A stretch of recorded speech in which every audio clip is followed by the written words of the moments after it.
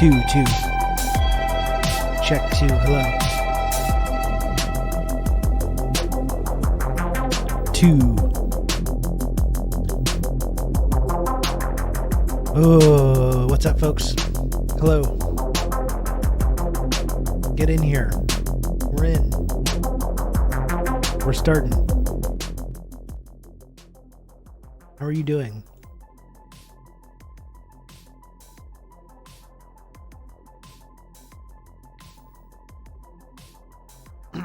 Got one of these bad boys today. I think we might have been talking about these yesterday. The Ultra Paradise, or talking about it recently. It is nice. It is nice. It's very refreshing, very tropical. Take a little mental vacation. Tropical getaway. Like Jamie Foxx in Collateral. About 5 times a day. It's my favorite spot. Little postcard.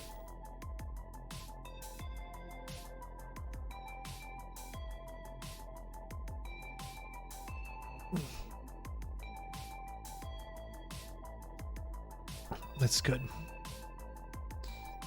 How did your parent-teacher interview go yesterday? We had ours last week. My son's being too talkative in class. Yeah. I don't want to get too into the personal details about that. But it's going okay. My son's a really, really smart guy.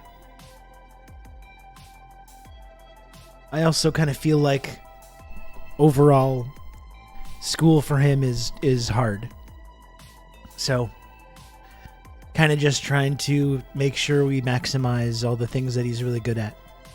He is the language thing. I've talked about it before. The language thing is very tricky as well for him.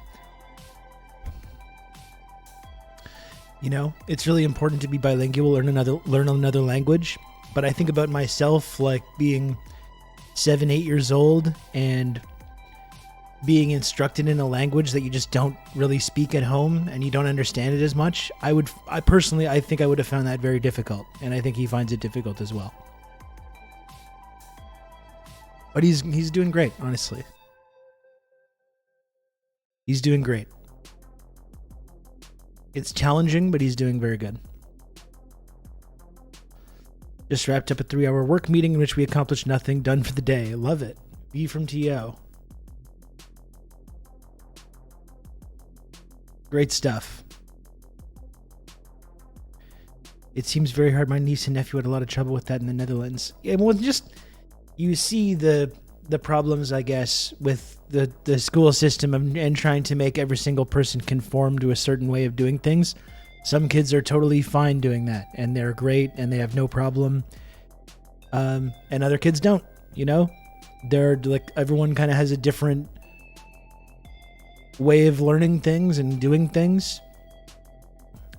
Really my son, I think would be way better off in like one of those Scandinavian style schools where they're just running around and hanging out and playing and drawing and coloring and doing drama and singing and that stuff.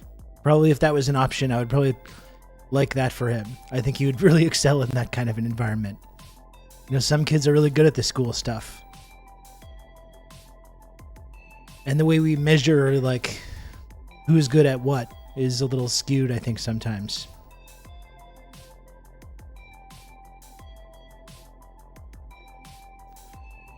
I think I struggled with immersion because it was just something I didn't care about. Ever tried learning a language you didn't want to learn? Yeah, and Sean, like, I went to French immersion in 5th grade. So it's like kindergarten, grade 1, 2, 3, 4. You're being instructed in English with some French. That I think worked for me. So then in 5th grade, when you're like, you have a firm establishment, you have a bit of familiarity with the French, and then you escalate it. That I think was better for me, personally. I don't think I would have excelled very well going directly to like full immersion, like right at the beginning. So I don't know. It's just one of the challenges with parenting here. His school is really good. His teacher is really, really wonderful. A lot of good stuff about it, but it's a challenge sometimes, I think. for a lot of kids.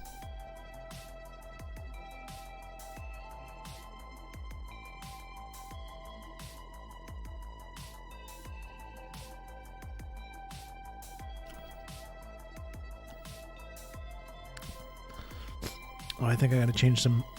My settings get always getting reset.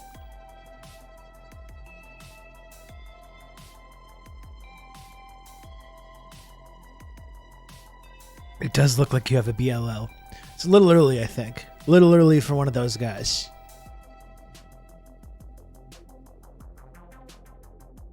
I'm not quite at that level yet. Okay? I have a little bit of the SAD, the seasonal affective disorder. It does get to me. The temperature change, the daylight thing. It does get to me. I'm not quite at that point yet where I'm sucking down BLLs at 12:30.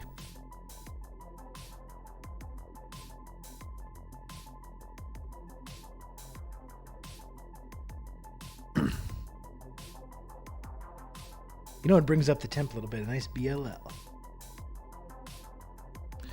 That's right. Monster is morning medicine. BLL is evening medicine. That's right. I haven't even had a BLL in quite some time. As much as I, for whatever reason, like attached my personal brand to Bud Light Lime. I haven't had one in quite a while. Usually, when I'm drinking a beer lately, I'll get like one of the local, like a sour beer or something. Maybe I do need to get a nice little 6-pack of BLL this weekend. That could be kind of nice. With my sports. Get my sports going. I'm talking myself into this.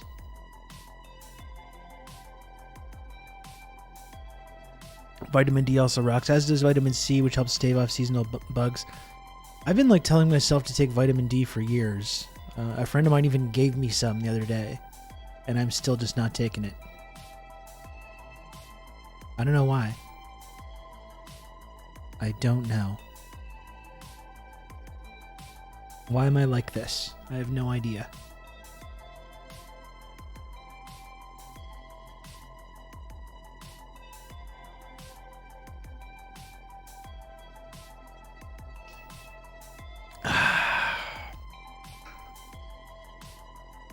Done. Gone. I needed that.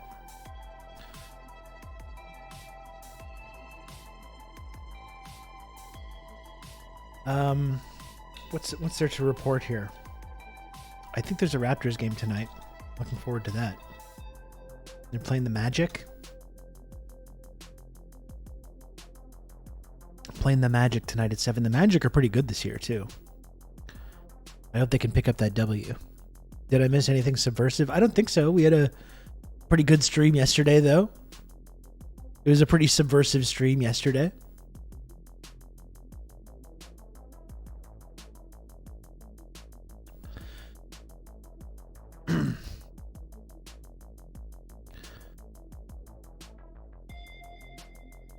I was feeling subversed. Good. Good, I'm glad to hear. I brought back the 49th Parallel podcast. That's subversive. Excuse me. That's the very first subversive thing I started off doing.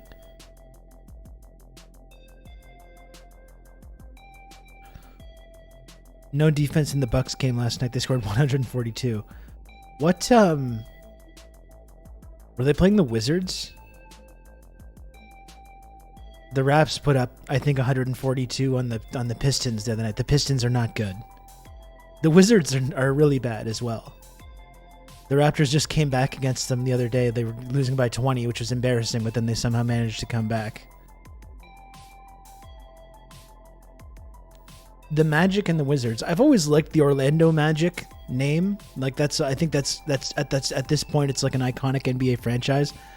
I've never gotten the Washington Wizards. That's always been such a bad team name.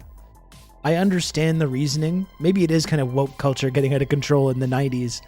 I understand the reasoning because of the amount of gun violence in DC, not calling them the Washington Bullets, even though they had been that for like many years, decades. I actually had like a Washington Bullets like warm-up jersey. when they had Chris Webber and Juwan Howard and Rod Strickland, I think was the PG on that team. So I get why you need to change from the Wizards, but I get why you need to change from the Washington Bullets. But the Washington Wizards is so dumb. That's just dumb.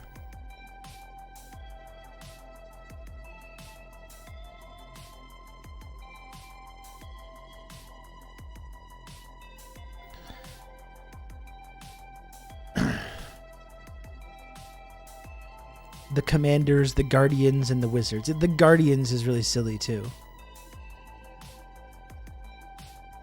The Commanders.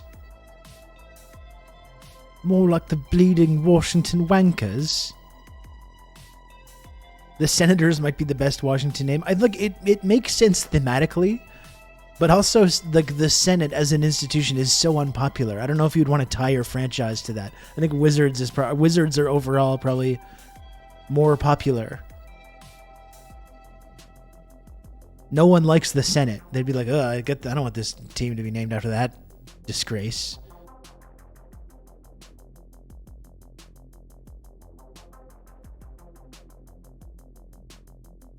The Washington bureaucrats, the Washington corrupt oligarchs. What about the Washington clowns? How about that? The Washington clowns, because of all those clowns in Congress. How about that?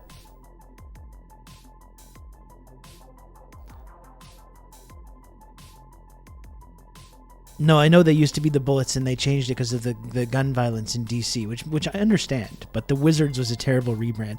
And the funny thing is now is that because they had a whole full top to bottom rebrand with new uniform colors and it was a whole different vibe. It had like a teal thing. But now they're still called the Wizards, but they've got the old Bullets color scheme. So it just makes no sense. It's got the red and white and blue.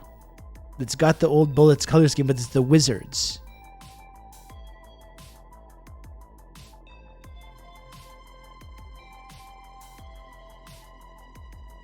The Washington Imperialists.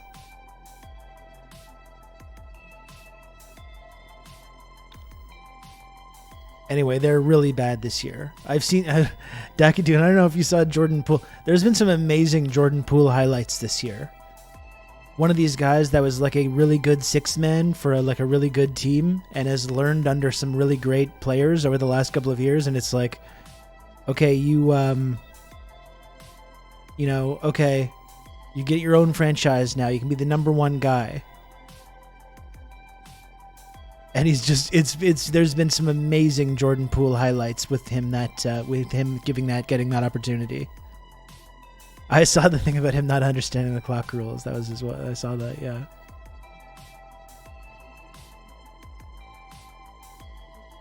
The Washington Consensus. That sounds good.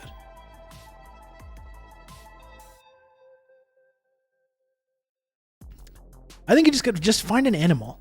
Just, find an animal that hasn't been used. You don't need to get cute.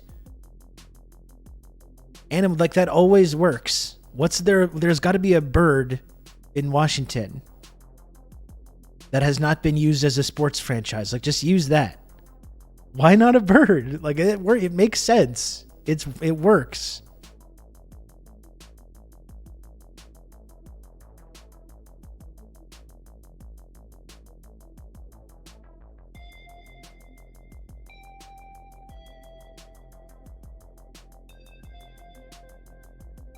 The Washington Blue Crabs. That sounds like a good minor league baseball team name.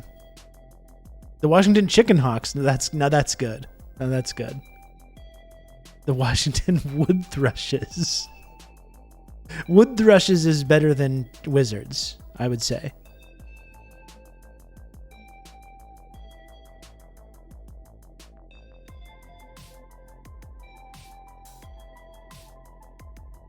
I didn't like the Pelicans for New Orleans at first, but it's worked out for them. Yeah. I don't watch the team that often, but yeah, I think that's worked.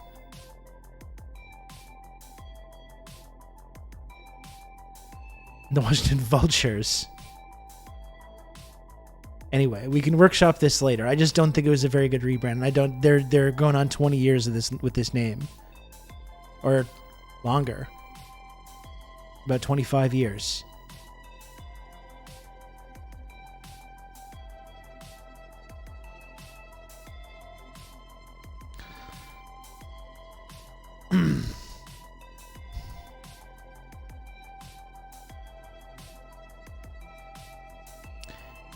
Anyway, I am looking forward to that game tonight. That should be a good one. It was nice for the Raptors just to totally beat up on the Pistons the other day. That was enjoyable. They really needed one of those.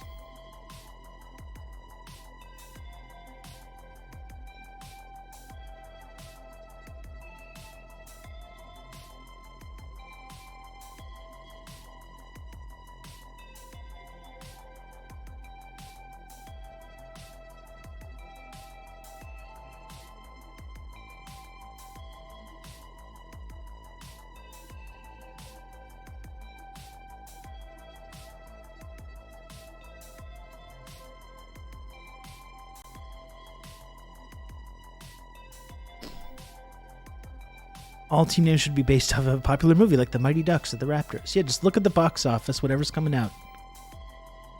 The Washington Oppenheimers. That would be good.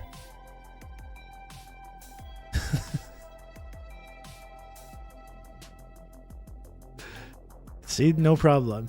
It even has a little connection. The Washington Top Guns. I think that would defeat the purpose of changing it from the bullets. If you're gonna have something weapon themed, then it's like you might as well just keep bullets. Really, Washington, they should just keep bullets. I mean, it's really the most fitting thing when you talk about Washington. I know they changed it because of gun violence, but since America and the United States government that operates out of Washington is basically just a de facto global arms dealer, like it is pretty fitting. They should just change it back. And it's a great book by friend of the stream and my personal friend, Vijay Prashad. The Filibusters is pretty good.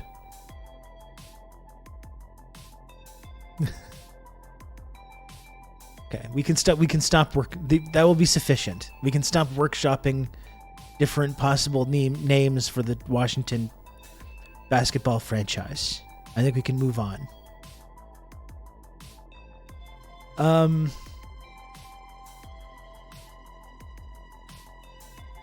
we could just go all stream. We could do that as well.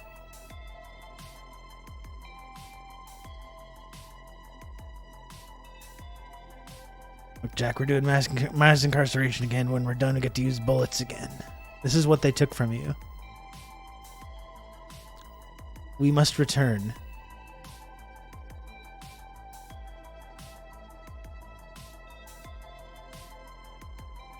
We must return. What else is there to talk about? I don't know. Well, I will say, like, maybe this is a little spicy. I don't know, but we did have someone on the Insurgents podcast last night who seemed like a nice guy. I wasn't really familiar with him.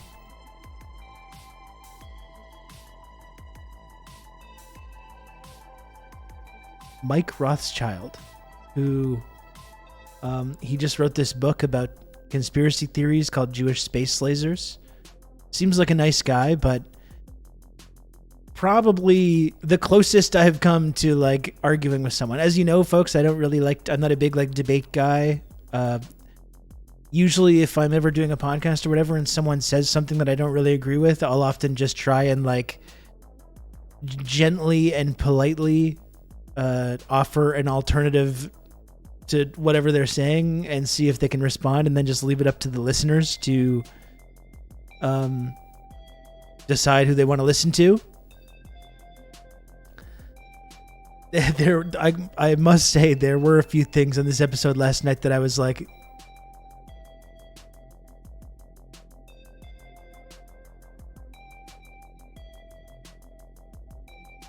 a little uncomfortable with.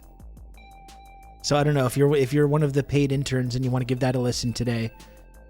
You may be able to sense my physical discomfort at certain points.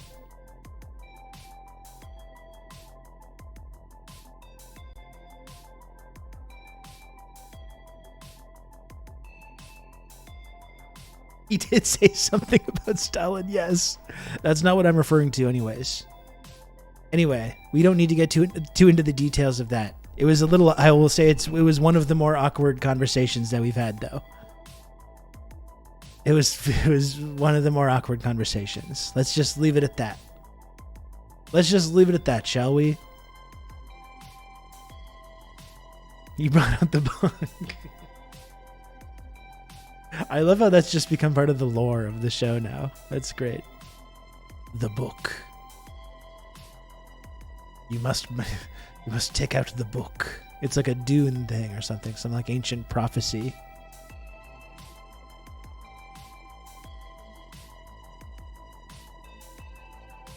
Retrieve the book.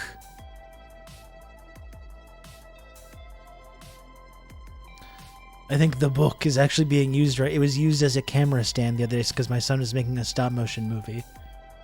So he was using the book as like a stand to like put the iPad to take pictures with that for his stop motion.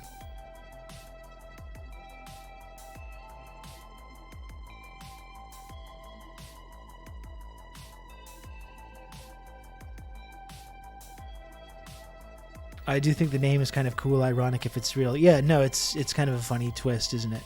Yeah, I mean, all this talking about that was fine, and seems like a nice enough guy. The book seems kind of interesting.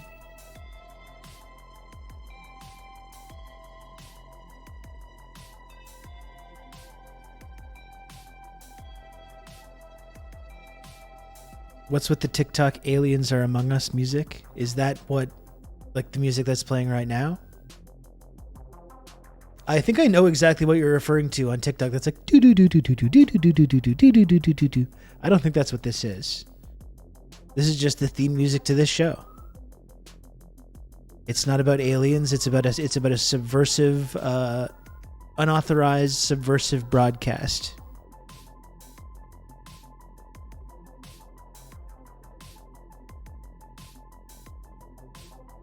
This is Mass Effect Core. I like that. I like that. No, I made this music, actually. I make all the music that we listen to on this stream.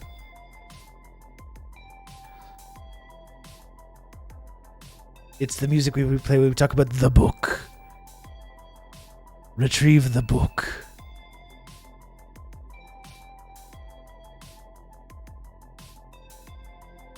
Yes, seriously. I think when I started, I was always like, because a lot of Twitch streamers like play like instrumental music and stuff, and I was just getting annoyed by trying to find music to play. And I started just like making electronic music that I could play when I was doing the stream.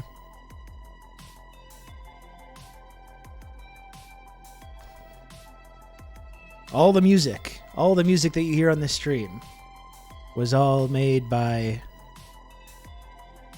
this guy. Yours truly.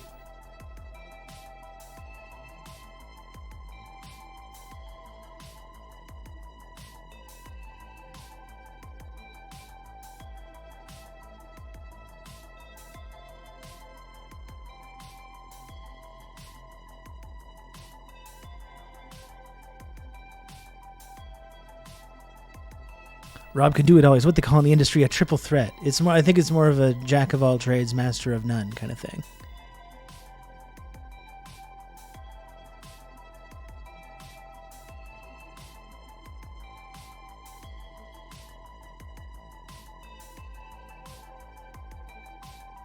How's it going, Barbie Agitprop? How are you doing? Jack of all threats. Like the thread of all jacks. Is that something? Michelle, Jordan sent that tweet to me the other day as well. Think about the JFK assassination. Shake my damn head. When is Was that the other day? You'd think with the amount of time that I talk about this. Oh, it's tomorrow. Tomorrow. We gotta do some JFK stuff tomorrow.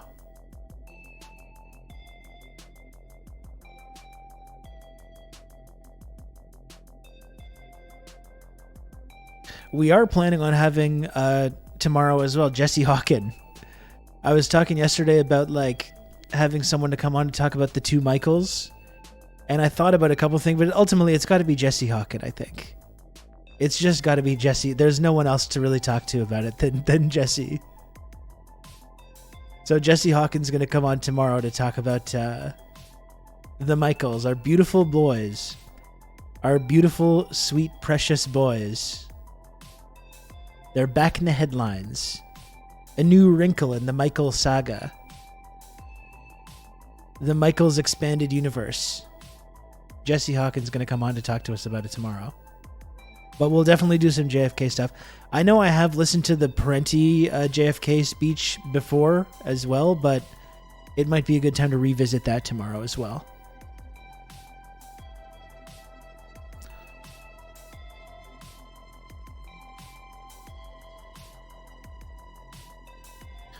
Working 9 to 5 again, kill me. Well, I don't want to kill you, but it's good that you're doing time theft. That's fun. We support all our time theft soldiers on this program. Who else is doing time theft right now? Let's get a quick show of hands.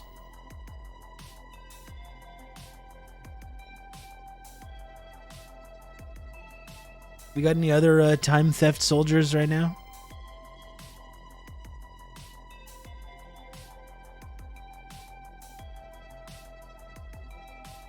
Hell yeah.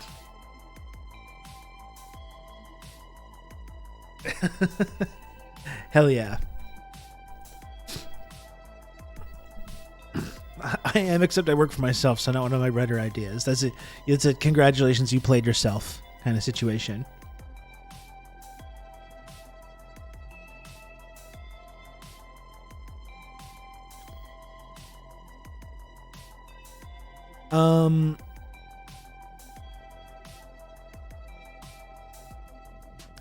I'm on disability, which I need, but I still like to think that I'm personally bleeding the taxpayer dry and ruining this once great country. God, I hope so.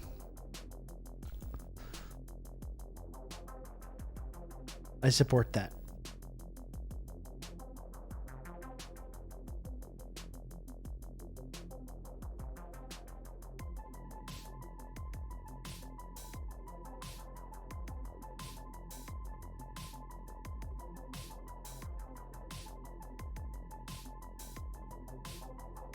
We got a lot of stuff to talk about today again. We didn't get to the Abby Martin video yesterday, so we can definitely look at that.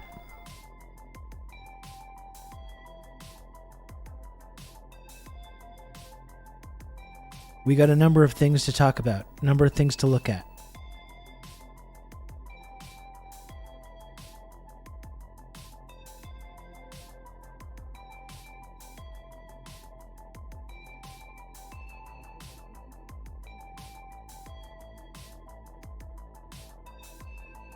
Yeah, I got it. We got a couple things. I don't know. Is there any more chit chat? I can't think of anything else really. I'm still watching For All Mankind. I'm enjoying that. I'm on to season 2 of that. Also started season 3 of Cheers.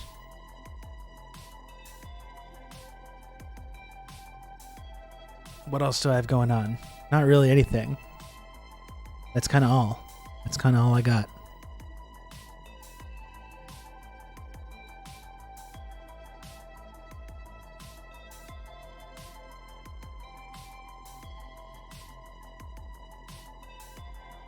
Stealing time as we type. That's wonderful.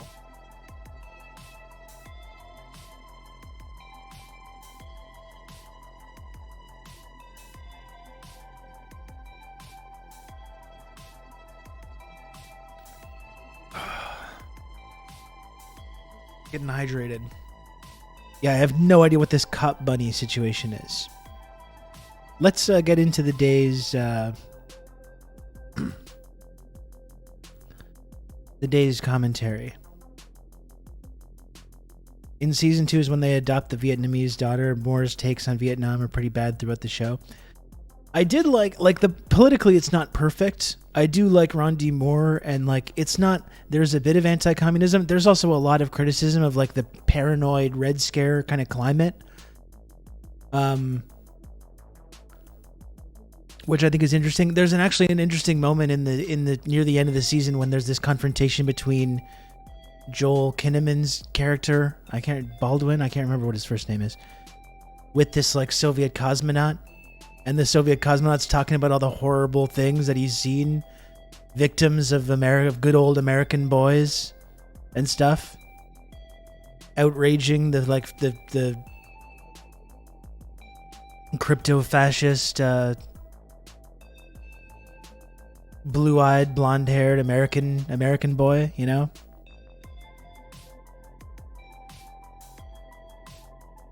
Also, every time it's the Americans firing first unprovoked. Yeah, there's a whole thing of like, oh, they're spying on the Soviets, and there's no cognitive dissonance with this guy. They're spying on what they're doing, and then they're like, we think the Soviets might be spying on us. It's always like getting outraged at them doing things that you yourself have been doing for some time. I'm sad we'll never get to see Ron Moore's original ideas for Voyager, but that's another conversation. Yeah, Voyager, I don't know. I've really only watched the whole thing once. There's definitely some things that are okay in it, but I was not a big fan. It does seem like it has kind of a political idea in it at the beginning, which is more or less abandoned. The whole thing with the Maquis. It seems like the Maquis was meant to be like a larger part of that story, and then it was really only in the pilot.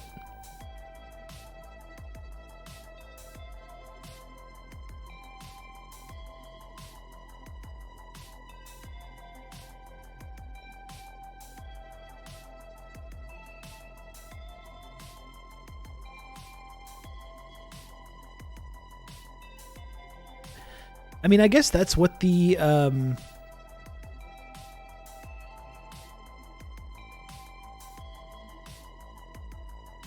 sorry, Jesse sent me a bunch of interesting messages about James Bond. You know, it's the whole premise of that show is this whole alternate history that's based around, you know, the Soviets getting to the moon first, and the way that like has this like domino effect that totally kind of alters the course of American history and America's involvement in space exploration. To me, though, I think the real interesting alternate history that I would like to see a film or a TV series that explores this alternate history. But the alternate history where after the war, America and the USSR defeat the Nazis together, and then America and Canada and the UK and its allies form an alliance with the Soviet Union that ushers in a brand new era, unprecedented era of peace and diplomacy and cooperation, development, where both of these nations are not spending billions and billions of dollars on missiles to destroy each other, but are working together Rob to talk you through all this. On creating renewable energy, exploring the universe. You know? That, I think, is an interesting alternate history to explore. Toilet Bowl Toots. It's been a while. We haven't heard from valued community member Toilet Bowl Toots in quite some time. Thanks for 28 months of Tier 1. Toilet Bowl Toots.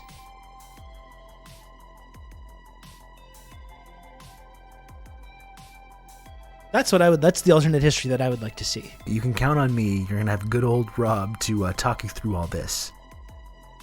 And thank you, Anonymous Gifter, Anonymous, for gifting a sub to Piss as well. Welcome to the community, Piss. Did you watch The Americans? Yeah, I really liked The Americans, although I never finished it.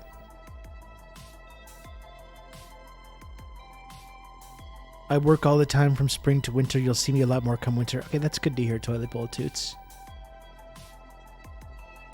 Oh, Piss is Drill's channel. Of course, I saw Drill go live the other night. Yeah. Is that a new thing? I see Drill kind of frankly infringing on what I would call my territory here, but, you know, that's neither here nor there. We don't need to... Everyone's allowed to be on here, you know? It's not up to me.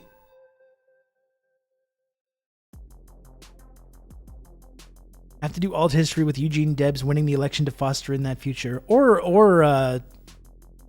FDR not dying. Because that's the interesting thing about that idea. But like post-war, like there were people in the U.S. government that wanted to work with the Soviet Union and that didn't want this Cold War. You know, that faction lost out, and they lost really when FDR died. As we've talked about this a lot. The alternate history where Alan Dulles gets prosecuted by the Justice Department for treason. And when there's like Nuremberg, there's like Super Nuremberg instead of the Nuremberg that we got. There's an actual denazification that takes place.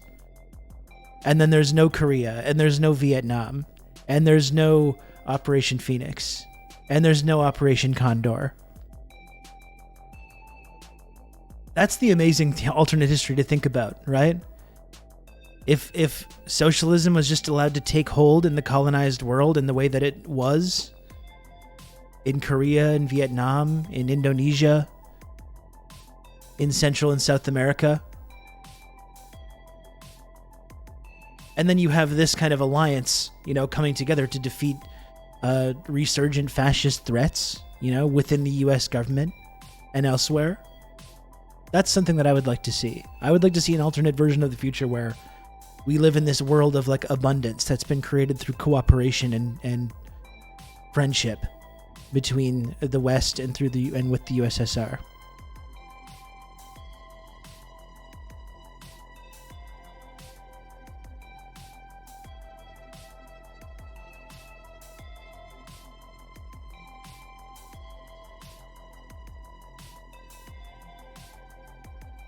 Stephen King pussied out by inventing magic to make the world worse if JFK survived. Didn't have to think of real consequences. I never read that one. I guess since I like Stephen King and I like JFK stuff, maybe it'd be worth a read or worth a watch. Never saw it though.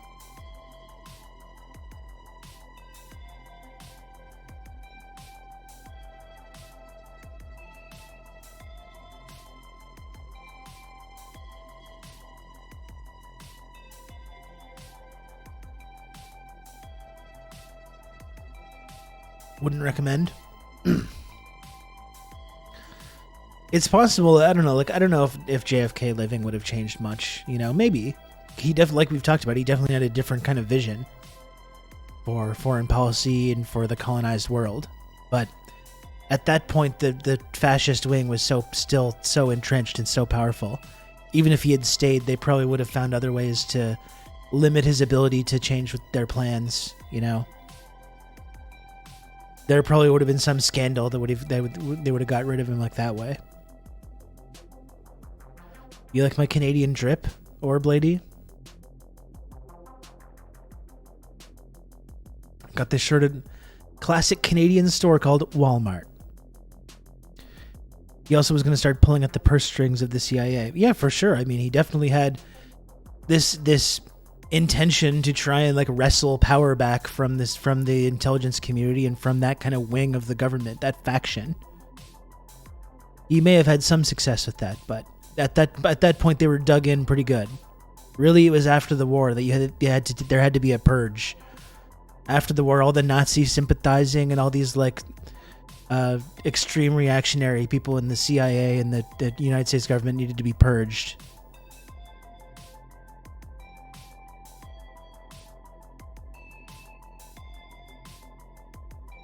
Anyway, that's a really interesting alternate history for me to think about.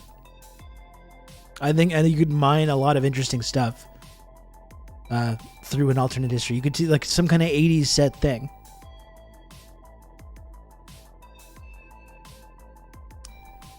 Maybe I'll write that eventually. Carl's trying to learn how to turn doorknobs. He's turning into one of the velociraptors from Jurassic Park.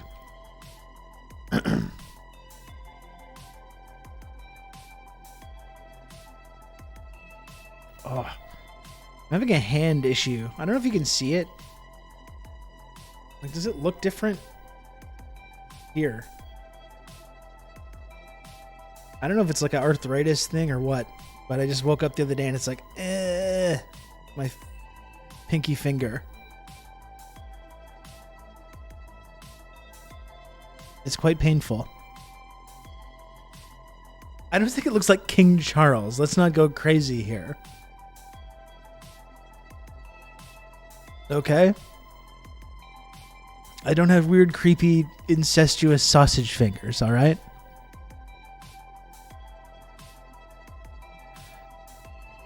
That is not true. Don't say I had sausage fingers. Today is a really important date. So tomorrow is the anniversary of the JFK assassination. And today is the anniversary, the 43rd anniversary of a seminal landmark album. In my opinion, just about the very best album of all time. That's right. It's the anniversary of Steely Dan's album, Gaucho.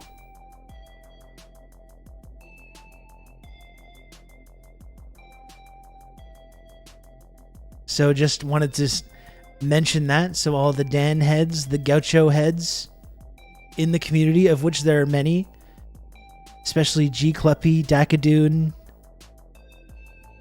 Max, all the Dan heads that love the album Gaucho, as I do, can celebrate this momentous day.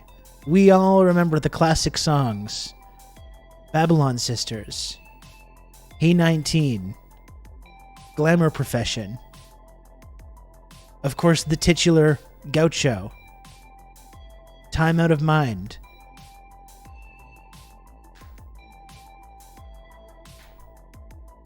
Oh, what's the next one? My Rival. And of course, Third World Man, the album closer. Peg is a bop, but that's from Asia.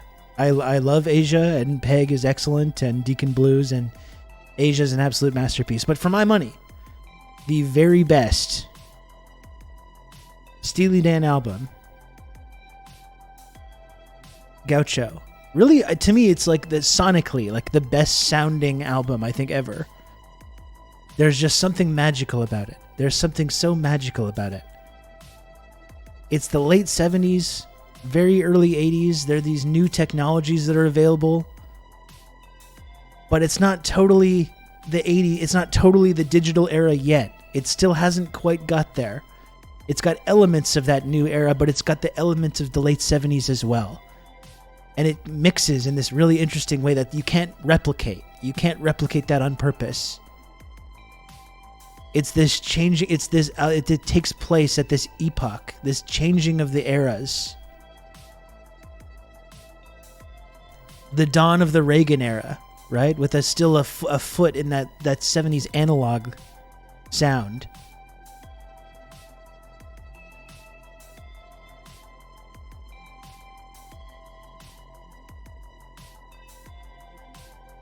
Is it really classic rock if there is a song about courting a 14-year-old?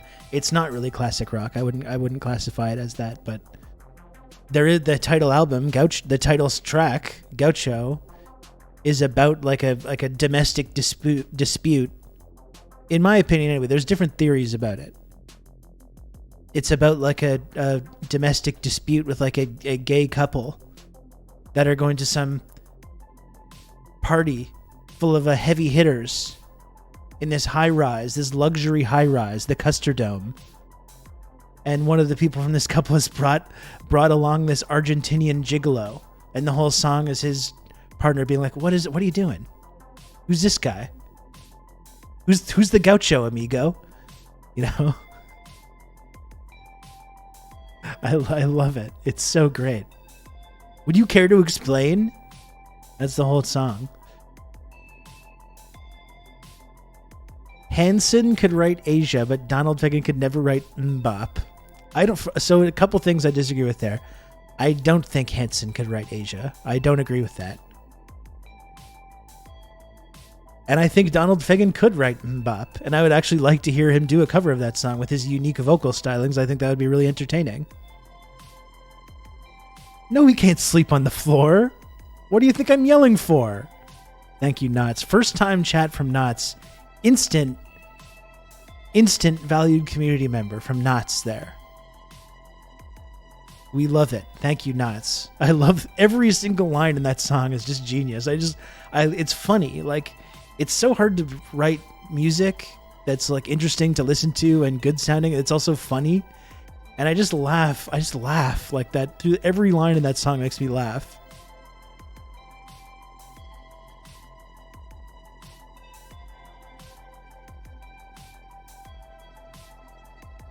I'll drop him near the freeway.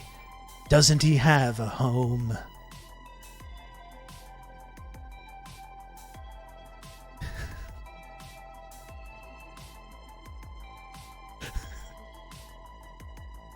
It's so great. This is the opening lyric. Just gets me every time too. It's very relatable, like what Sean's saying. It's very relatable. Just when I said, boy, we can't miss. You are gold and then you do this.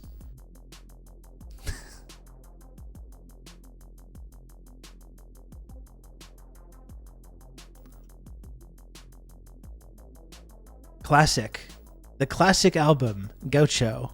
5 stars. I give that 6 stars, actually. I give that 6 out of 5 stars, that album. Asia is 5 out of 5 and Gaucho is 6 out of 5. That's how I would rate those.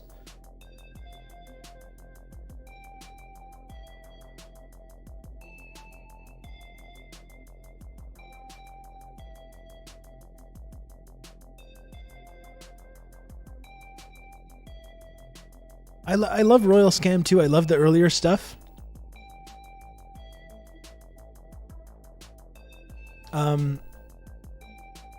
There's fantastic songs on all those albums.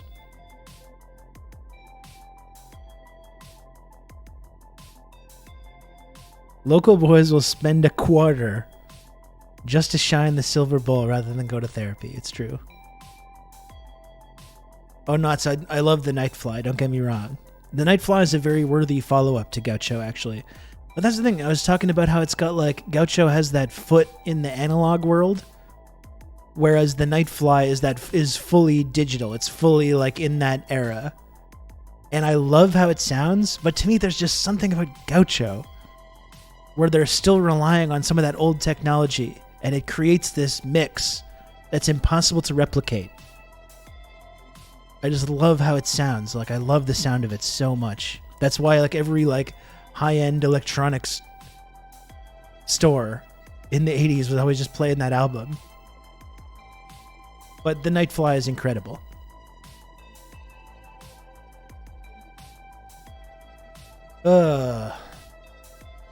Anyway, now after just like making a brief comment about that, everyone's favorite band in this community, Steely Dan, the band that I love to talk about on this show, and people in the community love when I do it.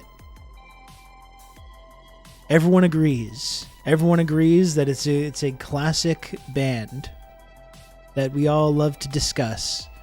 We all love to discuss the favorite tracks, the favorite lyrics, the favorite albums. We have back and forth debates about the different cryptic meanings of the lyrics.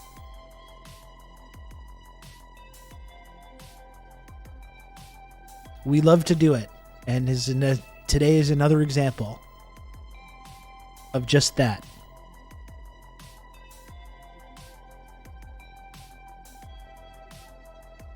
I gotta give the Nightfly another try. I didn't get into it the first time around, but I'm a dumb shithead. Well, the Nightfly, to me, the Nightfly has a little bit of filler. It's got a little bit of filler. But IGY, the title track, The Night Fly, New Frontier, and Goodbye Look are all absolute bangers. I've been listening to Britney Spears' Oops, I Did It Again recently, talk about Cryptic. Honestly, those Britney songs are fucking fantastic. I mean, those are all Max Martin bangers. Max Martin was just like operating on an absolute other level in the late 90s, early 2000s. This guy was just cranking out hits for everybody. It's a crazy track record, actually, in terms of like songwriting accomplishments, what Max Martin was doing in that era.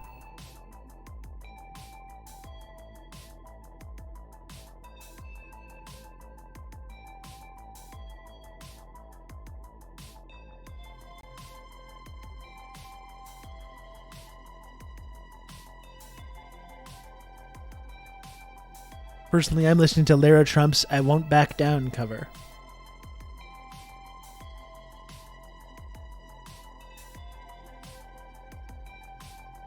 Let's see this.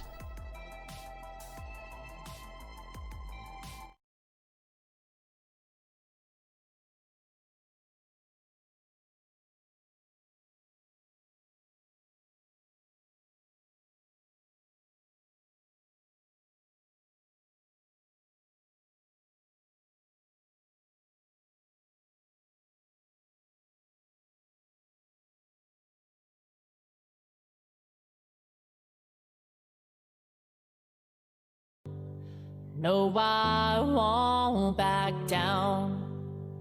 You can stand me up at the gates of hell, but I won't back down. No, I'll stand my ground. Won't be turned around.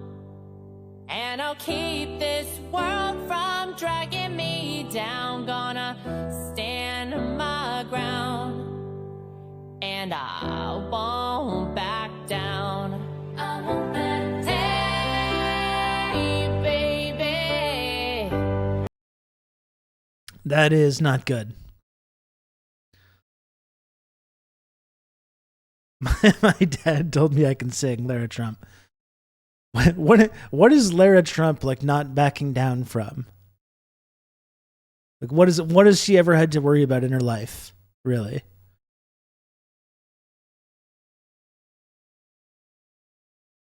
The woke mob, that's right. And that's with like cuz she's got money to hire a producer stuff and make vocals sound good. That's with the producer and everything. You know? That's with the producer and all the production, the fancy production. Producer with computers fixes all my shitty tracks, as Ben Folds said. And that sounds very hollow, emotionless, totally soulless.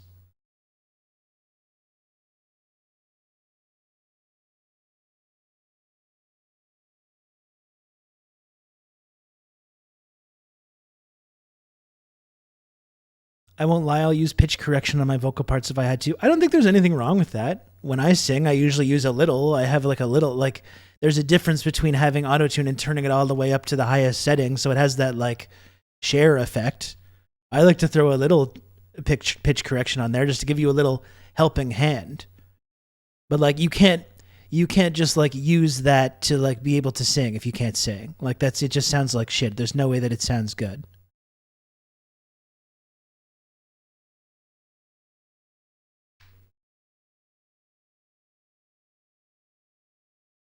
Sorry if that ruins anyone's immersion.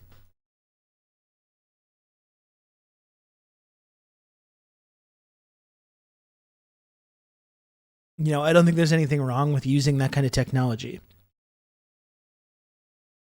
You still have to be able to, like, write good hooks, though, and still sing and perform in a way that, like, sounds authentic, you know?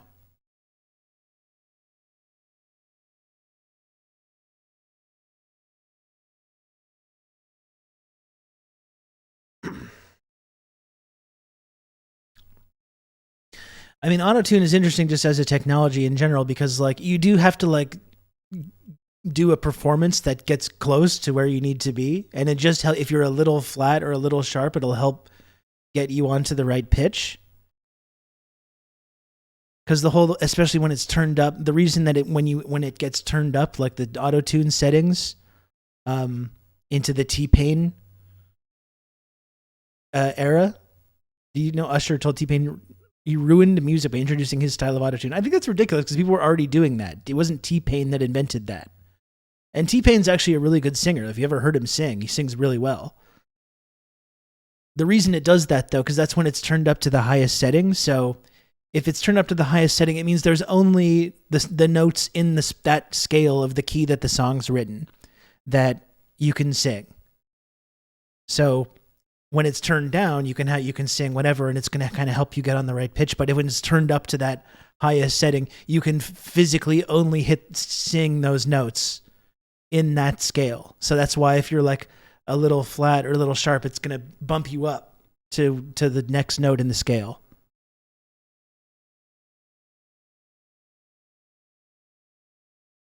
Yeah, it's an immediate snap. So that's why if you're like in the middle, that's why it goes blah, blah, blah, blah, blah, and does that like back and forth because it can't decide what note to go to.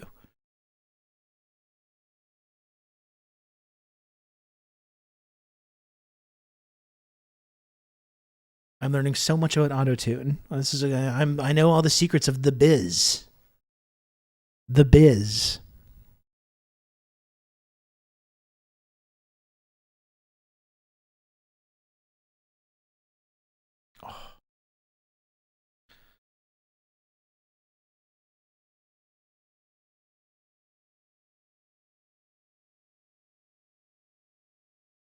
That's why "Believe" sounds ridiculous, but still, I think that's a great hook, though. Like that's a really cool song, and Cher can sing. It's just using it as an effect.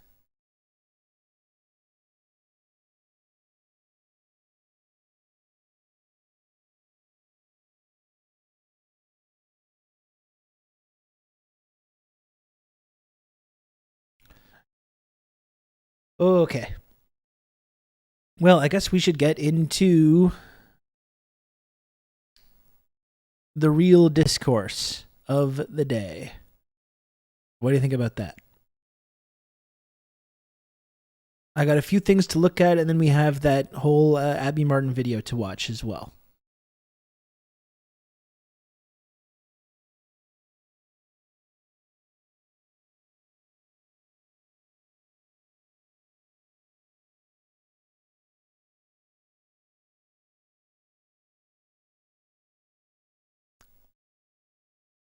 I think that'll be sufficient. We've covered everything. I think we've covered just about everything.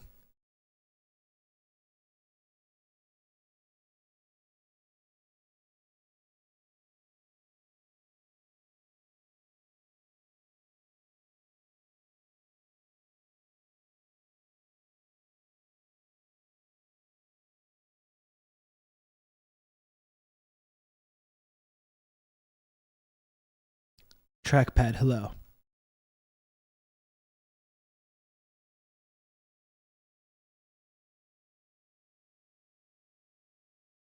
You know what? I think we can do a bigger segment because it's obviously still Free Palestine.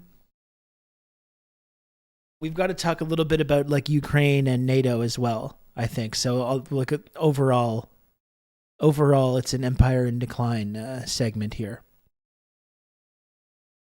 Sometimes I randomly remember Jeff Bezos sexting and I smile serenely. Where are these people? I feel like Jeff Bezos is like Chat GPT. What is he calling her, like a live girl or something? A live girl. That's a normal thing to say to somebody that you're flirting with.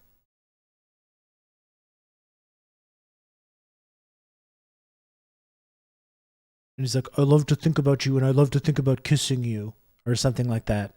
Weird. I guess all kind of flirting and sexting is like kind of cringe when it's out of context.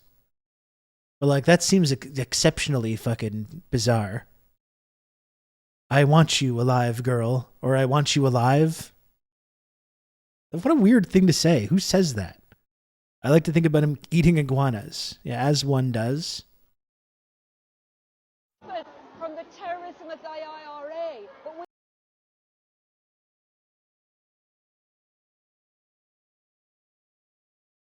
What's this, orb lady?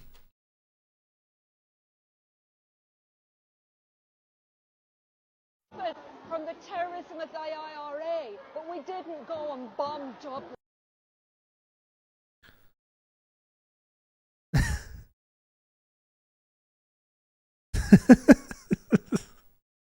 Source for this claim?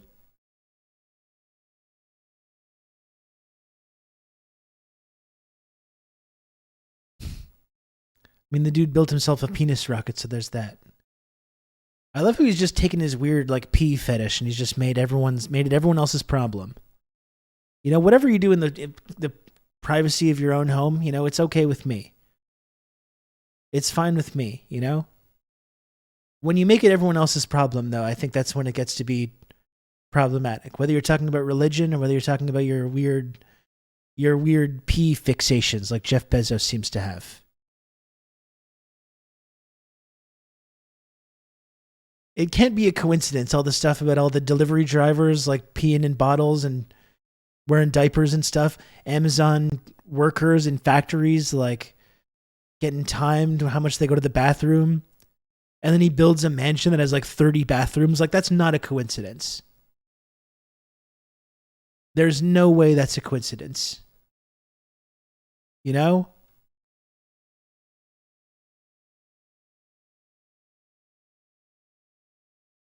What's he doing with those bottles? I don't know. It's a great question.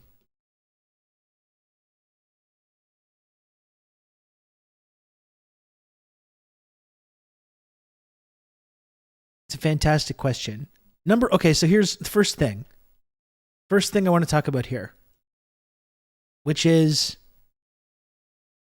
uncritical support to Calla Walsh. I don't know the other activists that were part of this action here. Sophie Marika Ross and Bridget Irene Shergalis. Free them all, though. I only really know Calla. She's a friend of the stream. She's been on the stream before. She's someone that I find very inspiring. You know, there's Greta. You want to look at Zoomer activists. Greta Thunberg is the big one, obviously. And I think she's done a lot of really great things. Calla, though, is someone that just I find really inspiring. Considering how much of like a politically uneducated like dipshit that I was when I was 19, I see the things that Calla is doing, and it's like I think it's incredible. It's really like it can be like unhelpful sometimes to just assume that the next generation is like going to be fine and that they're radical and progressive and there's going to be some kind of generational shift. There's obviously a lot of forces that are in place to prevent that from happening. But you see like what Calla and some of her colleagues are doing, and it's just like incredible.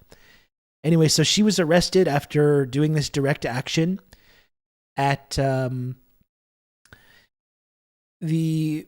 New Hampshire at Elbit Systems, an international high technology company engaged in a wide range of defense, homeland security, and commercial programs throughout the world.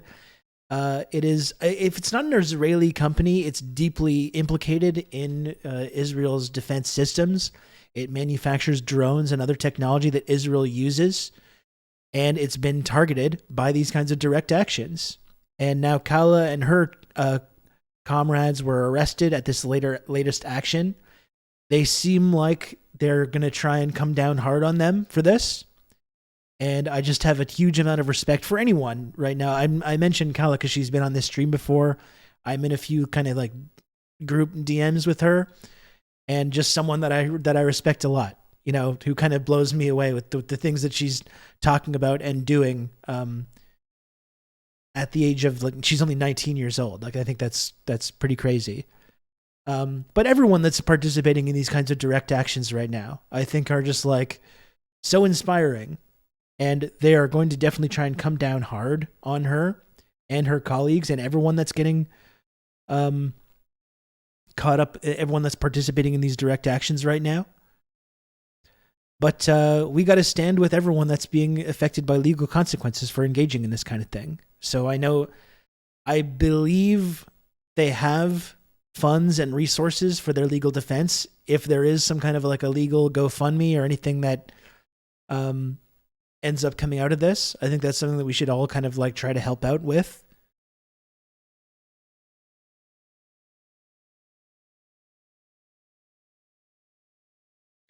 Kala is very cool. I'm a couple years earlier than her, but she's been very clearly principled and committed since I first heard of her in 2020. A real ass dude of the moment, for sure. Yeah, absolutely.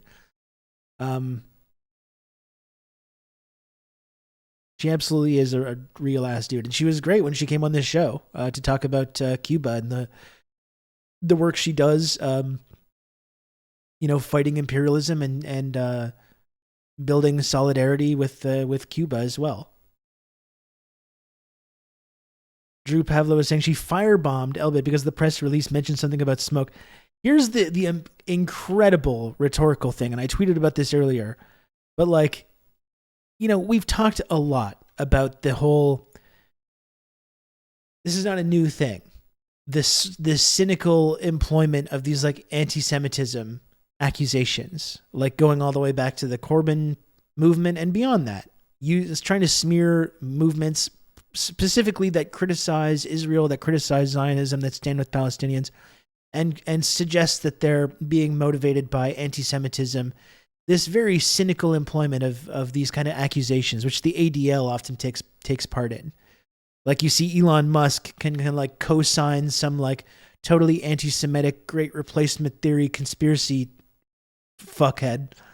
And the ADL is like, whatever, we don't have a problem. And then Elon says like, don't worry, I'm just going to come down really hard against people that say the words from the rhythm to the sea. I'm sorry, from the rhythm to the sea. That actually sounds like a pretty good like techno album or something. From the river to the sea. If I can just explain why I misspeak sometimes, it's because I'm reading the chat, I'm thinking about what I'm going to say next, and I'm talking at the same time. That's why these things happen. Okay, so you can go ahead and make fun of me when I get it. I get it. But you just see how like Elon Musk just says like, no, I'm going to come down really hard on people that support Palestine. And then the very kind of organizations that wield these accusations about anti-Semitism are like, oh no, that's totally okay. That's fine. But yeah, when I was 18, we could do hella gravity bong rips for sure. I mean, I could accomplish a lot of things when I was 18, 19, but it was mostly about like slamming beers at house parties when people's parents left for the weekend. That was the main thing that I accomplished in those moments. But here's the ultimate expression of this, I think. What happened at Elbit in Merrimack yesterday was an act of vandalism, not free speech. At a time of rising anti-Semitism in America, this must be prosecuted to the fullest extent of the law. I'm grateful to law enforcement for keeping Elbit employees safe. At a time of rising anti-Semitism. And so like that's the ultimate expression of this totally bad faith employment of these anti-Semitism smears. Like it's now it's anti-Semitic to engage in direct actions at weapons manufacturers who are making drones and other weapon systems that Israel uses to target and murder little kids, civilians, men, women, children, nurses, doctors, teachers, journalists, poets.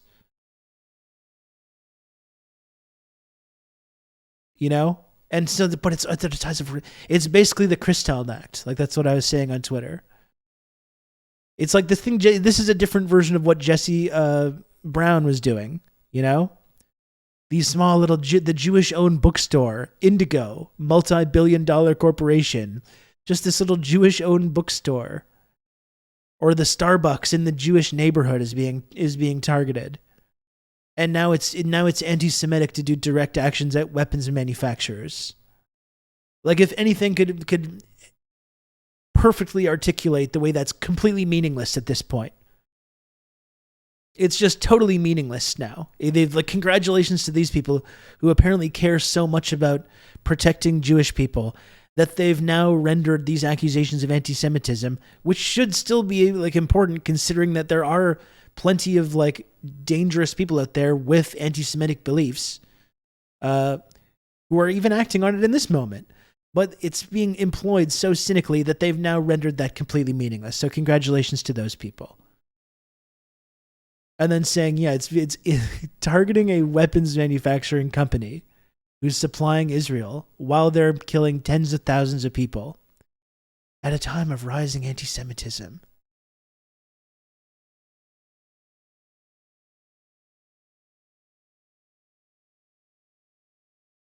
Like, that is amazing.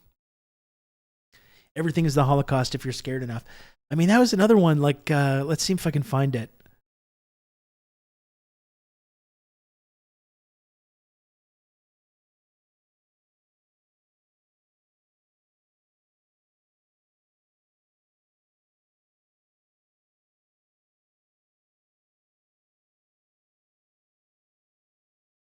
The octopus. They started off with the Greta thing.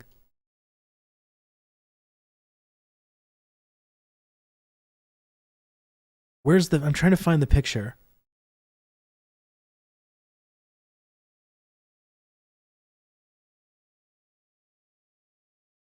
Like, here's the actual anti-Semitic image of the kind of like octopus. This is kind of like Nazi era anti-Semitism, which they tried to link to Greta because she had this little stuffed toy. Ben Obese Jekti.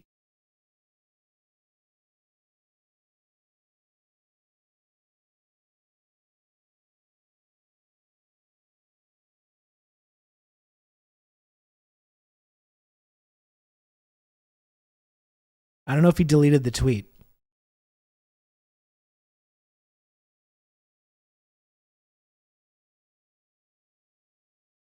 He may have deleted it. I'm not sure.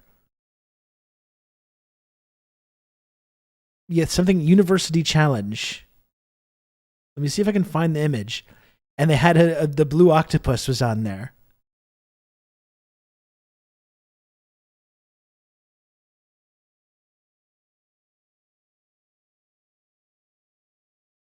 Let me see if I can find the original, like a screenshot or something. Yeah, here we go.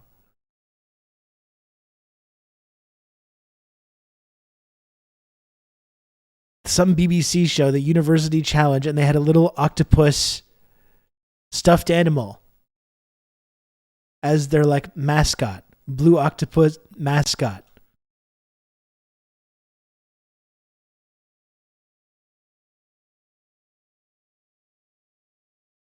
And you have people calling in like a hate crime over this.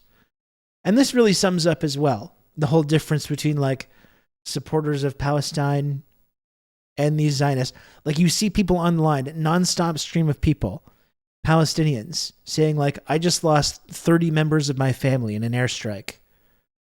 I just lost 30 members of my family. You know, I just lost my brother. I just lost my mother. I just lost my kids. I just lost my uncle. And then you have these people, these Zionists that are like, I saw a stuffed animal on TV and I'm scared now. You know, it really highlights the discrepancy with what we're dealing with here. I saw a stuffed animal on TV. It made me really scared.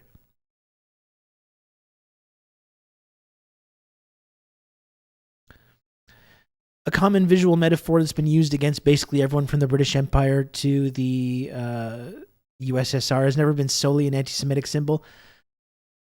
I'm sympathetic to like the idea that the Nazi is you're right that it's been used, that's been employed a number of times to describe brutal empires around the world.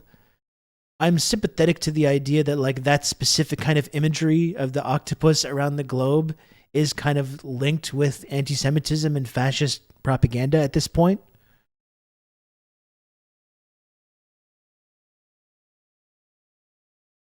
But like, we're talking about a stuffed animal here.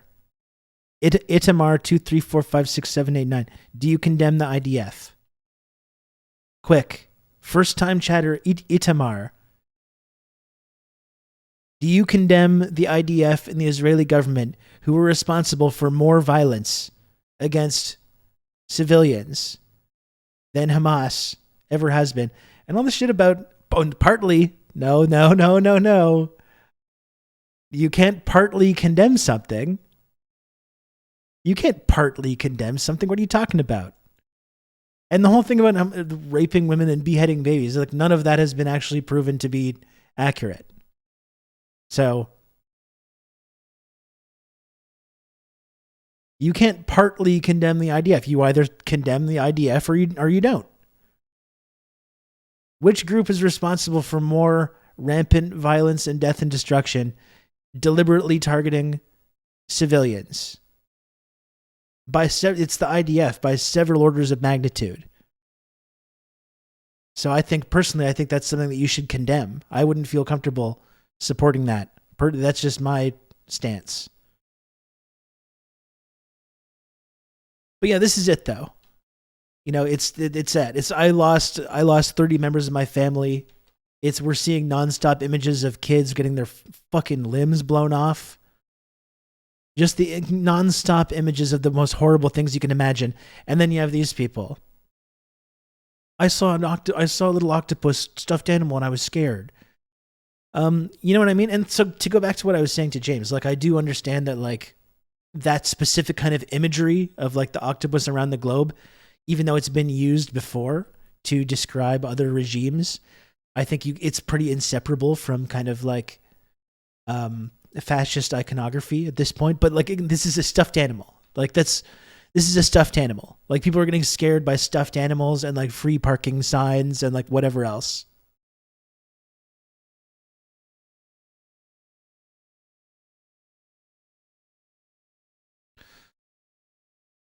I saw a stuffed animal and I was really scared. Okay, Idamar, I really enjoyed having you in the community. It's good to go have this back and forth.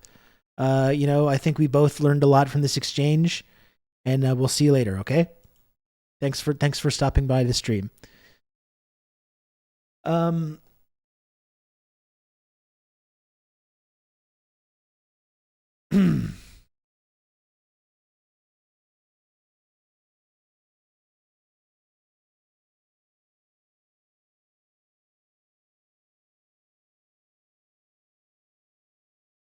You know who I will never condemn? I will never condemn people like this. I will never condemn people like this man. I don't know if people saw this video. I've been like waiting to watch it on the stream.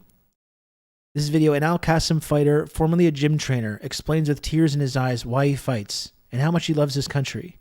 And for all the stuff about like, you know, they're these fighters, these Hamas guys, these people in the Al Qasim brigades, they're just doing what they do because they're violent terrorists and they hate Jews and they want to kill people and they want to do this and that.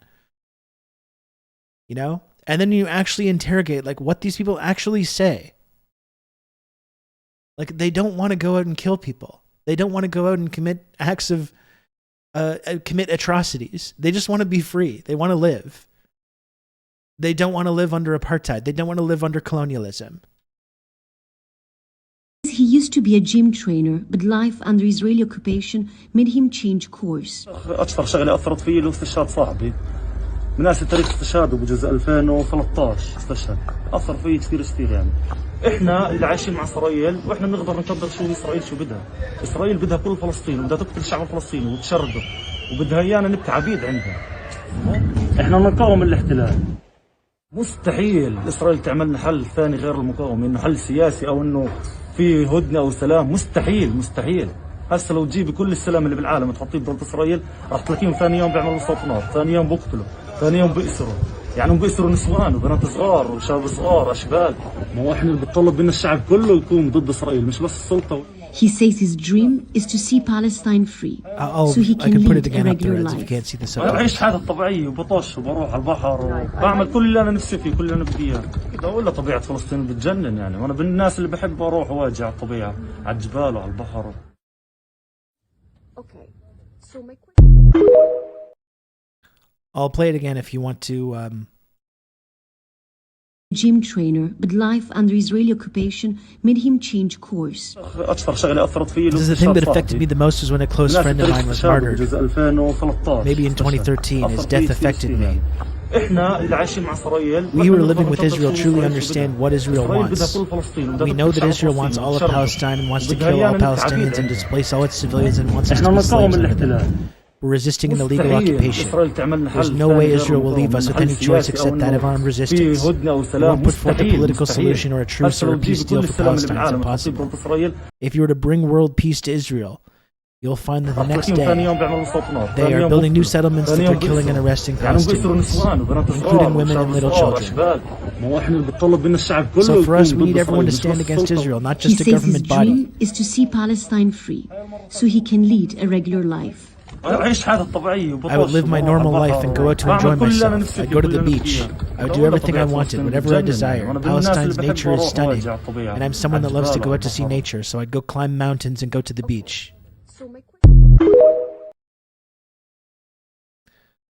You know, and then you investigate or interview like random Israeli settlers, and they're like, "We want to kill all the Palestinians. We don't want them living here anymore."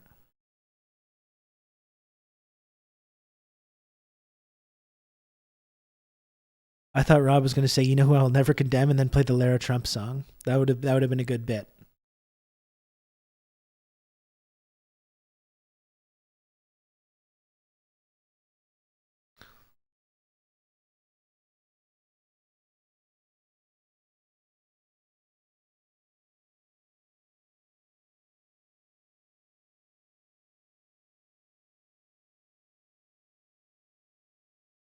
I mean, that's one person that I'm never going to condemn. And you know what? I'm never going to condemn this person either. Put the skits together. We don't do skits, Mom. Skits are when the football players dress up as the cheerleaders and think it's wit. Sketches are when some of the best minds in comedy come together and put on a national television show that's watched and talked about by millions of people. Don't you talk to your mother like that. I'm trying to tell you, you're standing in the middle of the Paris Opera House of American television. Well, that's swell, Tom, but your little brother is standing in the middle of Afghanistan.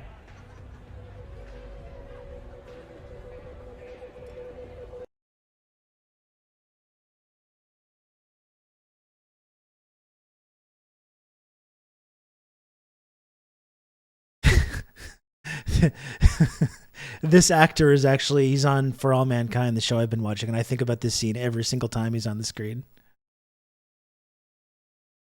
Every single time that guy's on the screen, I think about that.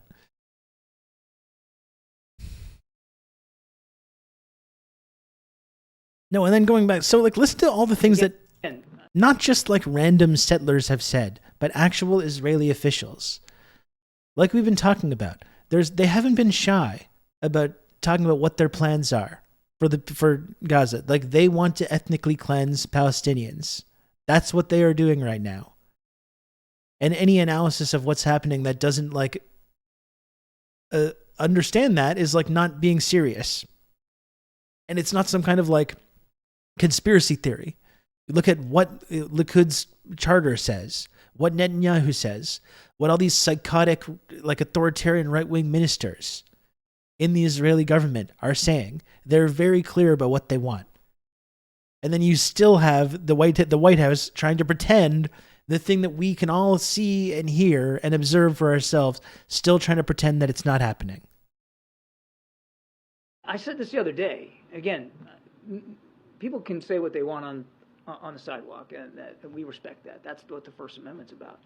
But this word genocide is getting thrown around in a pretty inappropriate way by lots of different folks.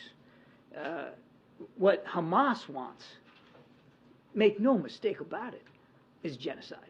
They want to wipe Israel off the map. They've said so publicly, more than one occasion. In fact, just recently. And they've said that they're not going to stop. What happened on the 7th of October is going to happen again and again and again. And what happened on the 7th of October? Murder, slaughter of innocent people in their homes or at a music festival. That's genocidal intentions. Yes, there are too many civilian casualties in Gaza. Yes, the numbers are too high. Yes, too many families are grieving. And yes, we continue to urge the Israelis to be as careful and cautious as possible. That's not going to stop, from the president right on down. But Israel is not trying to wipe the Palestinian people off the map. Israel's not trying to wipe Gaza off the map. Israel's trying to defend itself against a genocidal terrorist threat. See, no one believes this. If we're going to start using that word, fine, let's use it appropriately. No one believes this shit. Like, people wonder why the younger generation, who I think it's like the numbers that they've been polling, it's like in the 70%, the 70th percentile, that actually do not approve of like the way that they're handling this. Like, young people just support Palestine, and it's not because of like some scary Chinese algorithm. It's because they're able to just see things with their two eyes and listen with their ears, and they're able to see the violence that's being inflicted, and they're able to hear the things that these Israeli ministers are saying in the Israeli government. So they can say, like, they're not trying to wipe out Palestinians, they're not trying to ethnically cleanse, they're not trying to do genocide. They literally are. Like, they're very open and honest about this. That's what the disconnect is here. Like, they keep bending over backwards to try and create this retroactive justification for it, but they're very clear about what they're trying to do.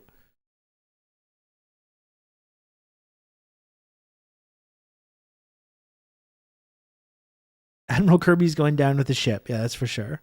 He does a very car salesman vibe. It's true. The BB Youth Choir was pretty explicit. Like, they're very clear about this. And again, it just gets into this whole fundamental misunderstanding about what from the river to the sea means. They want to wipe Israel off the map. No, it means they want, like, and even saying that we want to wipe Israel off the map doesn't mean we want to kill every single person. It doesn't mean we want to kill every single person that lives there. It means we don't think Israel has a right to exist anymore. If it ever had any right to exist, in my opinion anyways, it's given up on this right through the decades and decades of belligerence and criminality and murder and apartheid. I think they've given up any right to exist that they might have once claimed that they had. And that doesn't mean that I think, or anyone thinks, that everyone needs to die there. It means there needs to be a single state where everyone has the same rights. That's all it is. And they keep intentionally and deliberately misunderstanding this and ignoring the actual mass murder and ethnic cleansing that's happening right now for this like imagined possibility, of genocide. You know, and they might say, look in the Hamas charter, it says this, it says that. And you look in the Likud charter and it literally says, this is what we want. This is what we're planning on doing. There's like 3% of Israelis, according to one poll, albeit, that want a ceasefire. It's a deeply racist society. Yeah, I saw that. Like, huge numbers are saying, like, we're not using enough force or we're using the appropriate amount of force. The vast, vast majority of people that are being polled in that.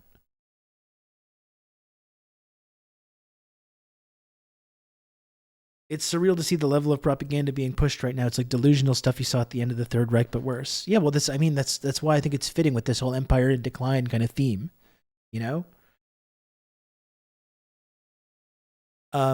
Like we've seen all this stuff coming out from the Israeli side it's just dog shit. It's so just lazy. Did someone say Katie Halpert a video of like Israeli ministers like very recently saying things like this? Someone mentioned Katie had a video about this. Is there a link for that? I would like to put that on next if we could.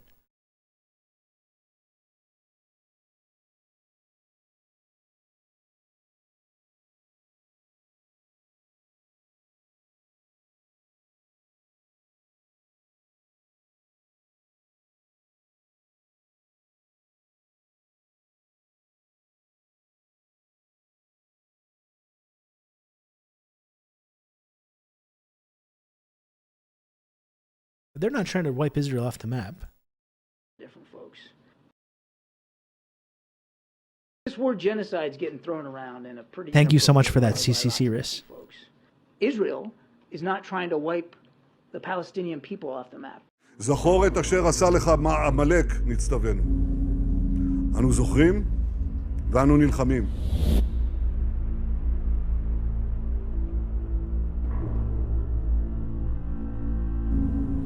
It's an entire nation out there that is responsible. It's not true. This rhetoric about civilians not aware, not involved, it's absolutely not true. Israel's not trying to wipe Gaza off the map. אין חשמל, אין מזון, אין מים, אין דלק. הכל סגור. אנחנו נלחמים בחיות אדם, ואנחנו נוהגים בהתאם. אז לא תחזור להיות מה שהייתה, וחמאס לא יהיה. חסל את הכל.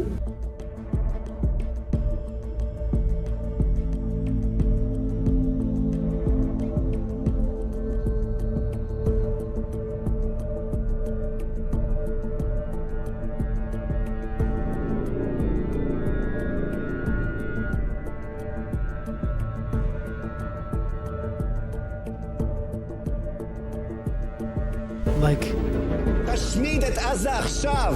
עכשיו! עזה הופכת לדרזדן, כן! Israel's trying to defend itself against a genocidal terrorist threat. So when we're going to start, if we're going to start using that word, fine, let's use it appropriately.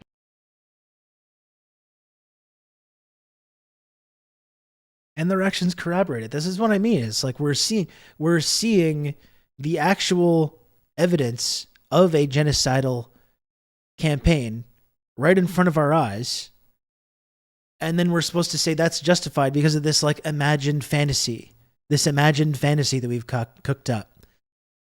And you have people like this still whitewashing the violence that we're seeing and saying, of course, too many civilians are dying. Of course, we're going to try and stop that.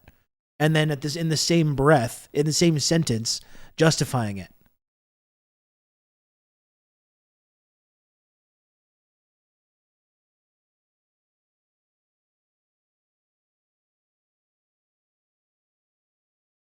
Let's use it correctly, Mr. No Red Lines Kirby. John. Genocide John. We got Genocide Joe, Genocide John, and Genocide Justin.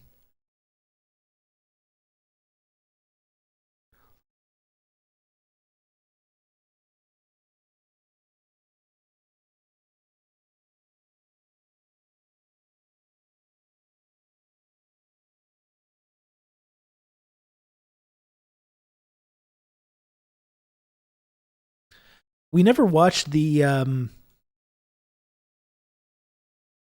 John Oliver stuff. I think Oliver seems like, from what I've seen, to have done a pretty good job in terms of like mainstream kind of like centrist or liberal comedians talking about this.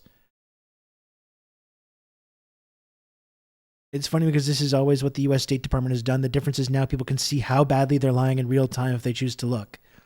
Like, I think of them backing the Contras. Absolutely, James. I mean, that is a part of it. It's like they've always done this, but now because of like social media and cell phones and technology, we're able to see with our own two eyes the actual freedom fighters that we've been supporting, around the world, and the kind of horror show that we've been subsidizing using this exact kind of rhetoric. He ethered Bernie. That seems to be the consensus. Let's see this.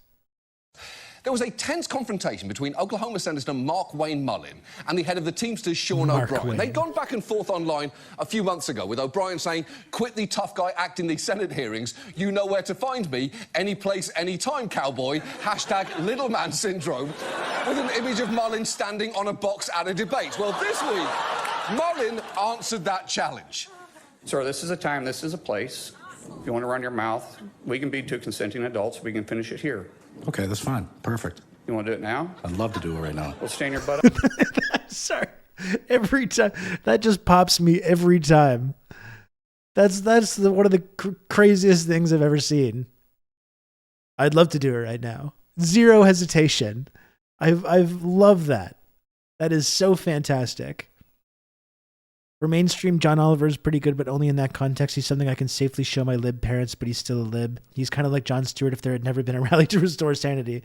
That's true as well. And he's married to some like Republican political operative as well. So not someone that I think is like a great person for those things, but like you said, for our lib parents, sometimes he's the absolute best we got here.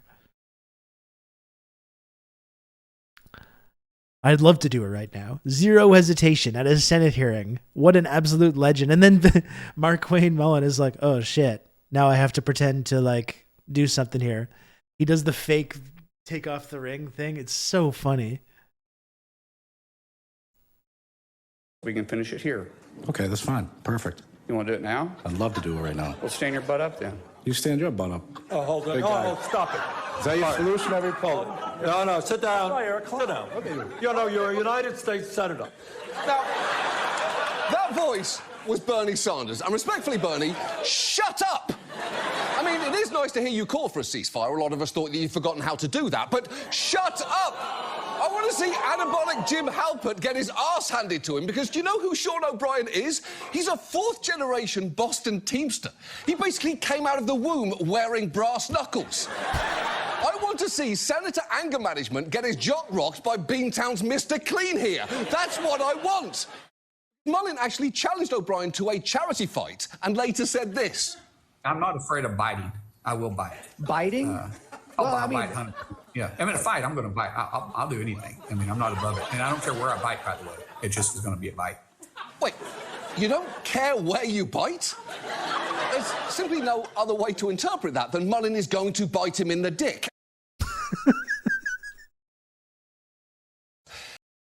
That was good. And he did cook Bernie there, unfortunately.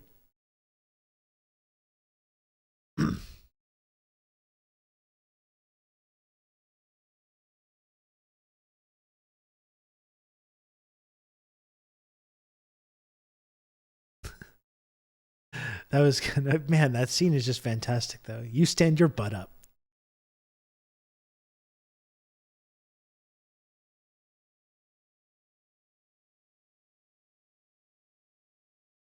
Bernie does deserve a little roasting. I think Jeff Merkley called for a ceasefire today. Like, what? Bernie still can't do that. And Bernie's still trying to have something where he's talking about the humanitarian situation. He's talking about he's even talking about like limiting or conditioning aid to Israel, but he won't call for a ceasefire. It's just bizarre.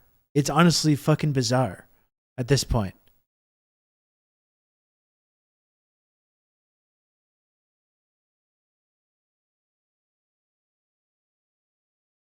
Bernie is a Zionist. Well, I mean, every single person in the United States government is a Zionist.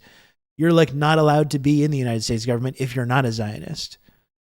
Like Bernie, still to his credit, was probably one of the harshest critics of Israel among people that caucus with the Democratic Party. So the idea that he hasn't called for a ceasefire is just bizarre.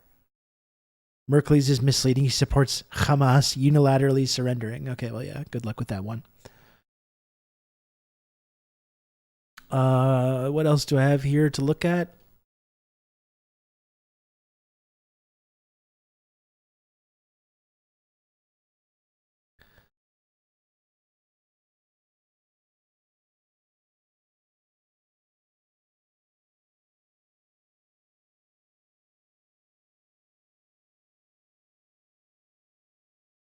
Thanks, Clobocop, for this. Someone please tell Senator Merkley that unilateral surrender and disarmament is not what is entailed by a ceasefire. Said, I agree. Today I'm calling for a ceasefire. The ceasefire requires an immediate cessation of military hostilities by both sides. But the ceasefire and the negotiations that follow must accomplish a number of objectives or it will not endure. Hamas must release all the hostages without conditions and lay down their arms. And Hamas, which continues to defend the savage slaughter of Israeli citizens on October 7th and advocate for the obliteration of Israel, has to go. It can no longer have operational control over Gaza. That's not what a ceasefire is, Jeff, unfortunately. Why doesn't the IDF lay down their arms? Why doesn't the IDF unilaterally disarm? Like we were saying, if you want to look at like body counts and who's responsible for more death and violence, even just like taking away military targets with civilians, the IDF has significantly more, has done significantly by many orders of magnitude more damage than anyone in Hamas or any other kind of extremist group could ever hope to do. Why don't they leave the occupation they're occupying? Like maybe that should be a first step towards a ceasefire. Yeah, I agree. You thought you just have to call your solution a ceasefire. Yeah, I'm calling on Palestinians to stop resisting and stop fighting. And I'm calling that a ceasefire. Yeah, okay.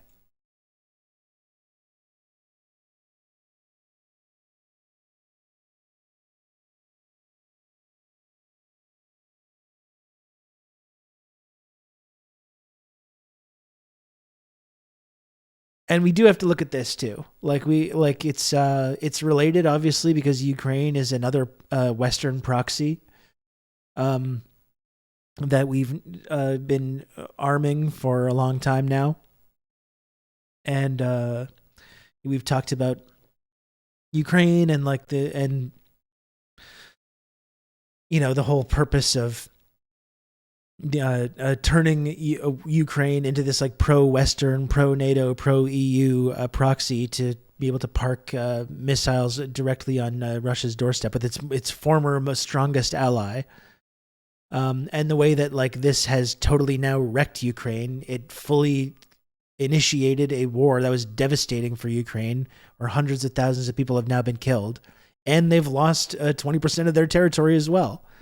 And now, of course, U.S. mission to NATO. We've seen the sign, we've seen the writing on the wall for a little while, but now I think it's been accelerated by the Israel's war on Gaza. And clearly, it's been clear for some time that despite whatever promises they've made to people in Ukraine, they're not able to arm them enough to repel Russians from the territories that they're now occupying. I've seen some interesting spin as well, where they're trying to spin it saying, well, they've reclaimed most of the territory that Russia took since the war started, which is using some kind of weird fake sort of magic math to determine how this has happened. But they're trying to be well, we basically won. Let's call it a tie. How about that? They're kind of trying to manage it down that way now. When you really think about it, we're winning, really. So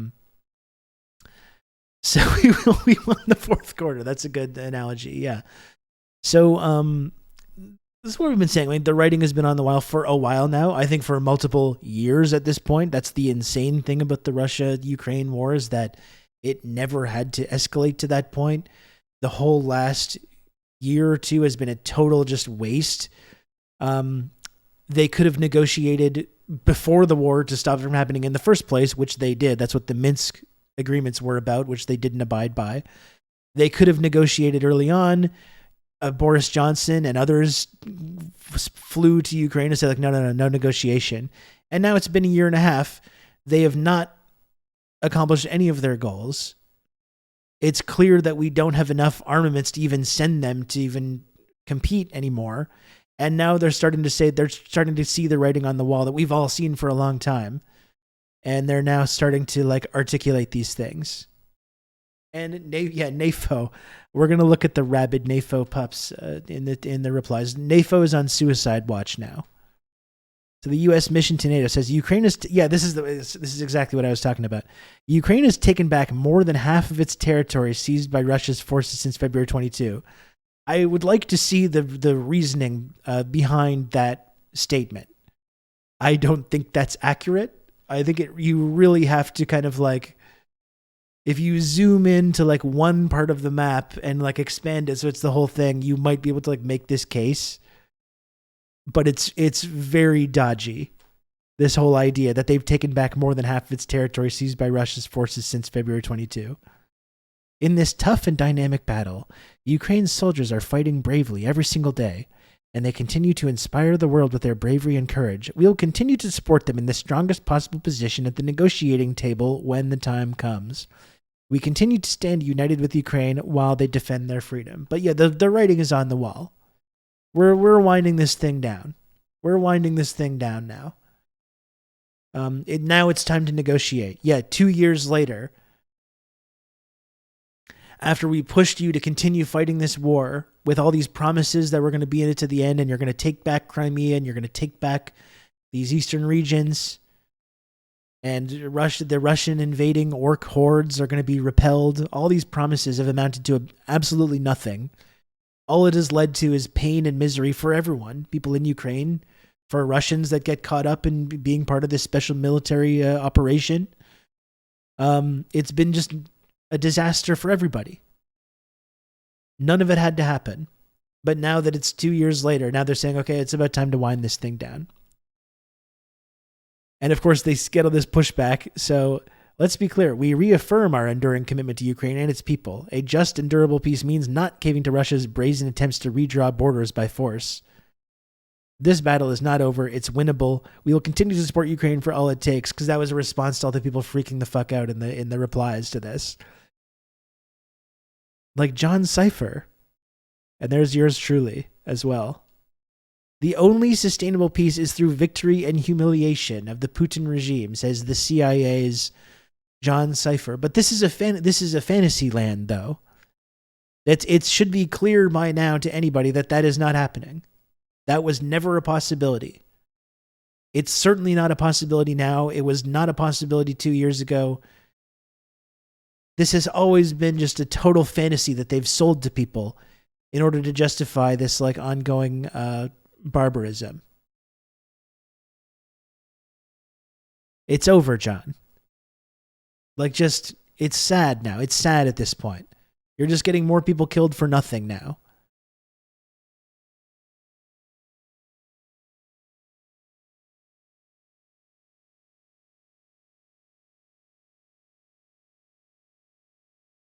Like NAFO on absolute suicide watch.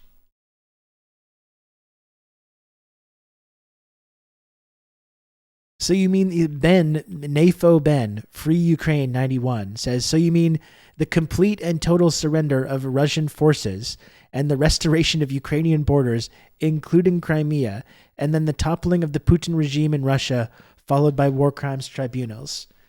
It's like, I would like for someone to just deposit $10 million into my bank account tomorrow. That would be nice. I would like to live in a world where we're free from conflict and free from war and poverty. There's a lot of things that I would like, But you can't just like say things and say like, this is the only way. And first of all, this person is absolutely not Ukrainian. Maybe they're diaspora. Maybe they're not actually in Ukraine.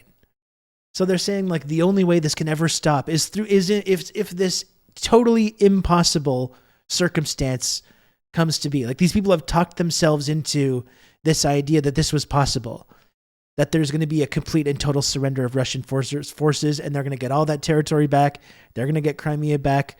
Putler is going to be toppled. War crimes tribunals, like, they've convinced themselves that this is a possibility. It's never been a possibility, and it's certainly not now.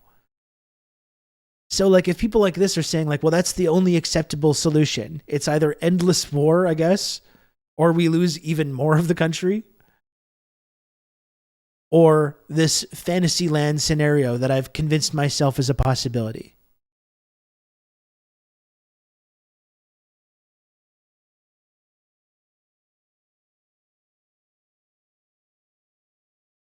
The rare sunflower watermelon combo. I'm sure the watermelon is not, it's probably a racist thing and not a pro-Palestine thing.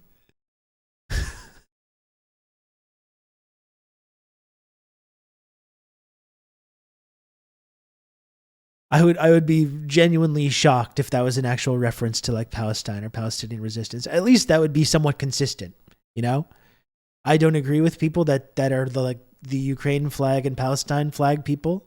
I don't agree with that position personally, but like, at least to me, that's an ideologically consistent position to hold. I don't think that's what this is, though.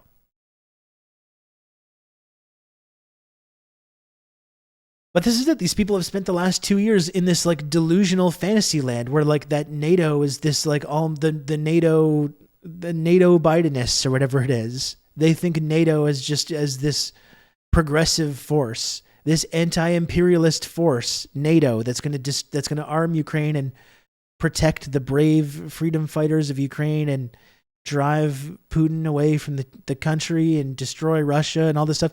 They've convinced themselves this like fantasy version of reality is real. And now it comes time for like the actual reality to set in, which is like, we can't do this. It's over. It's over. There's no way we can push Russia out of the territory that they're in now. It's not possible.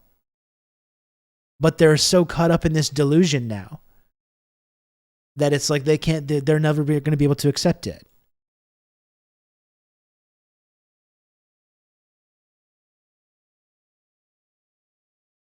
Oh, I remember that guy, Diego. Yeah. And my Putin propaganda. And again, people might think some of the things I've had to say about this over the last couple years are insensitive or Putin propaganda or whatever it is. But I'm sorry.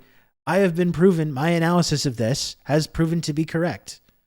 You know, I wish this war had never taken place. I really do. It's been a disaster. It's been an absolute disaster. Civilians have died. Horrible things have happened.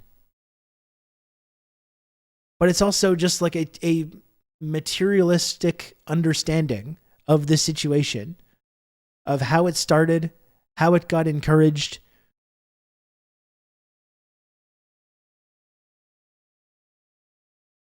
And people like this have made themselves into these propaganda soldiers, and they believed the kind of fantasy fog of war propaganda version of reality that was projected so much in those early months, the Ghost of Kiev and the Snake Island guys and all of the kind of bullshit that these people convinced themselves of, the kind of all this propaganda, which was confirmed to be not real. And they really they've lived in that reality for so long now that they think that's the only possible solution. It's just not going to happen.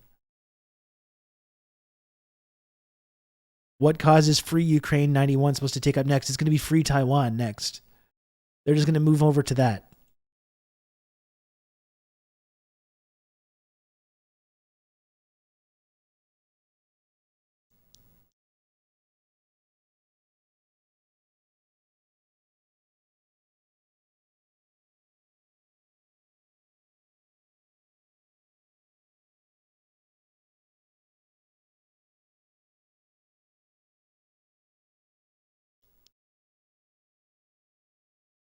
Ukraine battle map. It's so funny seeing all these different accounts too that have just stopped posting as well. You want to force Ukraine to negotiate away land that Russia illegally annexed. What's wrong with you? That's exactly what Russia wants. And again, it doesn't matter what we think is right or what we think is fair. The war didn't have to happen. All that territory could still be part of Ukraine if they had not pushed and pushed and pushed up to those red lines over and over, because they were getting assurances from people in NATO saying we're going to back you. Don't worry. We're going to back. If Putin invades, we're going to back you. We're going to make sure you have everything you need to ensure that you're protected. None of it needed to happen. And all of that territory could still be part of Ukraine. That is over now, unfortunately. That's just the reality. You know, you don't really have to like it. That's just the reality.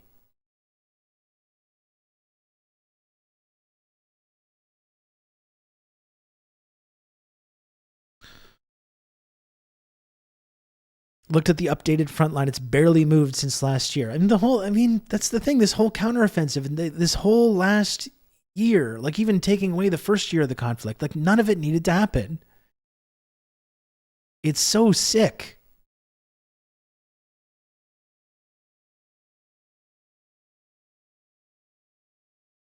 And Russia's economy is doing better than ever. Everything that NATO has tried has failed. They thought that they could arm Ukraine enough that they could defeat the Russians. They can't. They thought that they could come together and institute this historic sanctions regime on Russia, unprecedented, historic sanctions regime on Russia, and destroy Russia's economy. None of it has worked. None of it has worked. They have failed.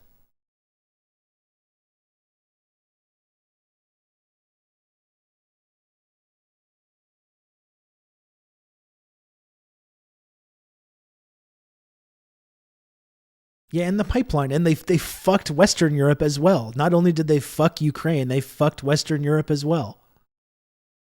They've made the EU more dependent on American energy, and they've cut them off from their greatest source of cheap energy. But at least they'll have a worse bargaining position when they negotiate now, for sure. This is it's just been a total disaster.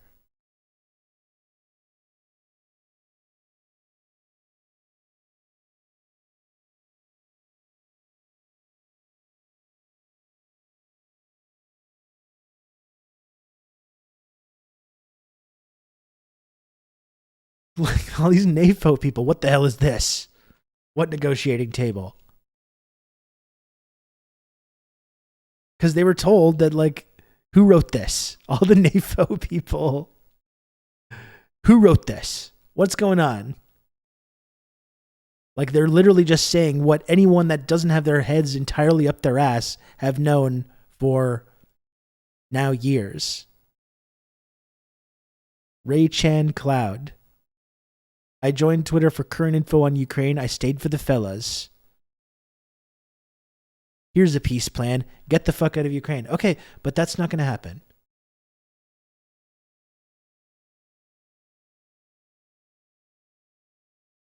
It's just not going to happen. So it's like, it's time to accept reality for some of these people.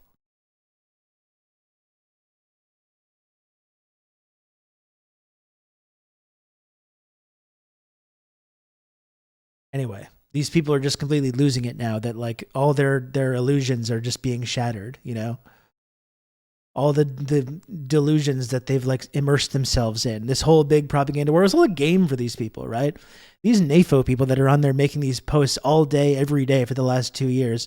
Some may be paid. Some may be just people that have just been totally brainwashed to support Empire and spend their times as like unpaid interns for NATO and the CIA. You know, none of these people actually like are implicated in this. Maybe a handful of people are actually like in Ukraine. I would say the large majority. The huge majority of people are not even in Ukraine. They're people that are Westerners. There are people in Canada and the United States. And it just became this like online LARPing game for them. And they got their dog avatars and they're out there thinking that there's some soldiers in this war. In an unwinnable war. That has killed thousands and thousands of people in the regions that they claim to are supposed to be important to them for some reason.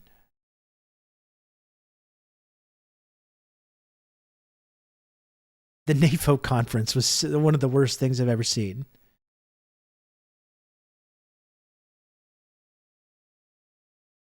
Just embarrassing.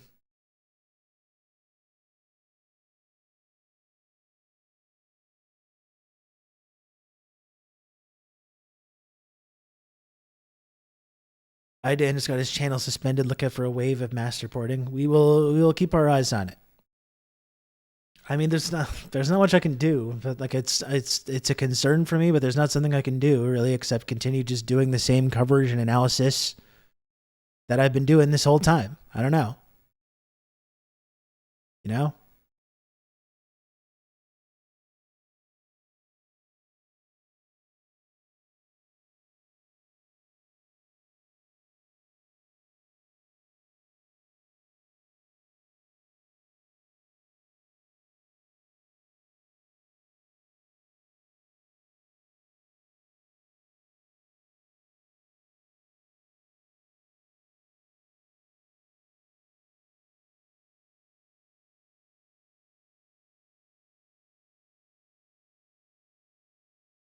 Probably the same people that got Lennon banned. Well, I think with that, my understanding was that he was banned just for uploading an emote. Like he got an instant ban for uploading a emote.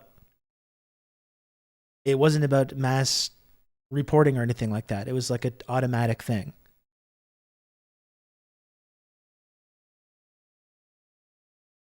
I've been seeing reactionaries targeting left Twitch more and more throughout October 7th. Yeah, I mean, we had that person come in here the other day showing a bunch of tweets that Rob Rousseau liked this tweet. On October 7th, Rob Rousseau liked this tweet. People coming in here, putting all my liked tweets on little lists and spreadsheets and coming in here to share it with us. You know? I don't think I should be deplatformed personally because I have a view or because I support Palestinians, because I'm against NATO.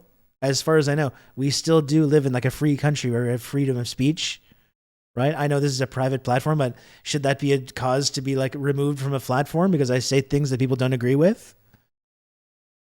You know, for liking tweets, is that enough to like get me removed from a platform? I don't know. I don't think that it should be. I think that would be a little strange.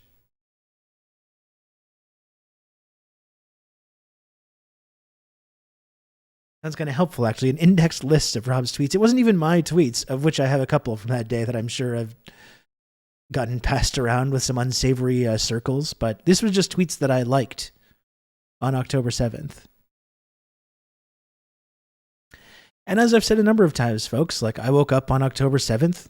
I had seen some early preliminary news, like before going to bed the night before, about this like campaign.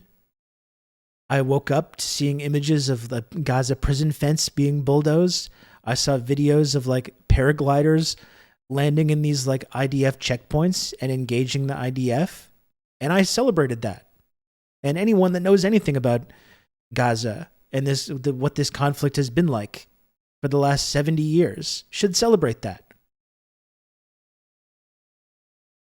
And I'm not sorry. I don't apologize. I stand by everything that I have said, every word that I have said on this show and elsewhere about this. I don't regret it. I don't apologize. So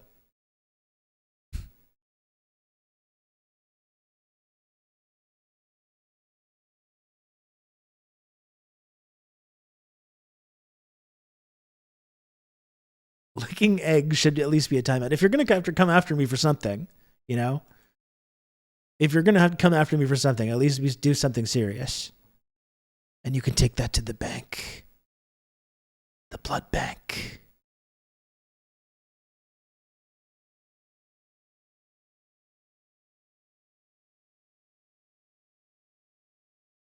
Come after me for not respecting the Dan ban. Today I've flagrantly violated the Dan ban, by the way. Flagrantly.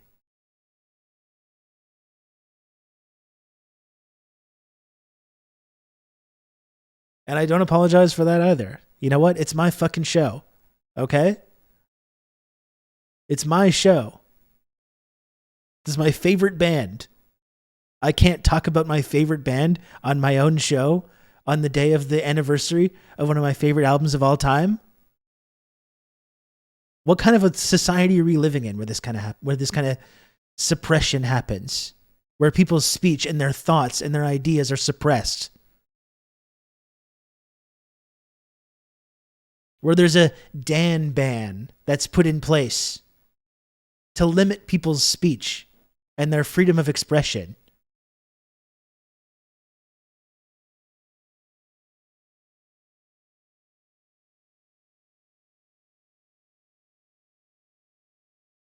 Rob will never go back to his old school. That's right.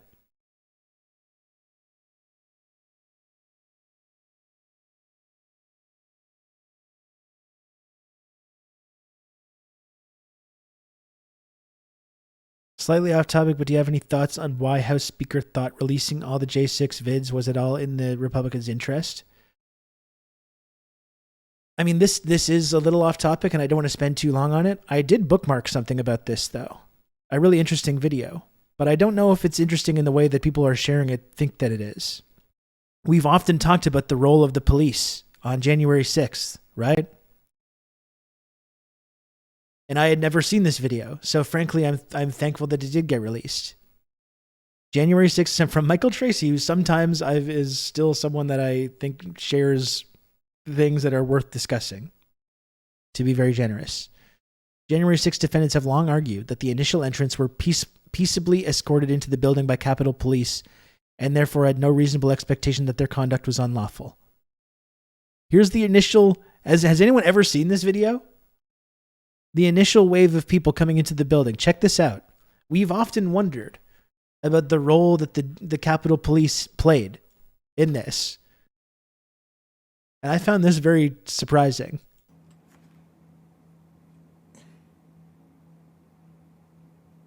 Look, that guy in the back, he's literally waving them in. That guy in the back there, he's going like this.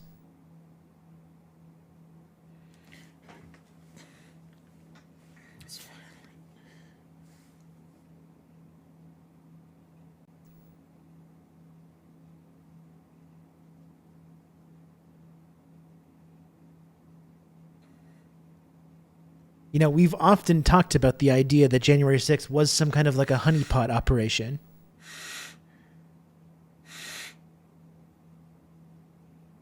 Is that this video that's making that sound? We've often thought about this, the way that January 6th was some kind of a honeypot operation, both for Trump himself and for his most dumb supporters. You know? And I think this just like certainly gives kindling to that argument.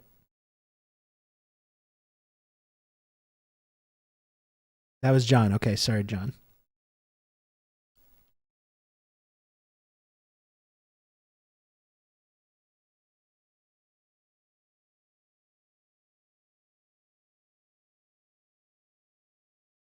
It seems to me you could easily correlate the court cases to the videos with blurred faces. It feels like an ultimate step in the rake moment, but not like the video evidence sways fascists anyways. Yeah, and I mean, there's a number of footage of like these people fighting cops and everything like that, but this does kind of like go against the initial narrative that they just busted in after fighting on these cops, busted in and got into the building. We've often wondered about the role that the cops played or didn't play in stopping people from entering, and then you see this footage of them like waving them right into the building. I think it at least adds on to that argument that we've made a number of times on this show, that there was some kind of a deep political kind of significance to this event.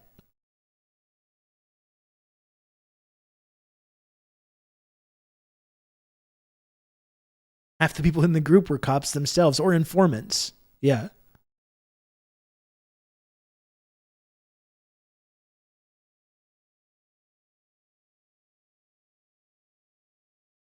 Anyway, a little off topic.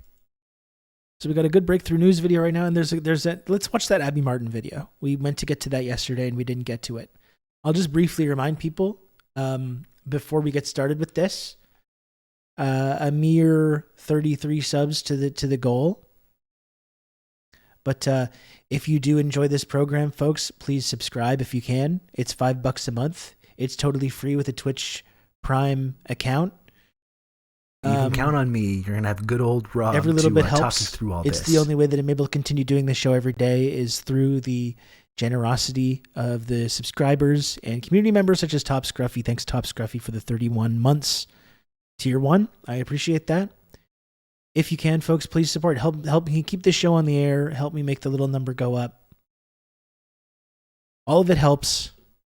You know, I appreciate it a lot. It's the only way that I'm able to continue doing this.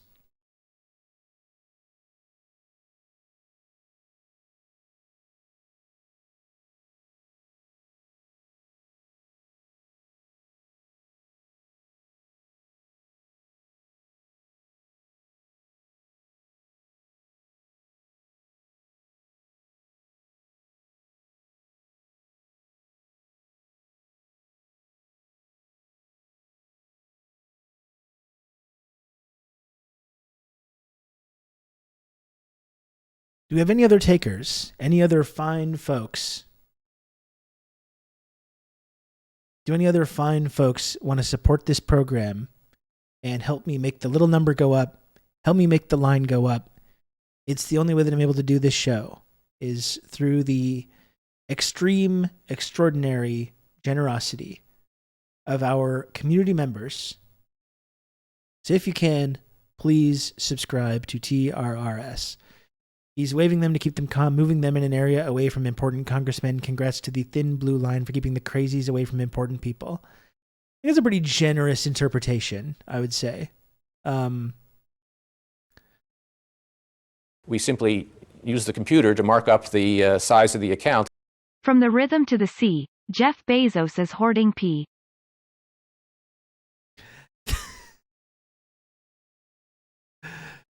Bleep Lord, thanks for the 500 bits. Thank you for that. That's good. I listen to you so much that my dog associates it with sitting in my lap. Your voice soothes my dog. Many people have told me that I do have a very soothing voice. My whole, like, when I got involved in like podcasting, streaming, this kind of stuff, I always told myself that it's like tanky NPR. I can use this kind of You've just become an elite member of the Friendship Triangle. Comrade Bushy, thanks so much for the 5 gifted subs. I really appreciate all the support, Comrade Bushy. Thank you.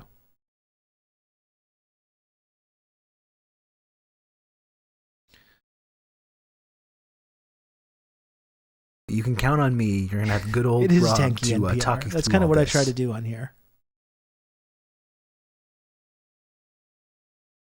You can count on me. You're going to have good old Rob to talk you through all this. And thank you, CC Cirrus, for the gifted sub as well. And thank you, Kawabo. Very first gifted sub in the channel for Kawabo. Thank you for that. I really appreciate that. You're listening to Tanky Public Radio.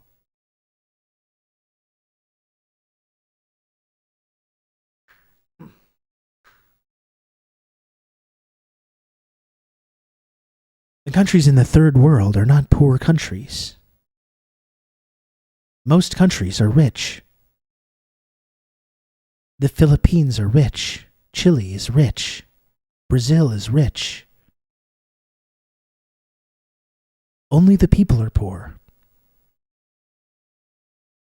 But there's billions to be carved out and taken. There's been billions for 400 years. There's been billions for 400 years.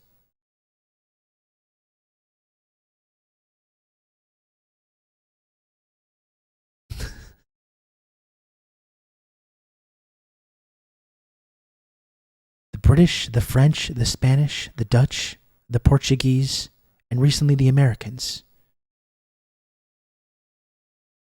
have taken the rubber, the bauxite, the rum, the cocoa, the sugar,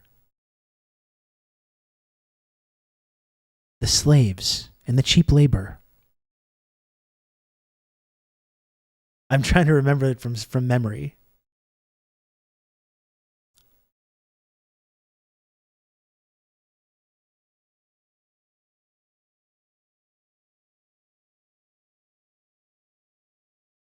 These countries aren't underdeveloped, they're overexploited. Fuck. They're not underdeveloped, they're overexploited. Ruined. Explored. God damn it. You know what I mean, though. You get the vibe. Anyway, we got a bit of a hype train going, folks. We got another 2 minutes left. If there's anyone else wants to subscribe to this program, you see the kind of serious stuff that I'm doing on here, please, if you can, subscribe. Become an elite community member, such as Comrade Bushy, or just support this program. You can join the Friendship Triangle system. You can be part of the base level, the Chaos Zone, all the way up to the elite tier.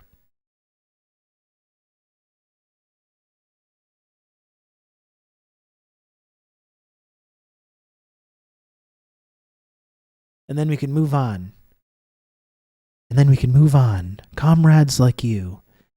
The only way that I'm able to keep this content on the air is through generous comrades like you.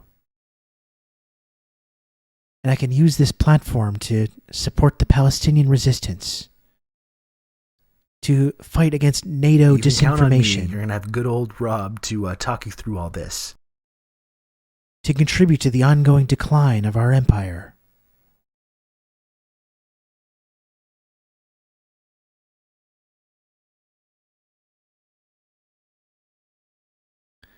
To support the oppressed and colonized people around the world against their Western colonialist and neo-colonialist oppressors. Thank you, Dr. Maggot, for the gifted sub. I appreciate that. Up next, we speak to the U.S.'s most prominent leftist, Destiny.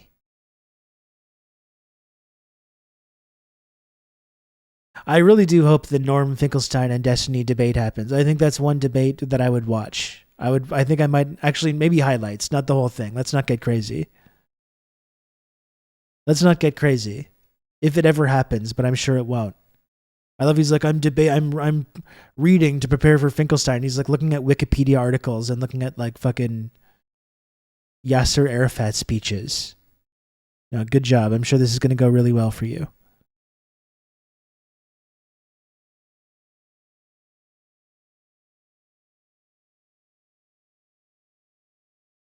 Okay, let's move on, and I'll try to do a bit more fundraising later on. Let's watch this clip from the Empire Files with Abby Martin and Alana Hadid. Thanks again, everyone, for supporting the show.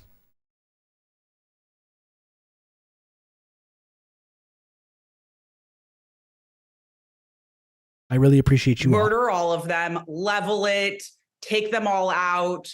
And those two things are being equated to each other. One is calling for freedom of all people, for equality and for democracy. And the other is literally calling for genocide. And we're having to fight those two battles at the same time. I've never understood or fathomed how those two things could even, no one's calling out the genocidal speak, but everyone is calling out the conversation about freedom.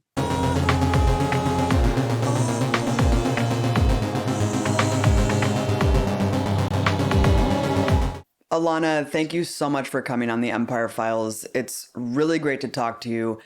Your family is probably the most well-known Palestinian family in the world. Your sisters, Gigi and Bella, are supermodels, very well-known. Your dad is a real estate mogul. You, your sister Marielle, and your brother Anwar are all fashion icons. There is so much pressure on your family to stay silent about what Israel is doing, but you have been very vocal. You've been posting almost daily about the genocide going on in Gaza. And Alana, you've never done an interview about this. And so I really appreciate you taking the time. I really appreciate you going on my platform to talk to me. I mean, I appreciate you, Abby. Like, I think I was a fan of yours in a lot of ways. How outspoken you were about Palestine, all the advocacy that you've done, the documentaries, all the interviews that you've done. It was inspirational for me, to be totally honest. And seeing a lot of the things that you did, and not just because we've become friends and because I'm here and talking to you, truly, I know that there are people who've said to me the way that I spoke out has made them feel more comfortable about their advocacy, and you did that for me. So I appreciate you, and I'm glad to be here. That's amazing. I'm incredibly honored to hear that. I guess, Alana, let's just start by talking about how you've been feeling over the course of the last couple weeks, ever since October 7th? Truthfully, I mean, even now, I just want to cry all the time.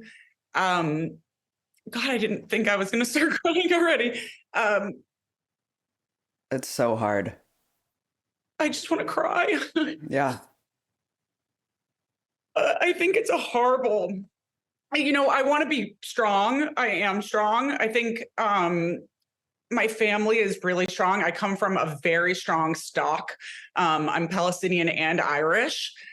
So fighting for freedom is literally coursing through my blood.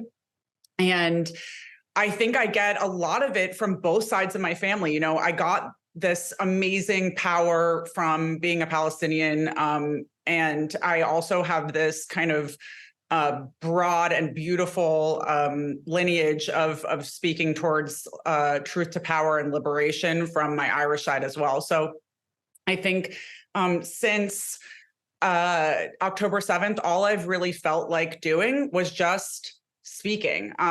It's been this mixture of grief and beauty in that I feel on a constant basis, I've never seen anything more horrific than what's gone on since October 7th. But at the same time, I've also never seen more beautiful solidarity for Palestinian people. And it has been amazing to see. And I'm so grateful and thankful that it hasn't just been falling on deaf ears as it has for the last 75 years. Right. It is. That's a good way to put it. It's both horrifying and also inspiring to see just this global movement emerge despite the media completely lying. I mean, just in lockstep with the Israeli government. It is atrocious, to say the least. Alana, your family has also been targeted and attacked by Zionists recently. I remember when we were talking before all of this unfolded, but then after it did, you told me, you're like, look, I got a new number because we got doxxed. All of our numbers got released. We were threatened, sent death threats. We were harassed. That must have been really scary. It was. it's kind of par for the course. I do think that, to say that we're the only people who have this happen would be a large understatement. There's an entire website, I have no choice but to stand. Multiple, dedicated to doxing anyone Patreon. who speaks out in solidarity of So Palestinian people. Thank you. Canary Mission has been around for years.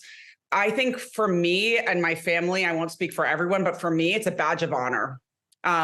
If they're that's the way I've started to look at this stuff too. Me, it means I'm saying something. You're talking truthful. about people getting mass reported or being put on whatever lists or whatever. Like that's the way that I've come to think of it too. It's like when these people are attacking me, I mean, it means I'm over the target. And that's how like maybe in the past that's something that would have intimidated me if I feel like people are putting me on some kind of lists or looking at my tweets or like trying to fuck with me in some way. At this point now, it just means that I'm on the right side of history. I think when you're being targeted by these people, even if it can be scary, you know. That was just a name change, Decadune. Well, fuck you. I'm thanking you anyways. Okay, thank you. I think that's the attitude you have to have. We've seen with the generations of apologizing for your beliefs and backing down and being scared of these kind of intimidation campaigns. You've seen that it's only been used to further justify and further support the apartheid, the ethnic cleansing, the violence. So it's as scary or as intimidating as it can be, and it is. It's not nice to have people calling you anti-Semite or whatever they say, but you have to understand now when you're being targeted with these kinds of smears by these type of folks that it means that you're doing something right. It means you're on the right side of history. I don't want to lose my career either, Joe. Honestly, like it's scary. If they did manage to deplatform me, I would be fucked. You know, this show is how I earn a living. It's my job to do this show. As ridiculous as that is, considering all this stupid shit that I'm doing all the time, it is. So if I do get targeted that way, I'm going to be, it's not going to be good. But the only options are to shut up and to equivocate or try to hide your beliefs or apologize or try to play this game, this civility game or respectability game, or to double down, triple down, and keep saying the things that we believe in, you know?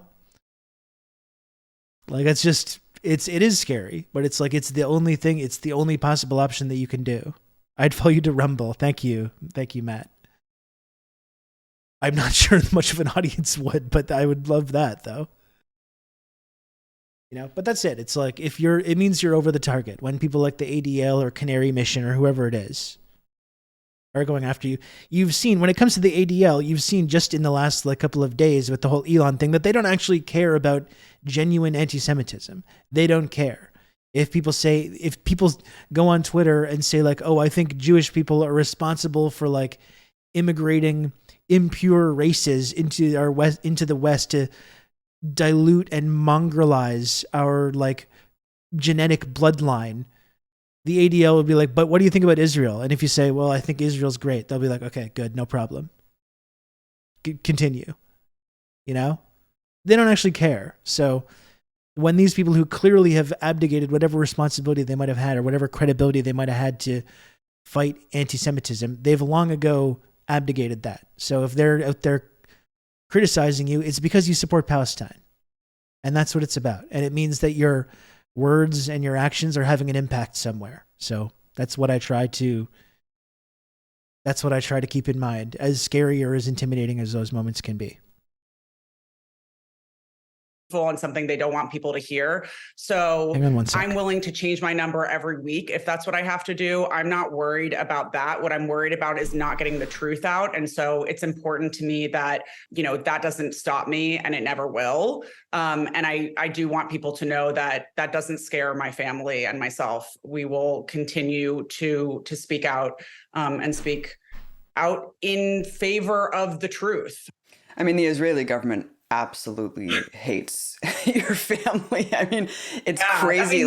Every day, I just feel like they're so obsessed with your family. I see like Netanyahu addressing like members of your family. It's totally insane. I mean, there are special envoys, I feel like, just supposedly, about anti-Semitism, and their whole job, it feels like, is just speaking about my family. So it's been kind of interesting to watch. It feels ridiculous considering there is real anti-Semitism in the world. There are people who really are out there and do really hate Jewish people and aren't just speaking out against the Israeli government, which a large percentage of the Israeli citizens are doing. So for there to be special envoys that are just speaking out about Palestine, I think is really missing the point. The point being that there are people who actually mean to hurt Jewish people, and the Palestinian people are not will those end people. anti-Semitism Yeah, I think no that matter we've how many seen Nazis they that have to be befriend to do it. exposed pretty well over the last month. As like organizations like the Anti-Defamation League, it really is all about protecting Israel. It's not actually about combating anti-Semitism around the world. They keep citing these statistics saying that there's an uptick of anti-Semitism. And what they include in those statistics, Alana, is simply pro-Palestine demonstrations that chant certain slogans like Free Palestine. I guess just the idea of freeing an occupied people is threatening genocide, apparently, to the Jewish nation. It is extremely cynical and disingenuous. Apparently, Dr. Maggot, the recent Chapo, doesn't it go into a little bit of history with the ADL and like working with apartheid era South Africans, all kinds of stuff. Really interesting history there that I don't think a lot of people know about. And horrifying, frankly, when you step back and look at how all of this is being manipulated and exploited and masked to actually, we're talking about actual anti-Semitism that is on the rise around the world, but this is not what this is. This is people who are in solidarity. These are anti-racists. I think also what's important to say is that it definitely, the term You can has count lost on me. You're strength going to have good old Rob to talk you through all this. Equation to the Free Palestine movement. And as well, I think that the liberation of the occupied is also the liberation of the occupier. JJ got bored. Thanks for 12 months tier 1, 1 entire year of tier 1 from JJ. Thank you for that. JJ McCulloch, famous YouTuber. Happy to have him in the community as well. This is an important point, too, the whole liberation of the occupier and the occupied as well. You've heard a lot of that rhetoric as well from Palestinian resistance groups over the years that I think is really interesting. It's like freeing the Jews from Zionism,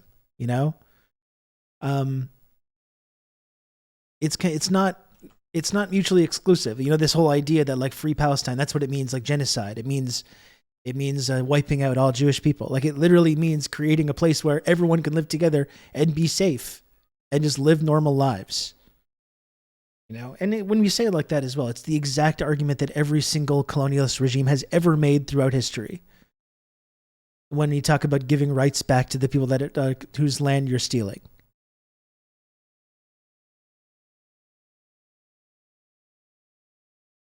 No, I don't think it's actually JJ McCulloch. I was just joshing. Every single colonialist regime throughout history. We can't give them back their land because then they're going to do to us what we did to them, Just word for word, copy paste, the exact same rhetoric, the exact same dialogue, the exact same discourse.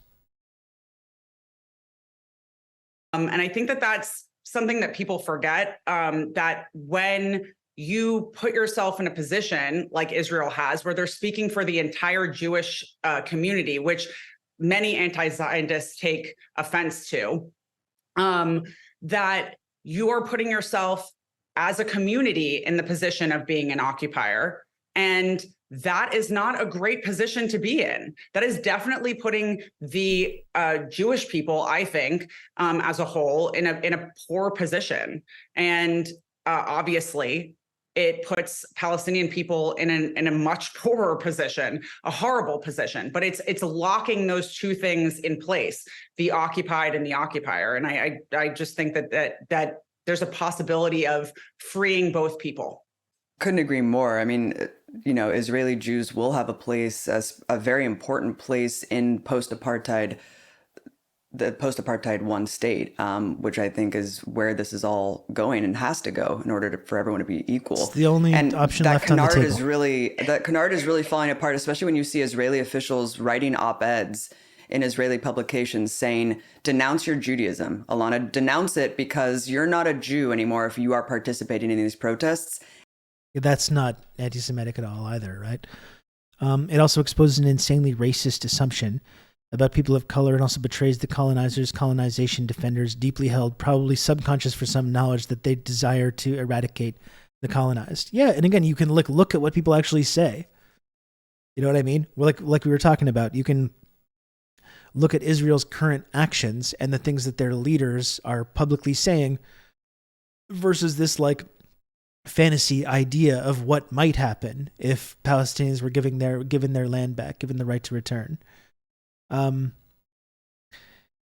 when you actually listen to people like in these Kassam brigades, that when they talk, they're just like, I just want to be free. I just want to live my life. I want to be able to go into nature and climb mountains and go to the beach.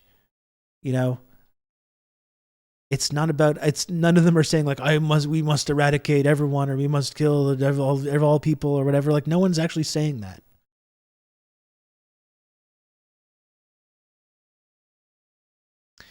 And if that sentiment does exist, I don't even want to deny that kind of sentiment maybe does exist. But there's also a direct relationship between the colonization process and people adopting those extremist kind of beliefs. You know? If we want to talk about that, we have to talk about the understanding of why people come to think that way. About an occupying regime like that has killed their family members, that's killed their mom or their dad or their son or their brother or their sister.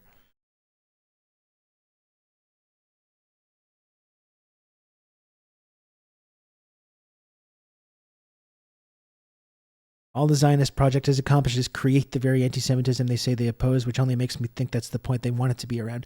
Well, I don't even think that's controversial anymore, that they want it to be around. Like they want Jews around the world to be afraid. They want Jews around the world to feel afraid and unsafe. Like, I don't even think that's like, they're not even hiding that.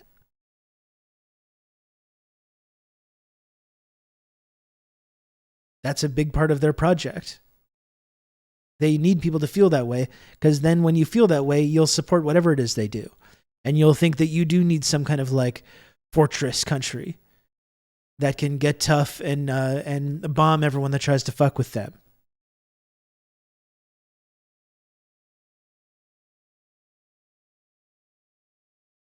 I told my landlord I'm moving to China, and now he's telling me about sewer oil and artificial foods and ghost cities. Imagine artificial foods. Oh, that's terrifying. Are you actually moving to China, Crackety Kraken? That's amazing. The first TRRS community member to really take the plunge.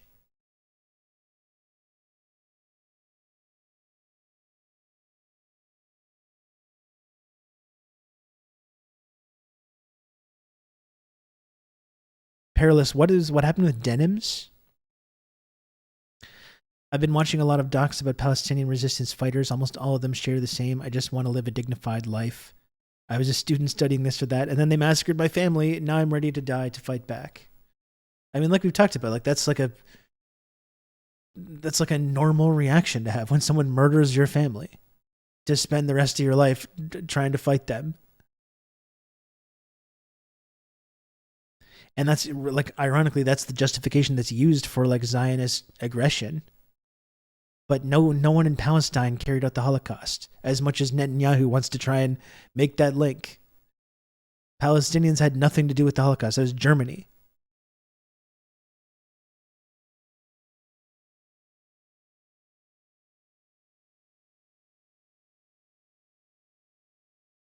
Anyway, let's continue this. And we're seeing actually on the front lines, organizations like Jewish Voices for Peace taking such an important, strong stand, consisting of tens of thousands of people doing direct actions. And their response to this is, well, you're no longer Jewish.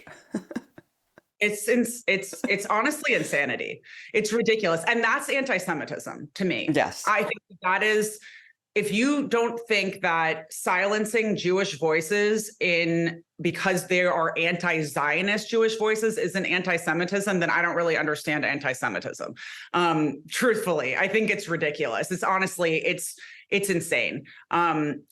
We should have a conversation truthfully, and I think people are opening their eyes to the vast difference between Judaism and Zionism, and that they aren't interconnected, that they have nothing to do with each other. One is a political movement and one is a peaceful and beautiful religion. So I think it's ridiculous to hear that there are people who are chanting for freedom that are saying, it's a great idea, actually. The river to the sea, Palestine will be free. And there are literally people who are saying, kill them all, murder all of them, level it, take them all out. And those two things are being equated to each other. One is calling for freedom. That's not even really true, because the other side is not even being acknowledged. For equality and the for nonstop democracy. calls for genocide of the people in Gaza or Palestinians are barely even acknowledged. It's not even that they're being equated. They're saying, like, people are specifically saying calls to permanently wipe out the people of Gaza are okay, and saying from the river to the sea, Palestine will be free, that's genocidal and scary. That's pretty much, it's not even an equation. And the other is literally calling for genocide, and we're having to fight those two battles at the same time. I've never understood or fathomed how those two things could even. No one's calling out the genocidal speak, but everyone is calling out the conversation about freedom. It's the most ludicrous false equivalency, because it's like one side is committing genocide in front of the world, and the other side, they're just claiming that they want to, and that's why they have to commit genocide against them. It's like, I feel like I'm losing my mind. But Alana, you said something so important, which is that your family has a target on your back from the Israeli government. And it's not even because of how openly, you guys are talking about the situation. It's because you are proud, popular, charismatic Palestinians. That is the threat, because just existing as proud Palestinians takes away from the narrative that all Palestinians must be dehumanized, must be demonized in order to expel them all. You must have so many crazy stories about not just the Israeli lobby and not just Israeli media officials, but I mean, just anyone who's appendages of that apparatus trying to smear you guys, basically destroy your livelihoods. Can you share any? Sure. I mean, I think it's been going on for so long at this point that it feels like commonplace. And I know that sounds really bad, but I've become quite used to it. I can't even imagine the amount of friends. And the irony being, I've always been Palestinian. I'm not living in solidarity with the Palestinian people. I didn't just come out as a Palestinian. I've always been Palestinian. We've never been a family who were afraid to say we were Palestinian. And I have just to be one honest, day, there are a lot of families that, made the decision when they immigrated, especially to the U.S., which the way that U.S. functions has said, we're Lebanese or we're Jordanian, only to protect themselves from being targeted or seen as anything else, because the equation of Palestine to terrorism has been so ingrained, especially in the U.S., and it is insanity. It's totally, I mean, I have a million stories about it. I'm trying to think of what would be like one of the relevant stories. When I went to Israel, I was strip searched multiple times. I was harassed for many hours every single time I went there. Yeah, I mean, I'm kind of getting off topic, but truthfully, I think there is just a lot of mental gymnastics that goes into trying to shut us down in my family. It's, saying that we're wearing keffiyeh, so we're supporting Hamas, saying that, because we chant from the river to the sea, we want all Jewish people to go into the sea, which that one really like blows my mind. So whatever is possible to say, they've said it, leaking our phone numbers on Telegram groups, whatever it is. We've had death threats, all sorts of things. And truthfully, it's annoying. It's frustrating, but is it quieting? No. Is it silencing? Definitely not. It gives me strength to know that if enough people are worried about what I'm saying holds a lot of truth and a lot of power. It was just crazy. I saw I think it was Gigi posted just something that denounced October 7th, like everyone does, and then said something. It was a very innocuous post, and I just saw the actual account of Israel posting all this crazy shit about it, screenshotting and trying to just call her out multiple times. It's like this is what you're focused on while you're committing a genocide. You're literally focused on the Hadids. It's just unbelievable. Snitch tagging to Taylor Swift. We're going to talk about the equation of war. What I found really interesting in all of this is this conversation about the fact that it's a war. Mm-hmm. If it's a war, you think that what the Israeli government's social media page would be focusing on is attacking a very I care about life post. It's about painting all people. And this is a broad spectrum. I mean, there are a lot of celebrities who've come out and just said, what has happened is horrible. What is continuing to happen in Gaza is horrible. And those people are being painted by Israel as Hamas supporters, as terrorist supporters, as dangerous people. And I think it's indicative of any time we've seen a genocide in the world, anytime historically we've seen basically fascism, is the shutting down of free speech. Any conversations about the other side having any intrinsic human capacity is completely shut down. I also do believe that the propaganda is so strong that a lot of these people are really not seeing any other voices besides the ones they've been programmed to see. So, and Eve Barlow or Noah Tishby, those people who are, propagating this idea that they are defending Israel, that they're defending the entire Jewish community, that this is only a targeted attack on Hamas, that, the civilians are human shields, and that they are freeing us. It's like they want Palestinians to be silent victims, be respectful victims of genocide and occupation. That is also the big power and the kind of, that is the problem with saying we just want peace. Why doesn't everyone want peace? Let's just go back to the regular everyday violence of the status quo. Calling for peace all the time. And I do think, Palestinians are peaceful people. We want peace. But asking a occupied people to call for peace is to say, lay down and take this violence. Yep. Accept your fate. It's just perpetually subjugated. And that's exactly what they want from you. And I think you bring up an important point, which is now there's kind of this new phase. It's always been there. People have always lost their jobs, sponsorships for speaking out about Israeli aggression. But now there is a new phase after October 7th, where now the branding has become, are you a Hamas sympathizer or not? Those are the people there was a ceasefire before the 7th. That's what they say, right?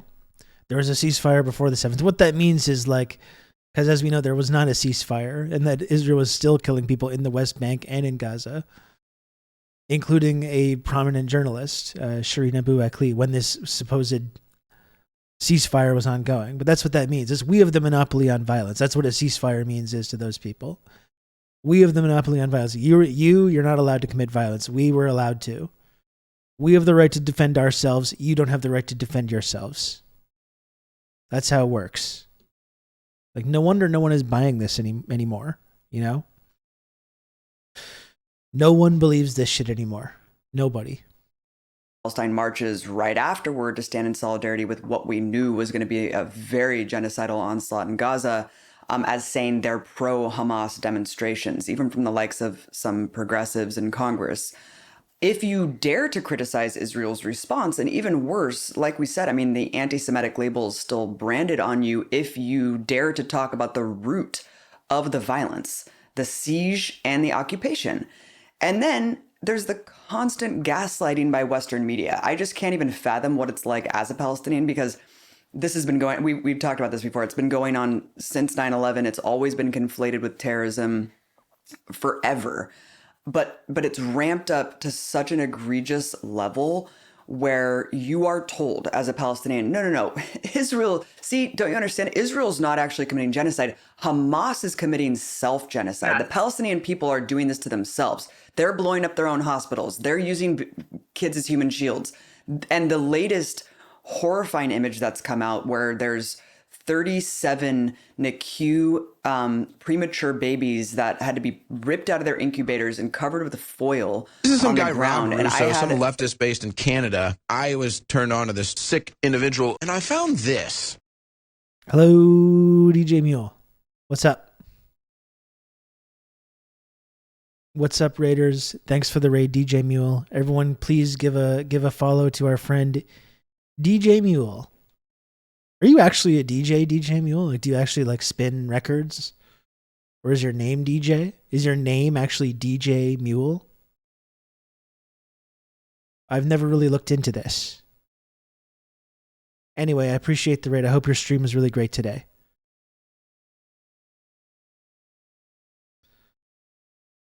Short for Dunkus Junkus. Okay, I see. Good.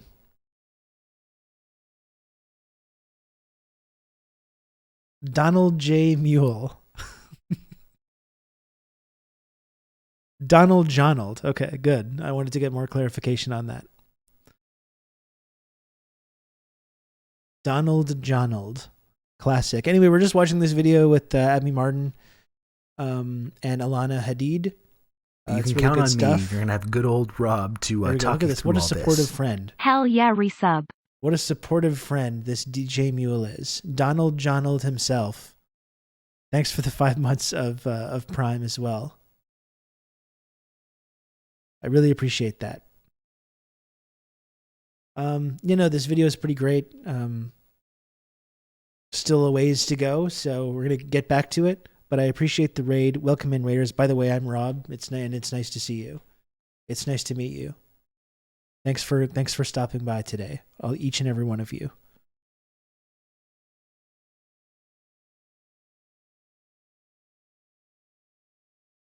I've had videos about me saying he's not even a real DJ, and so I do indeed like to flex the fact that I am a DJ. Okay, good. Wonderful. Well, if I'm ever back in the UK, I did spend quite a lot of time there. Lived there briefly when I was a mildly successful rock star. If I'm ever back, we'll hang out and we'll spin some records, and I'll spin a special album, an album that happens to have an anniversary today, actually. The 43rd of the anniversary of the album Gaucho by Steely Dan. One of the absolute greatest albums. I'll spin that, and then you can spin some stuff as well, and we'll take turns. Rob was a rock star. I was a mildly successful rock star. I wasn't a full tier. I was on the level below, okay?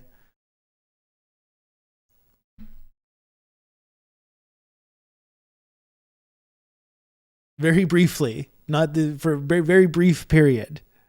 There's a very brief period where I thought I was going to become a genuine rock star that actually didn't really turn out.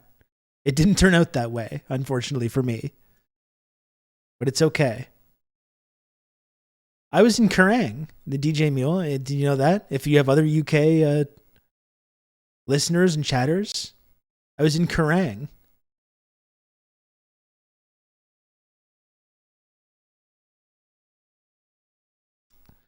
We no records released. We released a bunch of EPs and stuff. Never a full like major label full length though.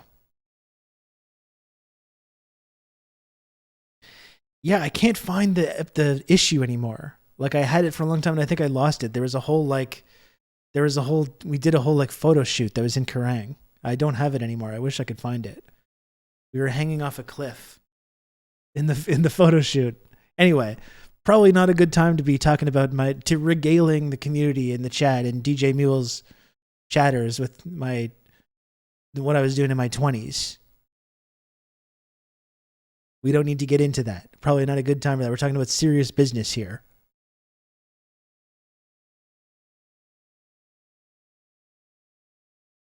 Anyway, let's continue this video. Thanks again for the raid and welcome in everybody. Some crazy psychopath tell me Hamas is using these babies as human shields. Yeah. And it's like, how does this propaganda stick? It's the most dehumanizing old racist trope it is in the important book. lore. That's the craziest part I think about it, and I think it's been the most frustrating part as a Palestinian and for Palestinians is that we've just been screaming, look at us as we're humans. Don't we deserve human rights? Don't we deserve even the basic human rights? We've been screaming that for so long, but it has been this level of propaganda has been mind-boggling to see in real time the way that this propaganda machine works, to see that you'll see children leaving a pediatric ward in northern Gaza, and they're trying to leave white flags in hands with a few remaining doctors, and the IDF is shooting at them. They were told to evacuate. And as they're trying to evacuate, as what they were told, they are being shot at. Now they have to go back into the hospital where they were just told to evacuate. Now they're scared to leave or stay. This is being rolled out to a Zionist audience as this is Hamas shooting at them. What does Hamas gain by shooting Palestinian people? Like, where's the logic gone? I feel like no one is understanding. Logic is completely left the building. And we are just dealing with this onslaught of cognitive dissonance. People really do not want to believe that the things that they have been led to believe their entire lives could possibly be wrong, could possibly mean that a state that they've supported is committing a genocide in front of them, killing babies. They would much rather believe that these people who kind of look like the people who did 9/11 are the ones who are doing this. It makes them feel it's much easier for them to go to sleep at night. And this has been going on for a very long time. The dehumanization of Arabs, especially the Islamophobia, the dehumanization of Muslims. It wasn't Limp Bizkit, it was Green Day.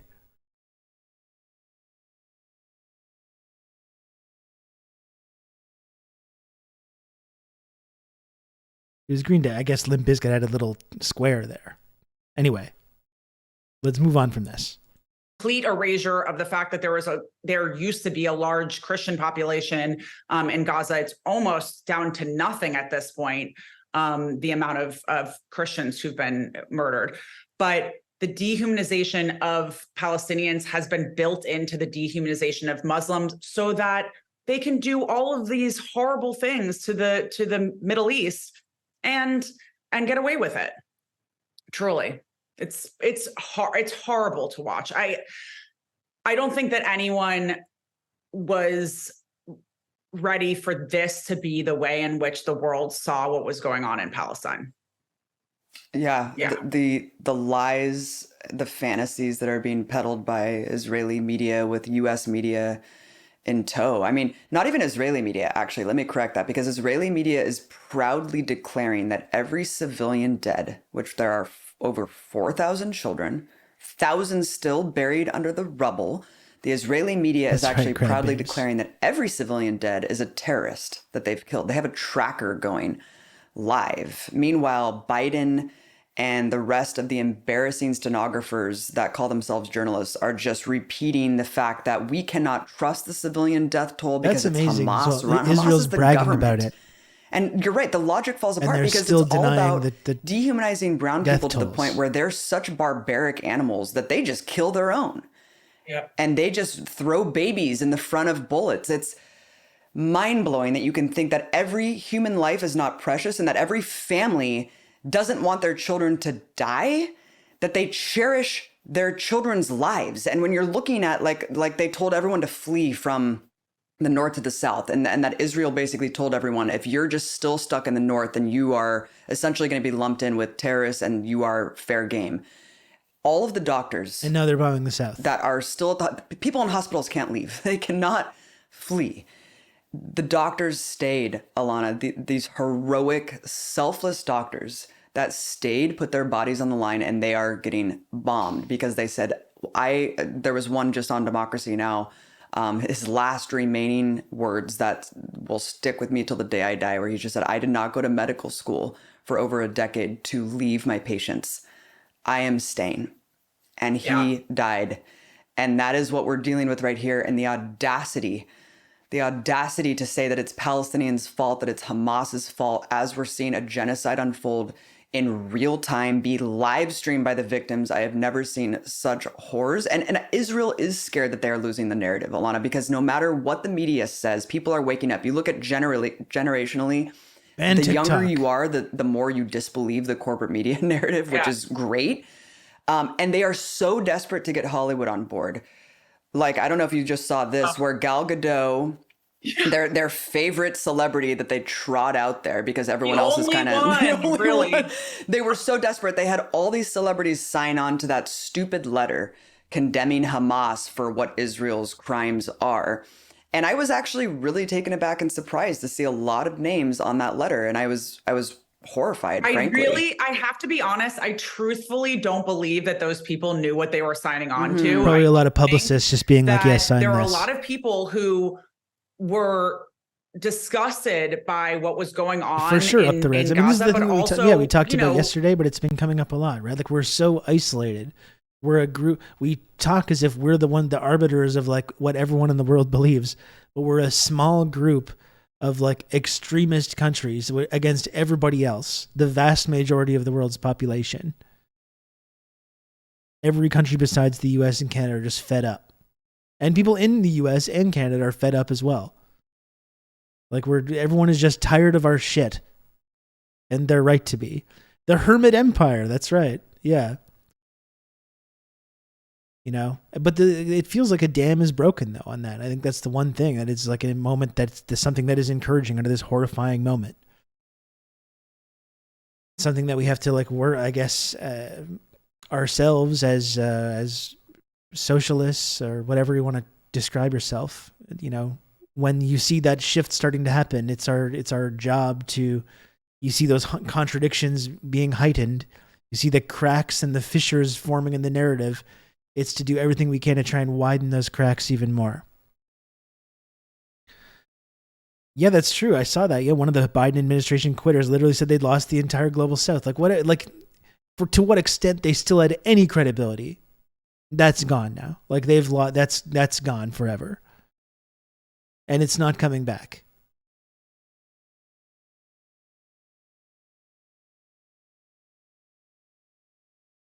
Rightfully wanted to condemn what they Israeli felt was new medal tomorrow was like a to horrible yeah. act of even apolitical people see terror. that and they're like, what and the fuck? Understandably, a lot of people do not have the grand scope. Native person in Canada here. I'm absolutely not surprised by this bullshit. I hate this. Well, like we've talked about, this is why Canada is such a partner with Israel, because we're both genocidal, racist, settler, colonial societies with different stages of the colonization process ongoing. Like, as we know, the genocide against Indigenous peoples is ongoing in Canada, but it's much further along than the Israeli genocide of Palestinians. We're seeing that happen in real time. And we're able to, because of technology and social media, we're able to physically see what that looks like. And that's why we're friends. That's why we support Israel. It's not because of human rights or democracy or any of the high-minded ideals that we love to lecture people about. It's because we think colonizing and committing genocide against indigenous people is good, and we support doing that. This isn't functioning in a vacuum. You have to really understand what's going on. And it's not complicated, but it's been made to seem complicated. And if you feel like it's too complicated, you may not really understand. So I get that. Yeah.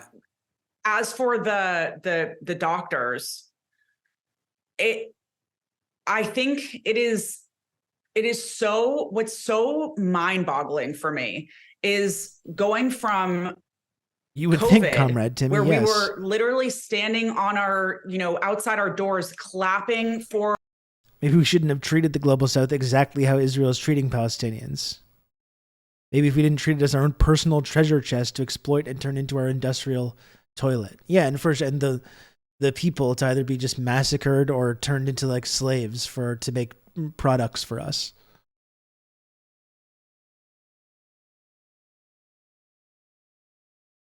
I've been trying to make the case as a white settler in Canada to other white settlers that what we're seeing is a vulgar example of exactly what our ancestors did to indigenous nations in Canada. Are you having success with that?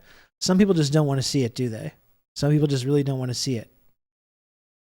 Like at this point, if you don't see it, it means you're going out of your way to not see it at this point. Or, spending an hour clapping for doctors and nurses, and, people were dedicating their time to bringing food to essential workers. We're now painting essential workers as terrorists and allowing a government to murder them for wanting to stay with their patients. Like, let that sink in. I think that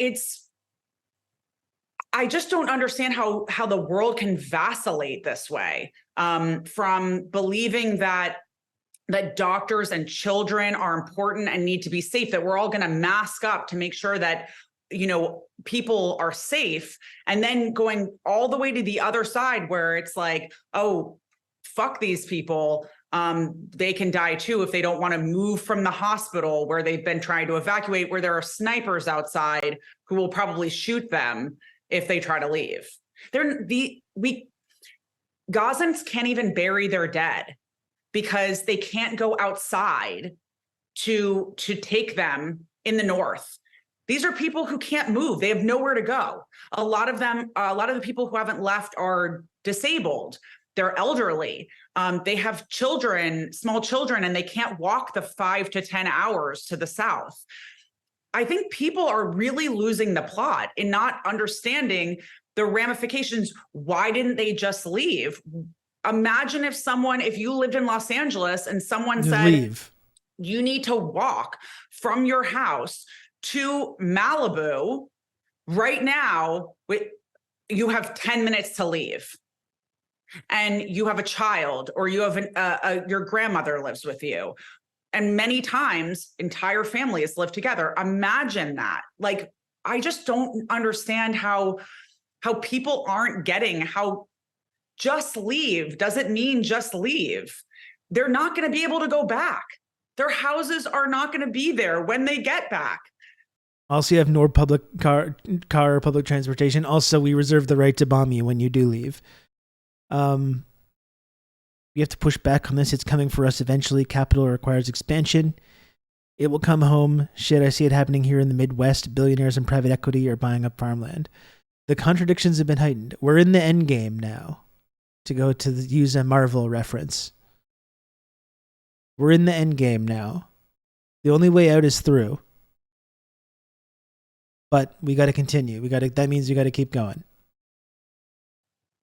What do you do in that situation? Some people are saying, we're not going to be this. We refuse to allow ourselves to be part of the second Nakba.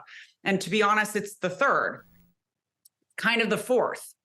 But they refuse to do that. They refuse to be displaced. They refuse to be refugees again.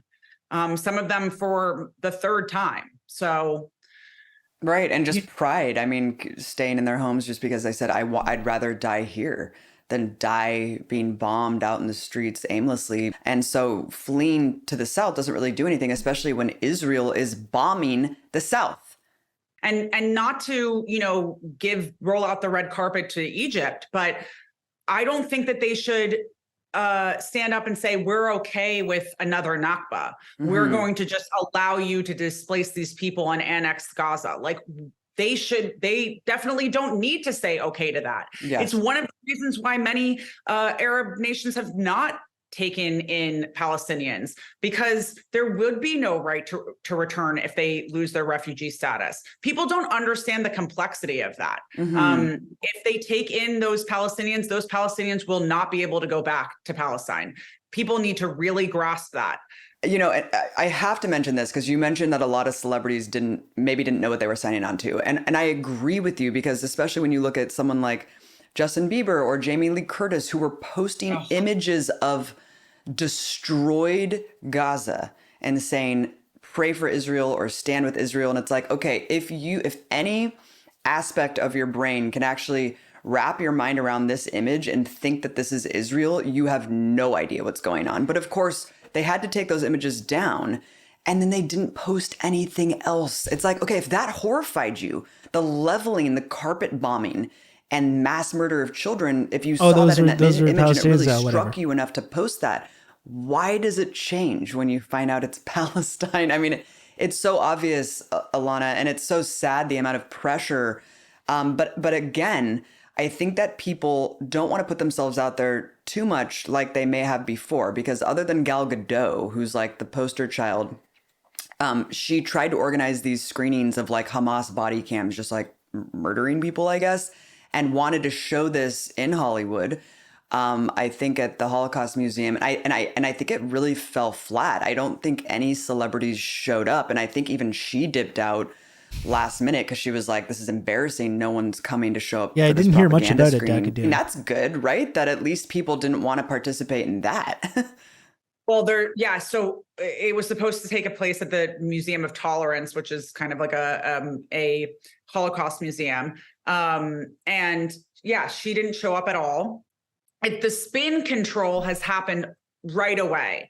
Right away, she didn't show up, and no other celebrities showed up to this propaganda screening. And right away, the spin control happened, and they said that they didn't show up. Remember all the shocked faces that they were posting from journalists, only sympathetic journalists though, as well.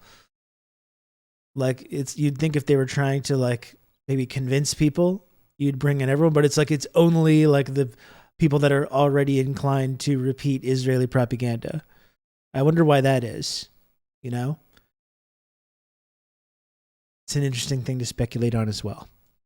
They were worried about their safety, just the kind of conjuring of the possibility that there is a safety issue is supposed to make us all grasp our pearls, but an actual safety issue, a genocide happening. And I've seen more Islamophobia and anti-Palestinianism happening throughout the world than I've seen anti-Semitism in reaction to this, to be totally honest. There have been multiple instances of Palestinians or people who are supporting Palestine being accosted it's or telling that they only showed it to certain people, or, Absolutely. spoken to. There are many videos of this is what I've always wondered, right? It's like, when they have evidence of atrocities against people, they're not shy about sharing this. So this whole thing of like, we've made this video of all the Hamas body cam footage of them going and committing all these atrocities, but we're only going to show it to certain pro-Israel journalists and in this like Gal Gadot screening thing. That to me has always been really strange.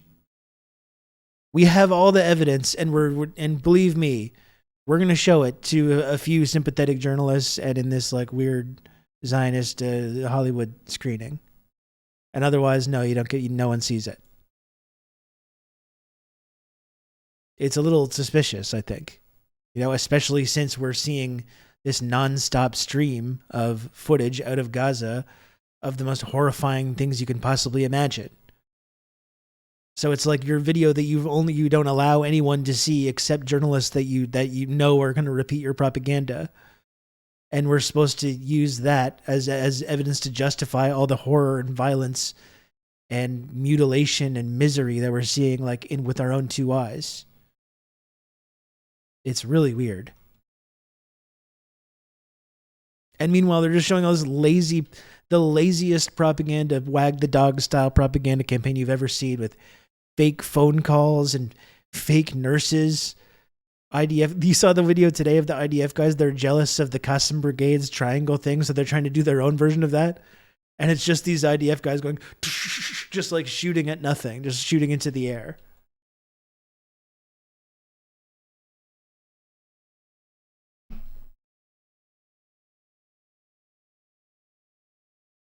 They're like, look at our brave IDF soldiers. Point it and you shoot it. Okay, here goes. Oh, I hit the barrel.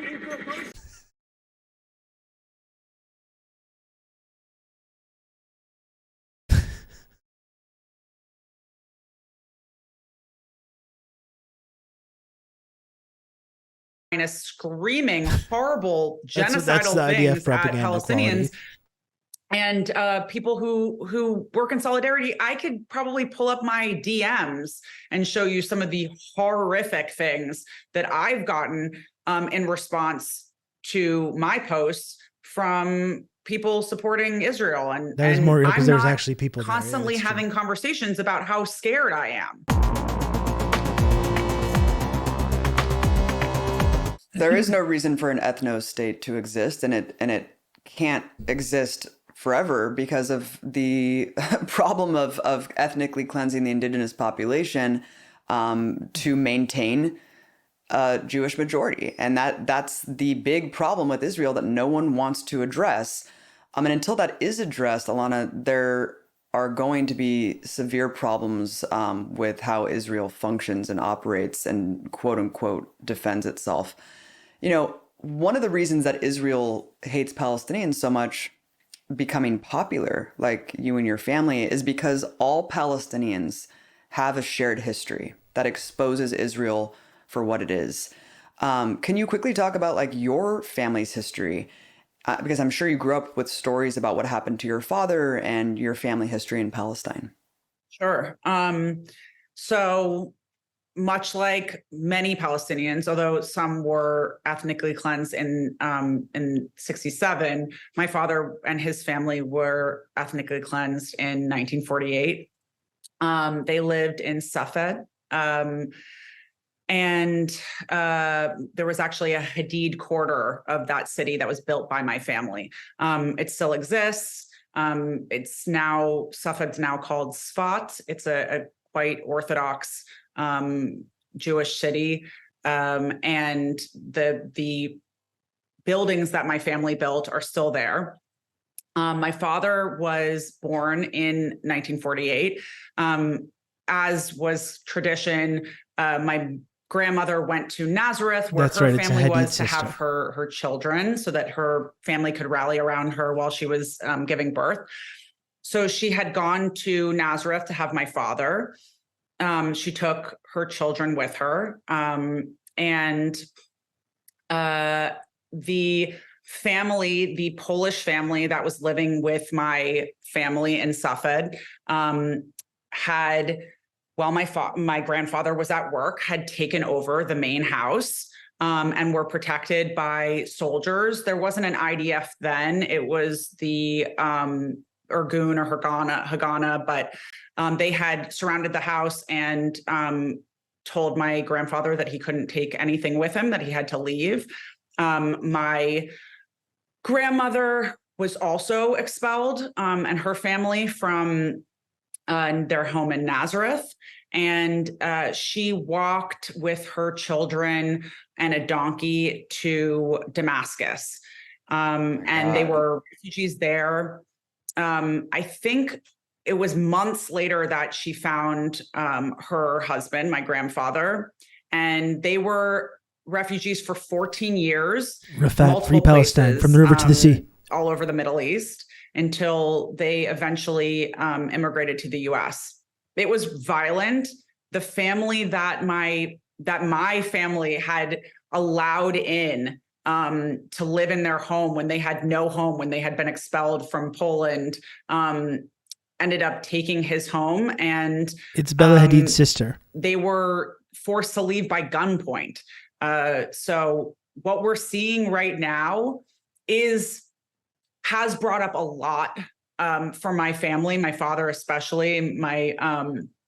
We've heard these stories over and over again of the way in which our families were violently expelled from Palestine. 750,000 families were expelled violently from Palestine in 1948. And I never thought I would see it again. I know that there has been a ethnic cleansing of Palestinians that has happened over the course of the last 75 years, but I never thought I would watch people being ethnically cleansed in the way that that my family was ever again. And it's been quite traumatic to watch. The world should be traumatized by what's happening to the Palestinians. And it's, these things are happening all over the world. This is happening in real time, right in front of us, all over social media. And it's mind-boggling to watch and mind-boggling to see the amount of support given for a genocidal ethnic cleansing that looks exactly like the one that you wouldn't have been able to see in 1948. I want to just iterate a point that you made that I think is really shocking, is that your family was literally sheltering refugees from anti-Semitic purges, and then your family was forced to flee. I mean, it's just crazy. It's like it just kind of just debunks that whole notion. It's like even, historic Palestine, Jews, Christians, Muslims, like everyone lived in harmony.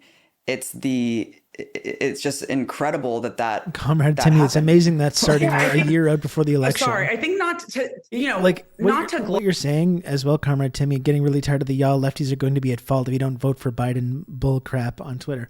Like, you're seeing people respond to just polls. Not even anyone saying anything about voting for Biden or voting for anyone. Literally just polling. That's like young people by a huge margin support Palestine and not Israel. And people are saying like, oh, well, I guess these people just they want Trump then. It's like it's not even about voting. It's literally just people expressing an opinion about something the United States government is doing that they don't agree with. They're saying, I think this is wrong. And just people expressing that is too offensive for some people. Good old Rob to talk. Just people saying like this is wrong, not even saying anything about voting or anything like that. Just expressing their opinion about what they feel about something. Oh, I guess you want Trump. And that's the question we've been asking. Like, what meaningfully, what would be different about the United States policy right now in Palestine if Trump was president right now?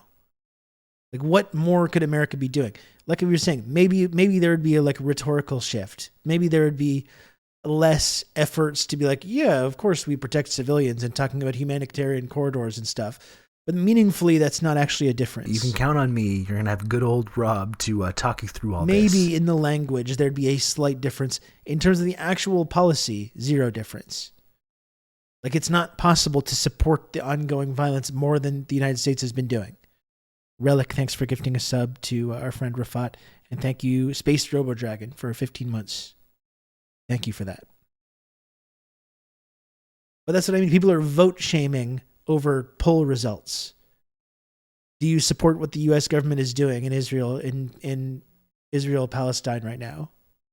No, we don't support it. Oh, fuck you. You're going to lead. I guess you want Trump. It's like, that's when people have been programmed by that kind of like two-party system, electoralism, brain virus. That's the only thing and they think of it as like some big eternal sports contest. It's the only way they can parse like any single political issue.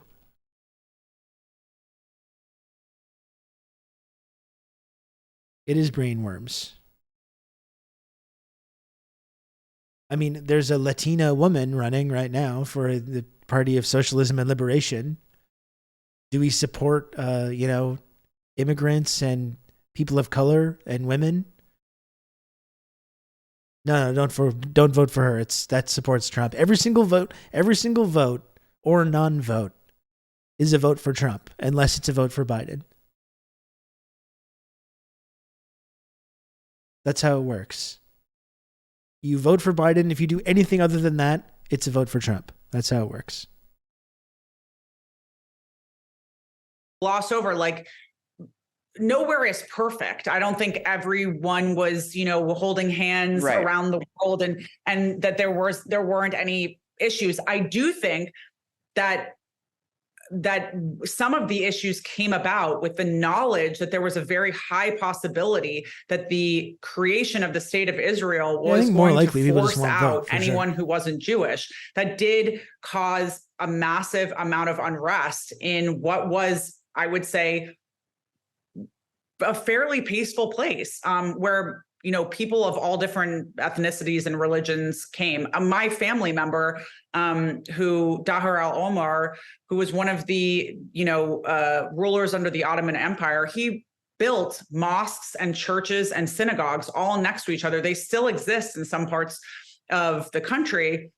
Many of the churches and mosques have been boarded up or turned into hotels or something like that, but they were all built right next to each other because his idea was to welcome in all people from all religions into Palestine as a bastion for people, as a safe haven for people. And to paint Palestinians as anything else but that has been an ongoing erasure of the actual reality of what Palestine was and is. Mm-hmm.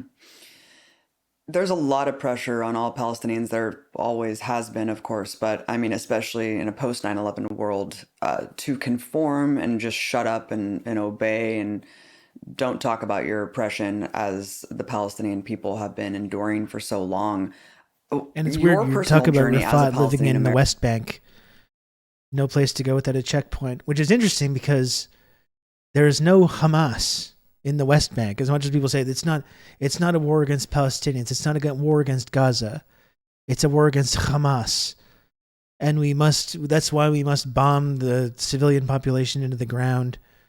It's all to go after Hamas. Well, there's no Hamas in the West Bank. So what's going on there exactly?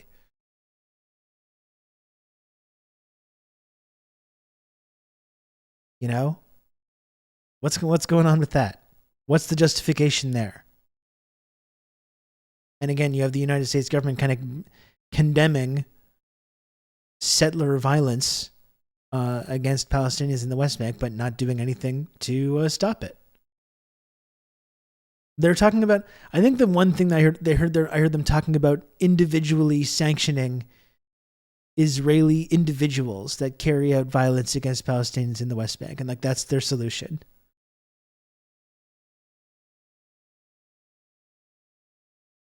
And again, no Hamas there in the West Bank. American, especially having Irish in your blood too. Was it always part of your family history and embedded in your upbringing, or was there a catalyzing moment where you were just like, this is fucking crazy, the Israeli aggression against my people, and I never really understood it before? Well, I have multiple degrees in political science, international relations, and diplomacy. So I do understand what's happening, and I have understood what's happening at a kind of a deeper political level for quite a while. But as a child, I was always told about what happened to my family and why they were in the US, that, they didn't just come there like a lot of people, and they didn't have the ability to go home. I think that was really ingrained in us. When my grandfather died, I was quite young. I think I was 6. And there was a lot of conversation around the fact that he would have wanted to be buried where he was born, in Palestine, and he was not able to be buried there. My father, who was born in Palestine, I'm very hopeful that he will, but as of now, is not able to be buried in the place where he was born. Sorry, that gets me every time. That is. If you're born in Pittsburgh, you can go live in Israel. I think that's one of the hardest things for people. And if you're born in Palestine, you're not allowed to go back. watching their family pass away and not be able to do that in the place that they were born. If you're born in fucking Minnesota, I think that Brooklyn, has been or truthfully Cleveland, an eye-opening experience for Palestinians and others. Welcome in. I think I've heard from a lot of anti-Zionist Jewish people that hearing and understanding that has really changed their view, especially on birthright, which is very triggering for Palestinians. But I think for me, I always talked about Palestine. I never felt like, I felt like it was important to have a conversation around it. I do have a lot of activist family members. My cousin Lena is quite a big activist when it comes to Palestine. She took me to a Palestine rally when I was probably 9 years old, and I came back saying, hell no, we won't go, long live the PLO. And I didn't understand what I was saying at the time. But I do think, as far as having a grasp on what impact my social media could have, I don't know. I think in 2021, truly, I mean, I was speaking about it a lot before, but probably not to the level that I am now. I think in late 2020 and early 2021, with the storming of Al-Aqsa, which has happened multiple times, but it was very highly covered on social media. I think that was really kind of a like ancestral calling that I couldn't just make it kind of some of my life. I need to make it a bigger part of my life.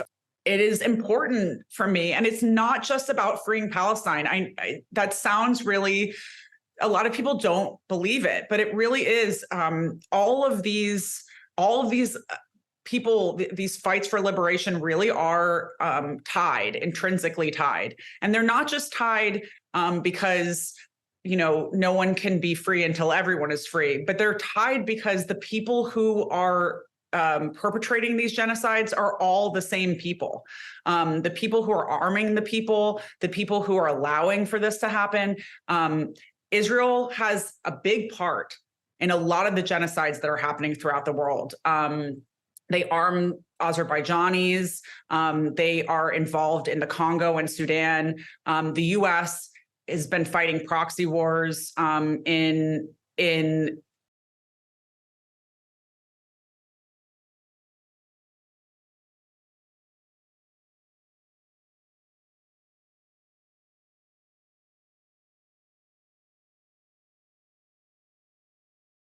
when I pressed the mute button, so I could open this package because I'm getting a new phone and I got a new phone case. And I pressed the button. I pressed the mute button and I thought to myself, now, when you go to speak again, make sure that the mute button has been taken off. Like I said, I had that thought. I thought that to myself. I just wanted to say that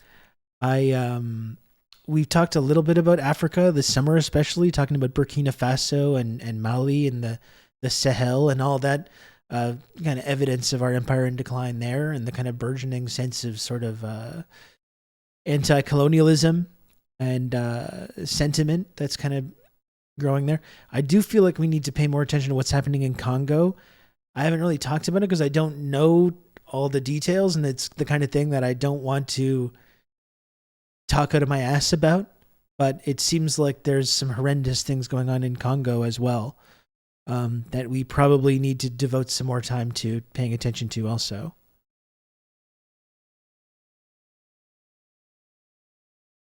Africa for years, and they are making money off of our oppression.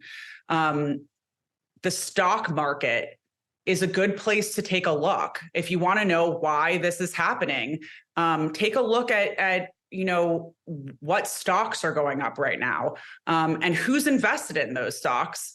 Because a lot of the people who sit on our Congress are invested in the stocks that are making money off the wars that are killing our people. So pay attention. There are many of the places where terrorists live also happen to have crude oil, also happen to have, minerals that are necessary for making of iPhones and technology, military technology, things of that nature. So there is a bigger picture, and for me, I want all people to see and understand that we can unite for collective liberation. We can liberate ourselves from the people who seek to separate us and to. I mean, exactly what you're saying, Rafat, about like having different like ID cards and colors in order to like travel around. I mean, this is why it's amazing that people try to deny that Israel's an apartheid state, or that it's engaging in this kind of behavior, considering that kind of shit is going on. I mean, it's just unbelievable that people are still in denial and deniable about this. Denial.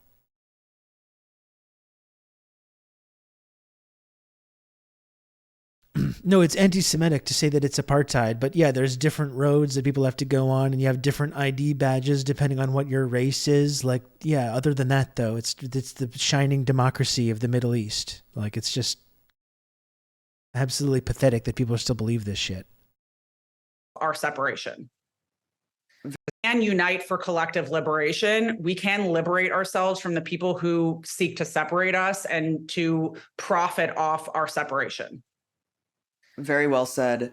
Couldn't agree more. And it is interesting. I haven't heard this point raised nearly enough since all of this started on October 7th, which is the police. I mean, the police in America are trained by Israeli forces. There's an NYPD office in Tel Aviv. I mean, it's just this crazy partnership that can explain the increased militarization and the rabid nature of our police forces to assault Indigenous people and Black Americans on a regular basis here. And that really needs to be exposed. And of course, I mean, the root of this oppression is empire, is imperialism.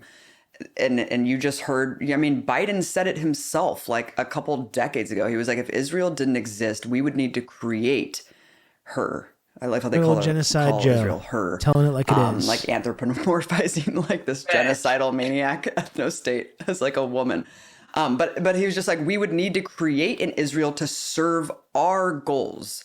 Our goals of imperialism, because Israel is our colonial outpost in the Middle East. It's our eyes and ears, and we need Israel to serve the utility, to secure the oil, to secure the resources, to be our watchdog, our battering ram. It's totally cynical and disgusting.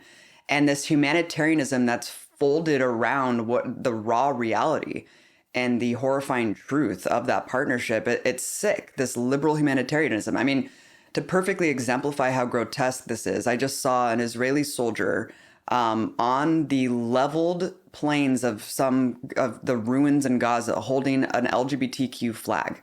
And it says, I did this for love. And it's like mind-blowingly dystopian. Like in the dictionary definition of pinkwashing. And, there is a global movement. There's a huge, massive uprising of people all around the world. It's exploding. It's unprecedented. It's incredible. But it represents this stark contrast, like you're saying. Our Congress, our government is so out of touch, and they are so Rafat, this is Abby Martin. And just to really drive this home, I mean, check Abby this Martin out. is someone like she's I've spoken to her before in my podcast. She made a really incredible documentary film a few years ago called Gaza Fights for Freedom. That was all about the Great March of Return, and I was fortunate enough to be able to talk to her about it when it came out. Has done a ton of advocacy and journalism to expose the brutality and the apartheid of the Israeli regime to people around the world. 80% of Democratic voters support a ceasefire, while only 8% of their representatives do. 56% of Republicans support a ceasefire, while 0% of Republican representatives do. That's our democratic system in action, folks. There still is this enormous disconnect between the ruling class and the people, and even corporate America. Western liberal democracy is the only valid form of democracy that exists. To Israeli soldiers, Starbucks suing their own union for daring to express solidarity with Palestinian people enduring genocidal onslaught. It's mind-boggling, it's horrifying, but it really just shows how disconnected we are from the rulers, from our leadership. And were you surprised? I mean, even though I understand this fundamentally, Alana, I think that you do too, it still was shocking and horrifying to me to see Biden have such callous disregard after 4,000 children are slaughtered with our tax dollars to say there is no chance of a ceasefire. I mean, what was going through your mind when you saw him say that after this many people were killed? I mean, honestly, what was going through my head was fuck him. And you can leave that in. I think what I realized, what I've known, but I think what a lot of people who really are on this side of history and have been for a while, have known that the people in power really don't give a shit about the people. The people in power are not doing this for the safety of their citizens. They're doing it to line their pockets and to keep their geopolitical power. This is about land, power, and money. And that's literally it. If you are sitting there thinking that those people their actions are out to protect you, I hope that you open your eyes truly. And that is really my conversation. This has to do with, I don't believe that the people who are in power in Israel are there to protect Israelis. I don't think that the people who are in power in the US are trying to protect Americans.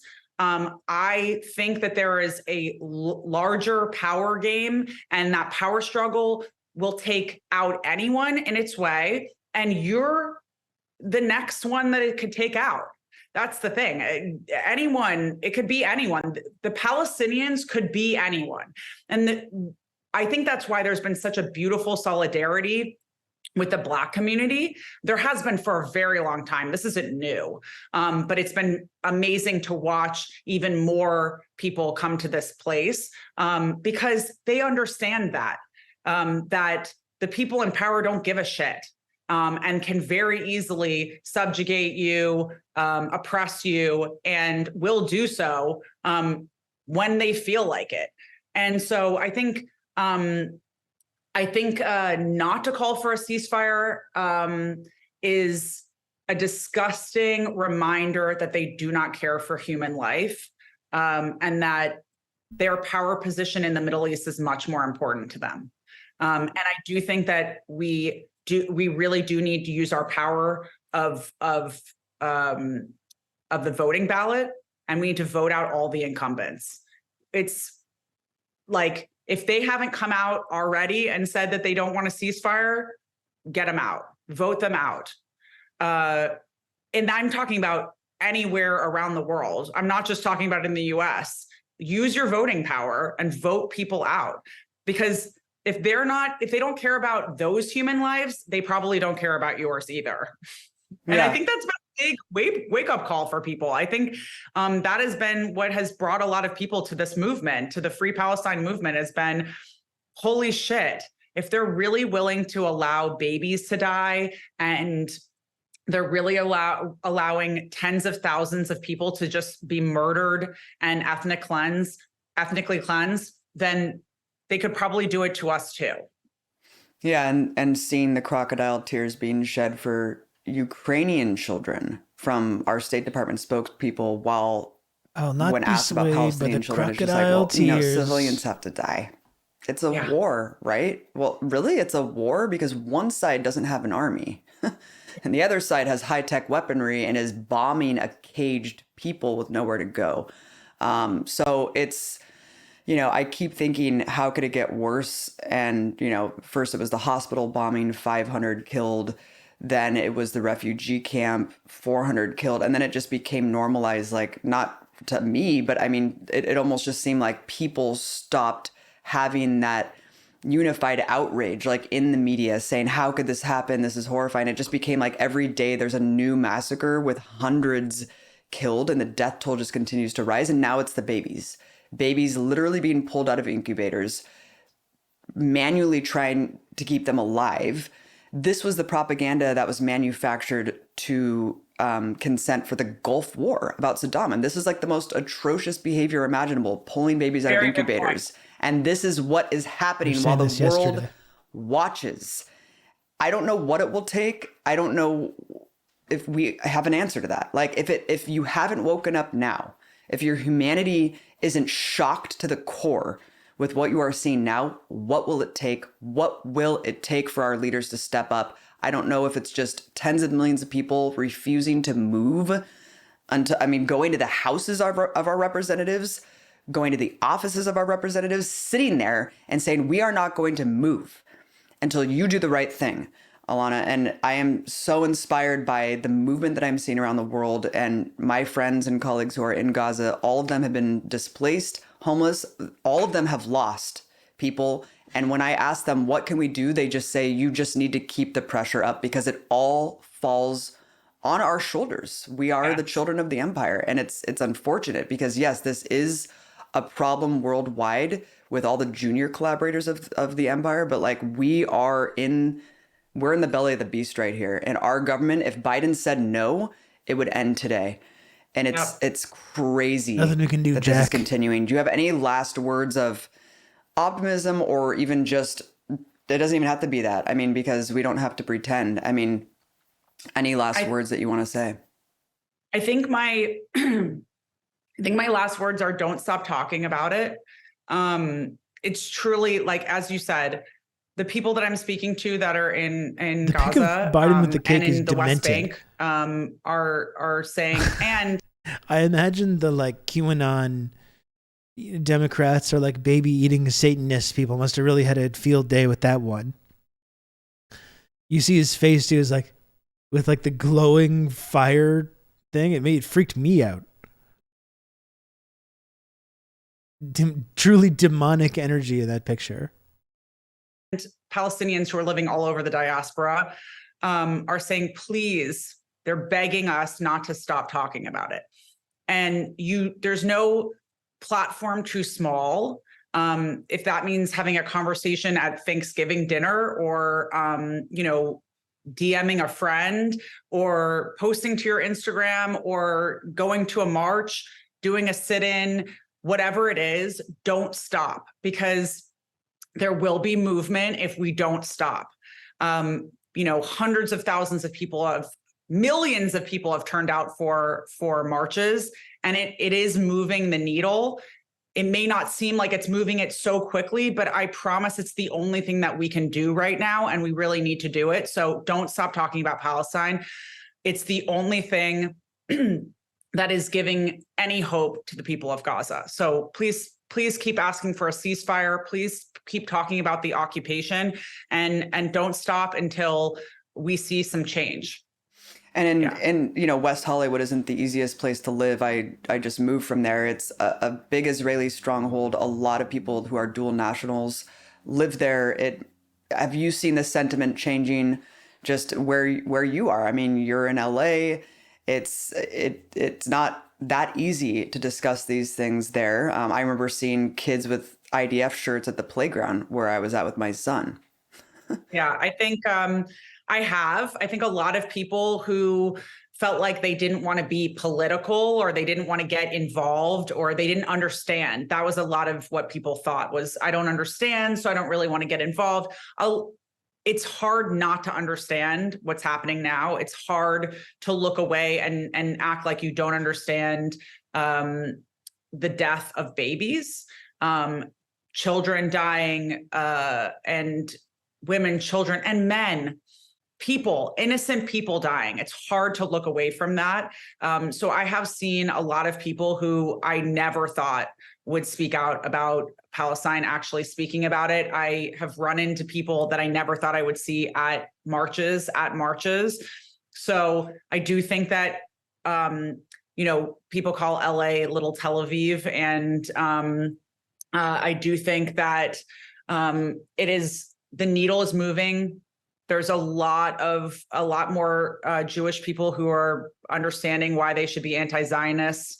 I do think that the solidarity with the Jewish community has been such a beautiful solidarity and so necessary for people to truly understand what is going on, to understand that if you go to a rally that's a pro-Palestinian rally, you're going to see Jewish people there. You're going to see indigenous people of all kinds. You're going to see Black people, white people, Asian those people. Pro-Israel rallies. You're going to see people from all different walks of life and not religion. A single I promise you, if you drive seen. by an Israeli rally, you're not going to see Palestinians there. So it's pretty easy to spot who the occupied and who the occupier are just in that way. So there's not a lot of solidarity from Palestinians in the Israeli camp, but there's a ton of Palestinian solidarity from Jews. And I think that that's been such a beautiful and amazing thing to see, because historically Palestine has been made up of a lot of different religions, and Judaism has been a huge, important part of it. And I think that it will also be part of the freedom of Palestine. This is truly a moment that history will remember. We will look back at this moment from future generations and ask ourselves, not only how did we let this happen, but what did we do to stop it? Thank you so much, Alana Hadid. You are amazing. I'm so honored to call you my friend. Really appreciate you taking the time to talk to us today. Thank you. I'm going to cry. Thank you. I appreciate you, Abby. Thank you so much. It was really great. Yeah, that was a great conversation. Abby Martin will come on this program. Okay, this is one of my patented Rob promises. It's my patented Rob promise. She will come on the program. It's funny, I haven't seen that. I kind of wanted to watch that Norm Finkelstein, Candace Owens thing. There's something kind of interesting going on with the right. There is a schism happening in the right, who have always been very pro-Israel. I don't trust these right-wingers that are making these arguments. At the same time, I think you have to encourage that schism. I think it's actually these people aren't allies. People like Candace Owens are not allies. People like Tucker Carlson, but there is something interesting going on. And some of these people have big audiences. Candace Owens, for example. Or Michaela Peterson, right? And Norman Finkelstein is talking to these right wingers and educating probably a lot of people right now about the history which has been kept from them. I don't totally know what to make of it. I don't really trust these people's intentions. I don't think they're coming to these opinions out of some kind of solidarity with Palestine or any actual principles. These are not good people. At the same time, I'm not going to be one of those people that's going to lecture someone. Don't platform them. Don't platform Candace Owens when it's Norman Finkelstein is getting this opportunity to speak to people that are not used to hearing these messages about the history from that perspective. I think it's good that he's doing that.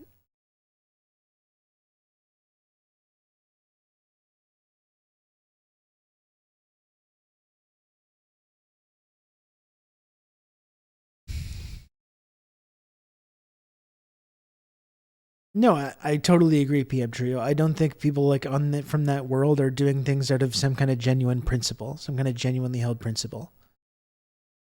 At the same time, it's a key part of undermining the support that Israel gets, which is diluting that fervent right-wing support that they've enjoyed for a long time. That's how we help turn this situation away from this kind of ongoing status quo of apartheid, is by encouraging this kind of split in the right. There's a big split in the liberal world right now with young people especially, but a split in the right-wing world as well is going to make it really difficult for them to maintain their ability to continue this thing, to continue this apartheid project.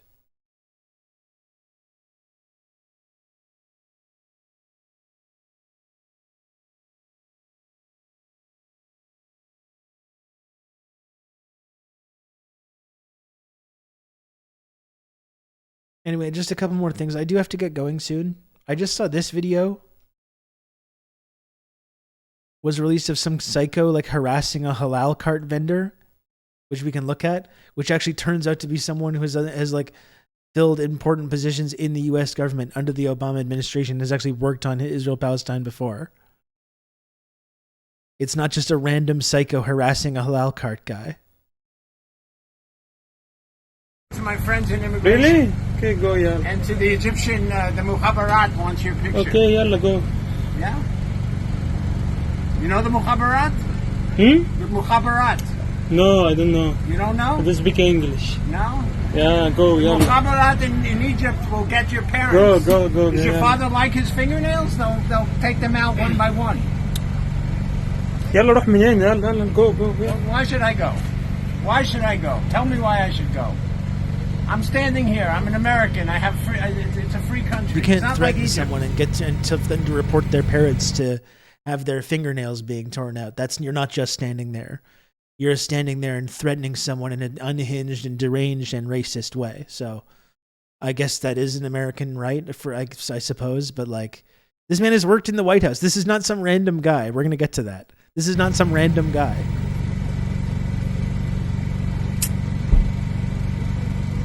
Why is he harassing this halal cart guy? Because maybe he had a flag or something?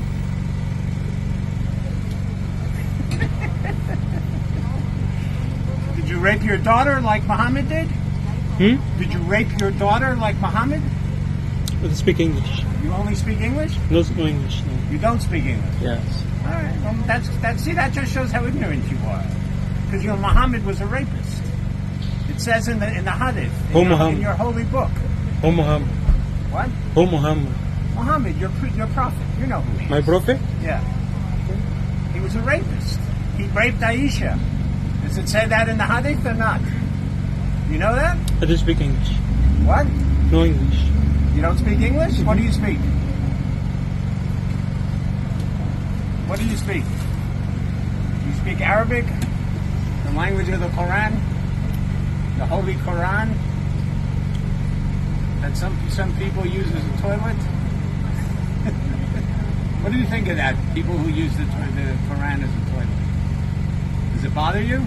This is not some random guy. The laughing is so creepy. You? Tell me the truth. I don't speak English. You don't speak English? That's too bad. That's why you're selling food in a food cart. Because you're ignorant. But you should learn English. It'll help you. Of course, when they deport you back to Egypt, and the Mukhabarat wants to interview you for being Go yalla, because I'm more.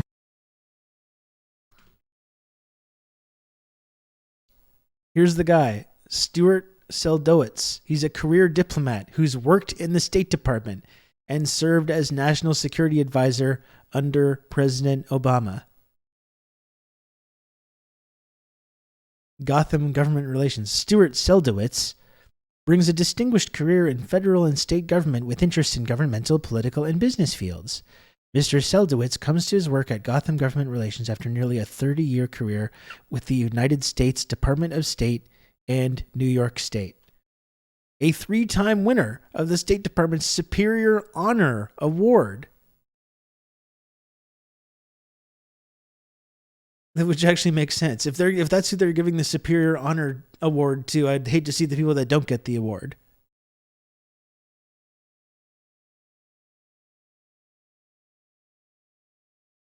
Continuing to berate and harass the halal cart vendor. He comes back. Like, this guy's a psycho. Like, this is a dangerous person. This person should be locked up.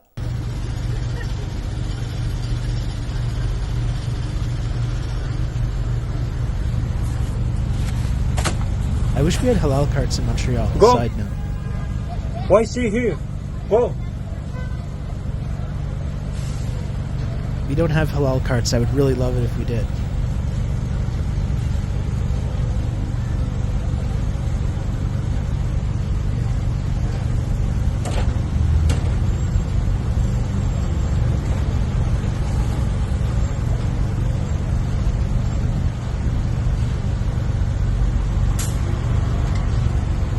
You know, I would love to give this guy a real stern talking to. I'll tell you that. And that's all. It's not my fault that you pray to a criminal. Listen, I'm working now, okay? Can you leave, please?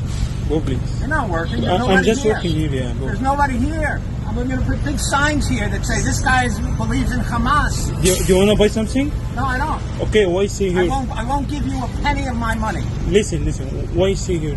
What? Do you want to buy something? No. Okay, go.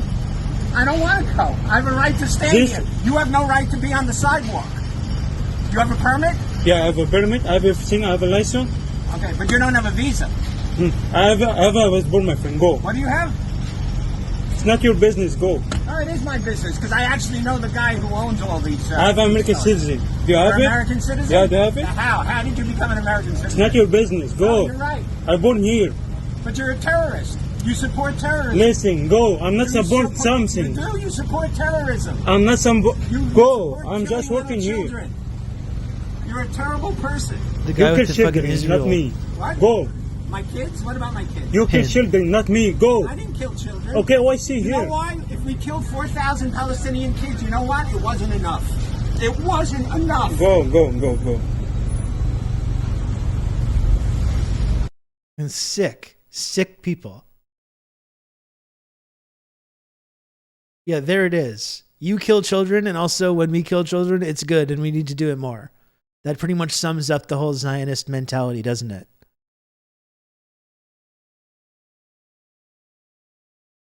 Yeah, I would really love to. Nothing would make me happier than to firmly and sternly argue with this man in the marketplace of ideas.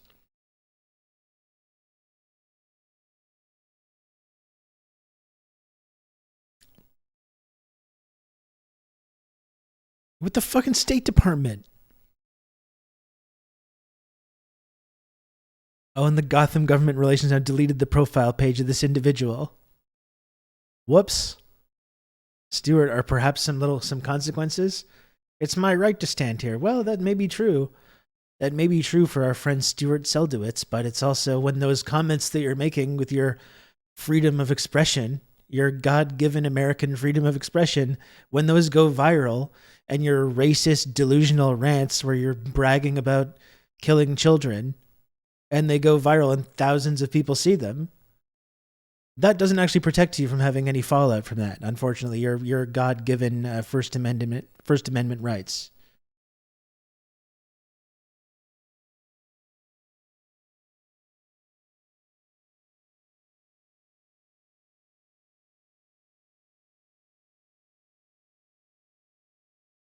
Yeah, I mean, nothing could possibly sum up the Zionist mentality more than that. If we killed 4,000 Palestinian children, it's not enough. Fucking psychotic people.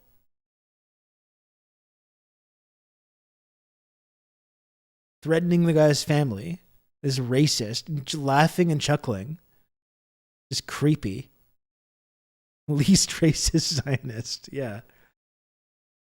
Yeah, they're not enough. Saying you're a terrible person. You support the murder of children. In the same breath, we should kill 4,000 Palestinian children and it's not even enough. We need to kill more. Same sentence. That's Zionism for you.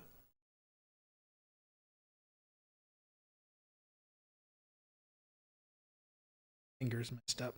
It hurts.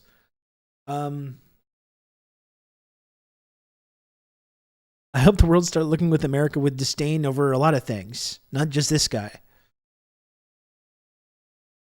But I think that's something that is actually genuinely happening right now, is the whole world is looking at America with disdain. More so than ever before.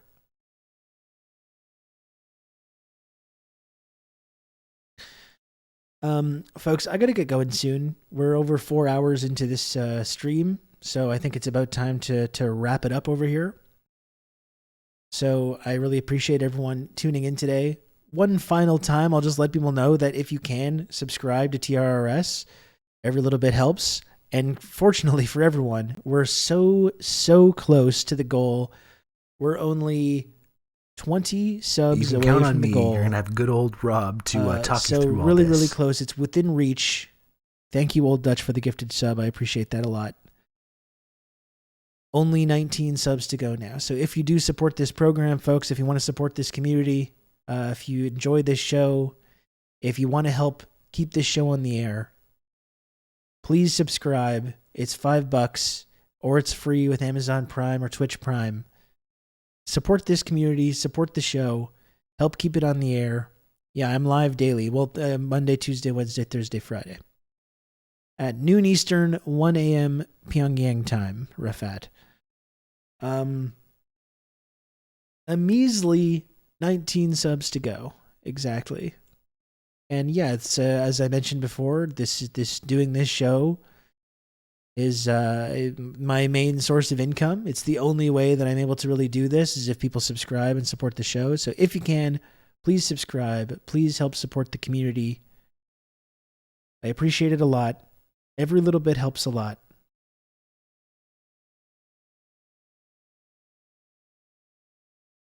You can count on me. You're going to have good old Rob to talk you through all this. Let's see here.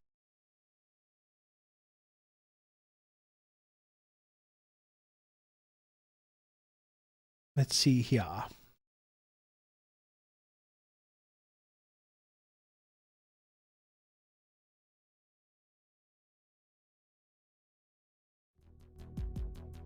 You've just become an elite member of the Friendship Triangle.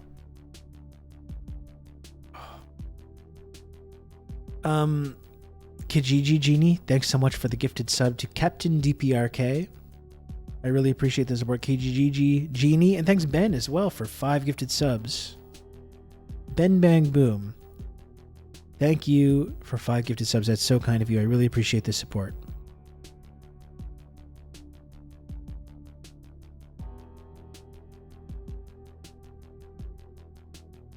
I'm gonna go take a bunch of Advil, I think. I'm not doing so hot right now.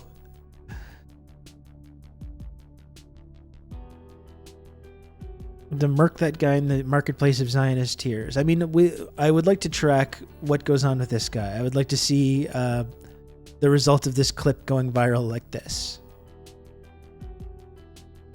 I wish him nothing but the worst.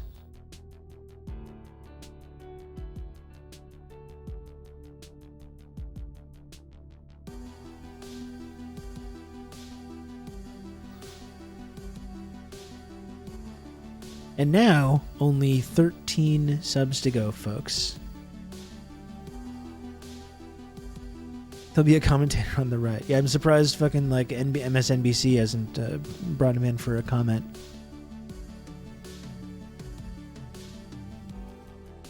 His company dropped him. That's a damn shame.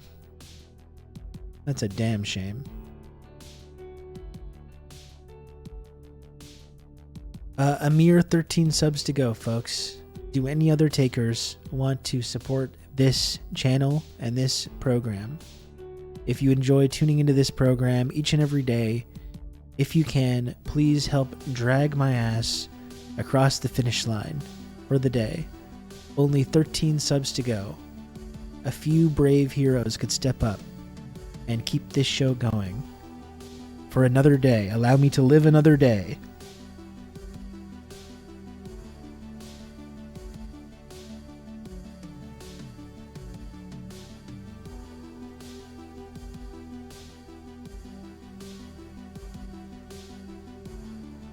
Free Gaza, Rafat. I agree. Free Palestine. From the river to the sea. I blew all my student loan on TRRS sums. I don't know that I advise that as much as I appreciate the support, and I really appreciate when people can support this program. Maybe, I don't know if I would recommend that, but Crad Babes, I do appreciate so much the support you've shown me in the community and the channel. From the rhythm to the sea. That was a funny flub, actually. Use your computer to mark up the size of the account so we can have good old Rob to talk us through all this. Absolutely. From the rhythm to the sea. I'm having my pinky like this. It's like I'm a classy gentleman now. It's just because my finger feels like it's broken, so Exploited. If Rob won't recommend it, I will recommend it. Going into financial ruin to support the stream. Again, I'm not saying that, but others may say it. Others may say it.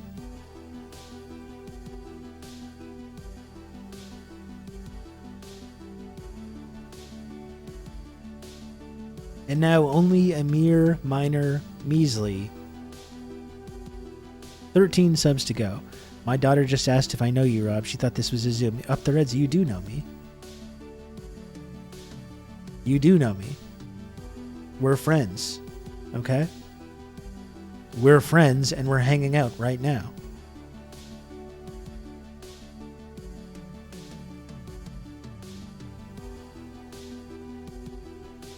She was trying to say hi to you. Hi.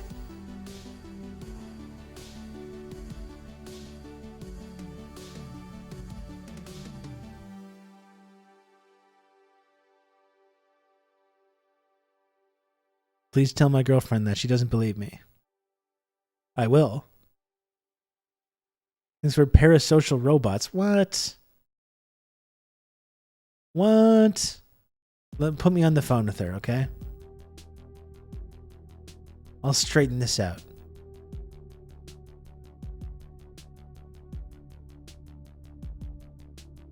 It's not parasocial, okay? It's real. It's real.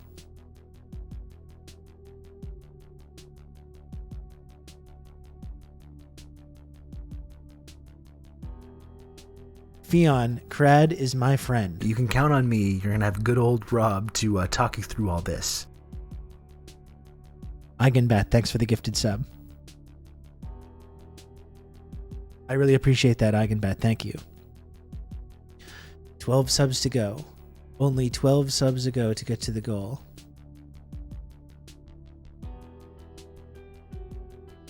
Only a mere, measly, minor, meager 12 subs. It's within reach. It's within grasp.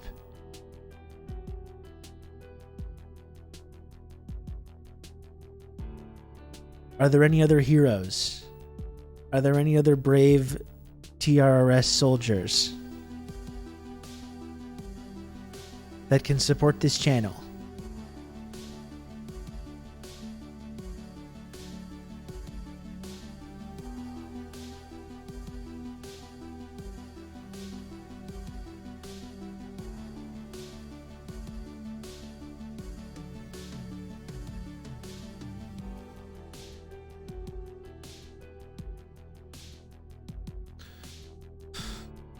Start looking at who to raid here.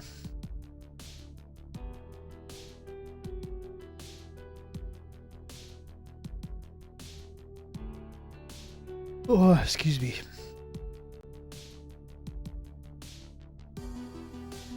Who's Capri Sun Pappy?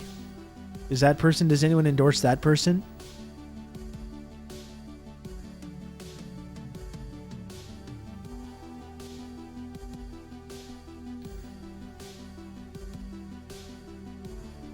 Just saw that Jordan Poole clip from the game last night. I already stopped watching by then.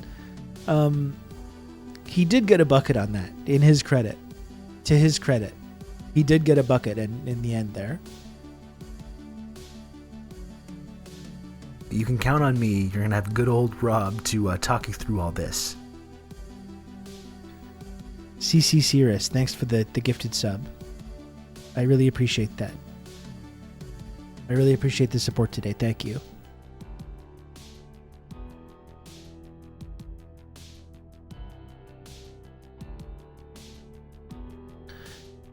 And now only 11 subs to go. Someone could, in theory, trigger the VJ Prashad alert and get us right up next to that sub goal. That is exciting. That is very exciting.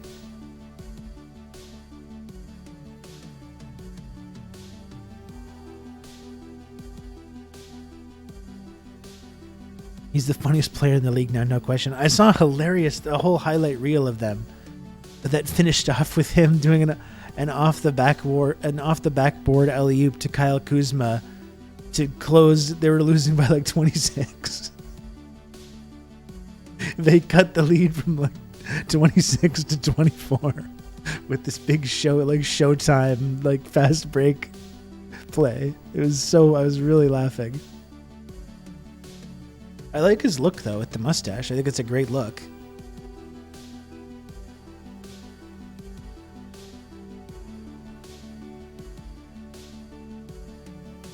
The Showtime Wizards.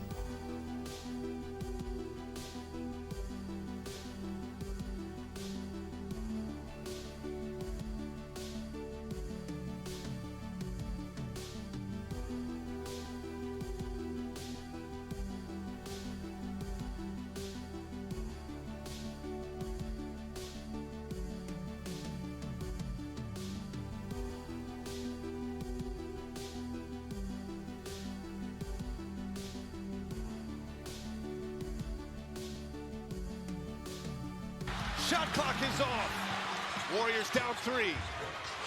Curry double team. Jordan Poole lets it fly. Oh no! That is not the shot at that moment. Yeah, there's two separate clips of the guy with the halal card. He went back. If you dribble out of the Cavs logo. Oh no! I mean, it's an offensive foul. I can't watch this whole thing. This is so long for Jordan Poole highlights. Over 2 defenders. And shot it over everything.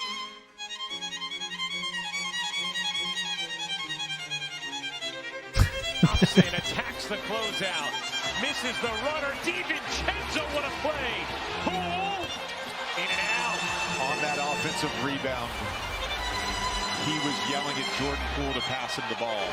And Jordan shot it with 12 seconds or whatever. Son, 7 seconds to go. Here's Poole. They double him. He takes a half-court shot with 4 seconds to go. Someone said about Victor Wembanyama that whenever you watch him play, you just don't know what will he do next. Well, the same thing could be applied to Jordan Poole and Kyle Kuzma. Obviously, not in a good way. The amount of boneheaded plays and memes that these two already created for us in 5 regular season games. Who is? It sounds like Ukopnik. It sounds exactly like Ukopnik doing this. Games is truly astonishing. The funniest thing is how the Washington Wizards fanbase are forced to embrace the type of basketball being played. Personally, I watched all Wizards games including the preseason, but to better understand the current issues with Jordan Poole, we need to briefly talk about the Golden State Warriors. In the last 3 years, the Golden State Warriors finished bottom. I don't think we can do this whole video, this highlight reel of Jordan Poole clips. I don't think we can do that.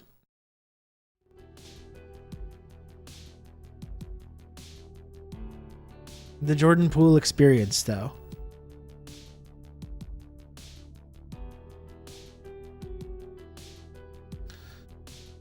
The Blazers are so bad this year that I've adjusted my expectations so it counts as a win when they lose by 10 points or less. There's nothing when you talk yourself into the moral victory. You talk yourself into the moral victory. That's when you know your sports franchise is not in a great place.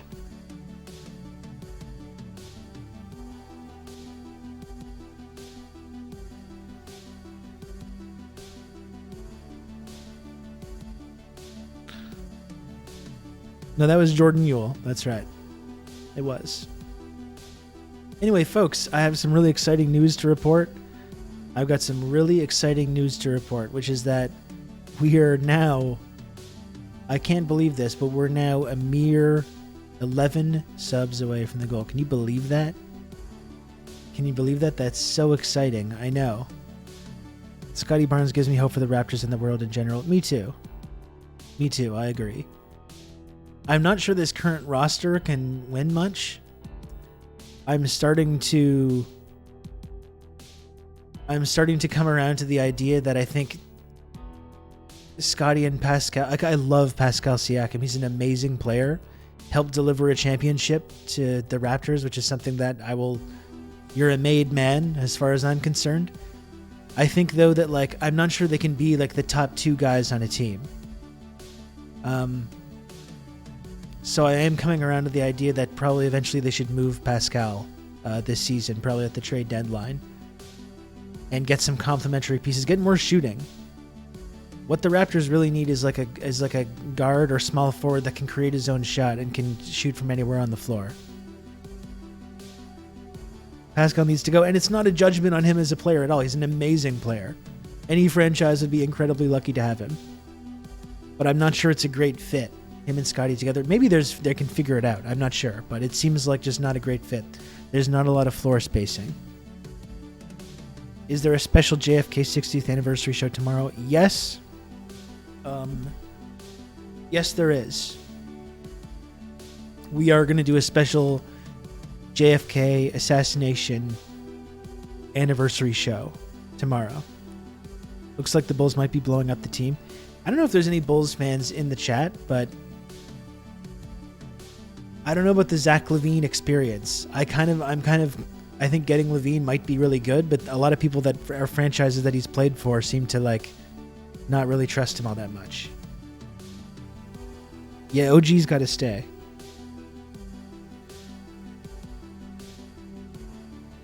OG's got to stay. He's one of the best defenders in the league. He's one of their best shooters as well. He's got to stay.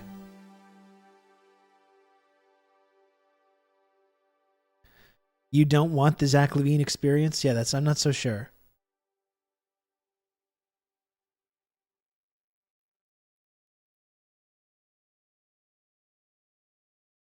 Folks, 11 subs to go. Only 11 subs to go. Can you believe it? Can you believe it? A mere measly 11 subs. Unbelievable. I know. It's crazy. It's crazy.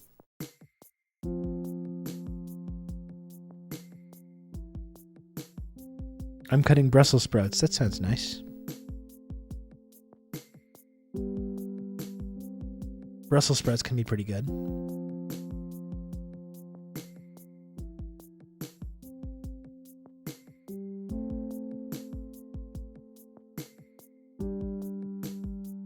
It's like one of those things that Okay, we'll see how this goes. I'm not really familiar with this streamer. I see they're doing charity for Free Palestine. Why would I be Hamas?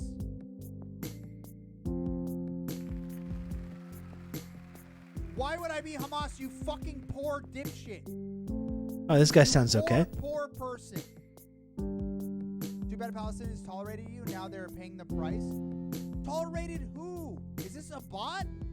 Or are you fucking, like, not alive? This guy seems all right. Robot? I'm not even from Gaza.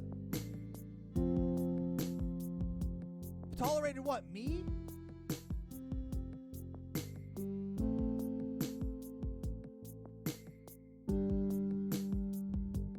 Anyway, thanks for tuning into the stream today, folks, and every day. I appreciate you a lot. It's been another good one. I hope you have a nice evening. I'll be back tomorrow. We'll talk JFK tomorrow. We're going to have Jesse Hawken at least maybe tomorrow. Maybe Friday. We'll see how it goes.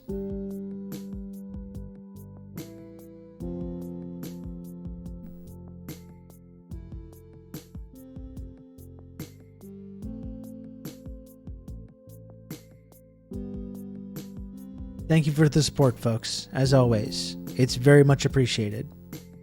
Believe me. It is very much appreciated. I appreciate each and every one of you that comes in and tunes into this show and chats and listens and watches and supports this community. I appreciate it a lot. So we'll talk to you tomorrow, all right? Give my regards to Capri Sun Pappy. Free Palestine.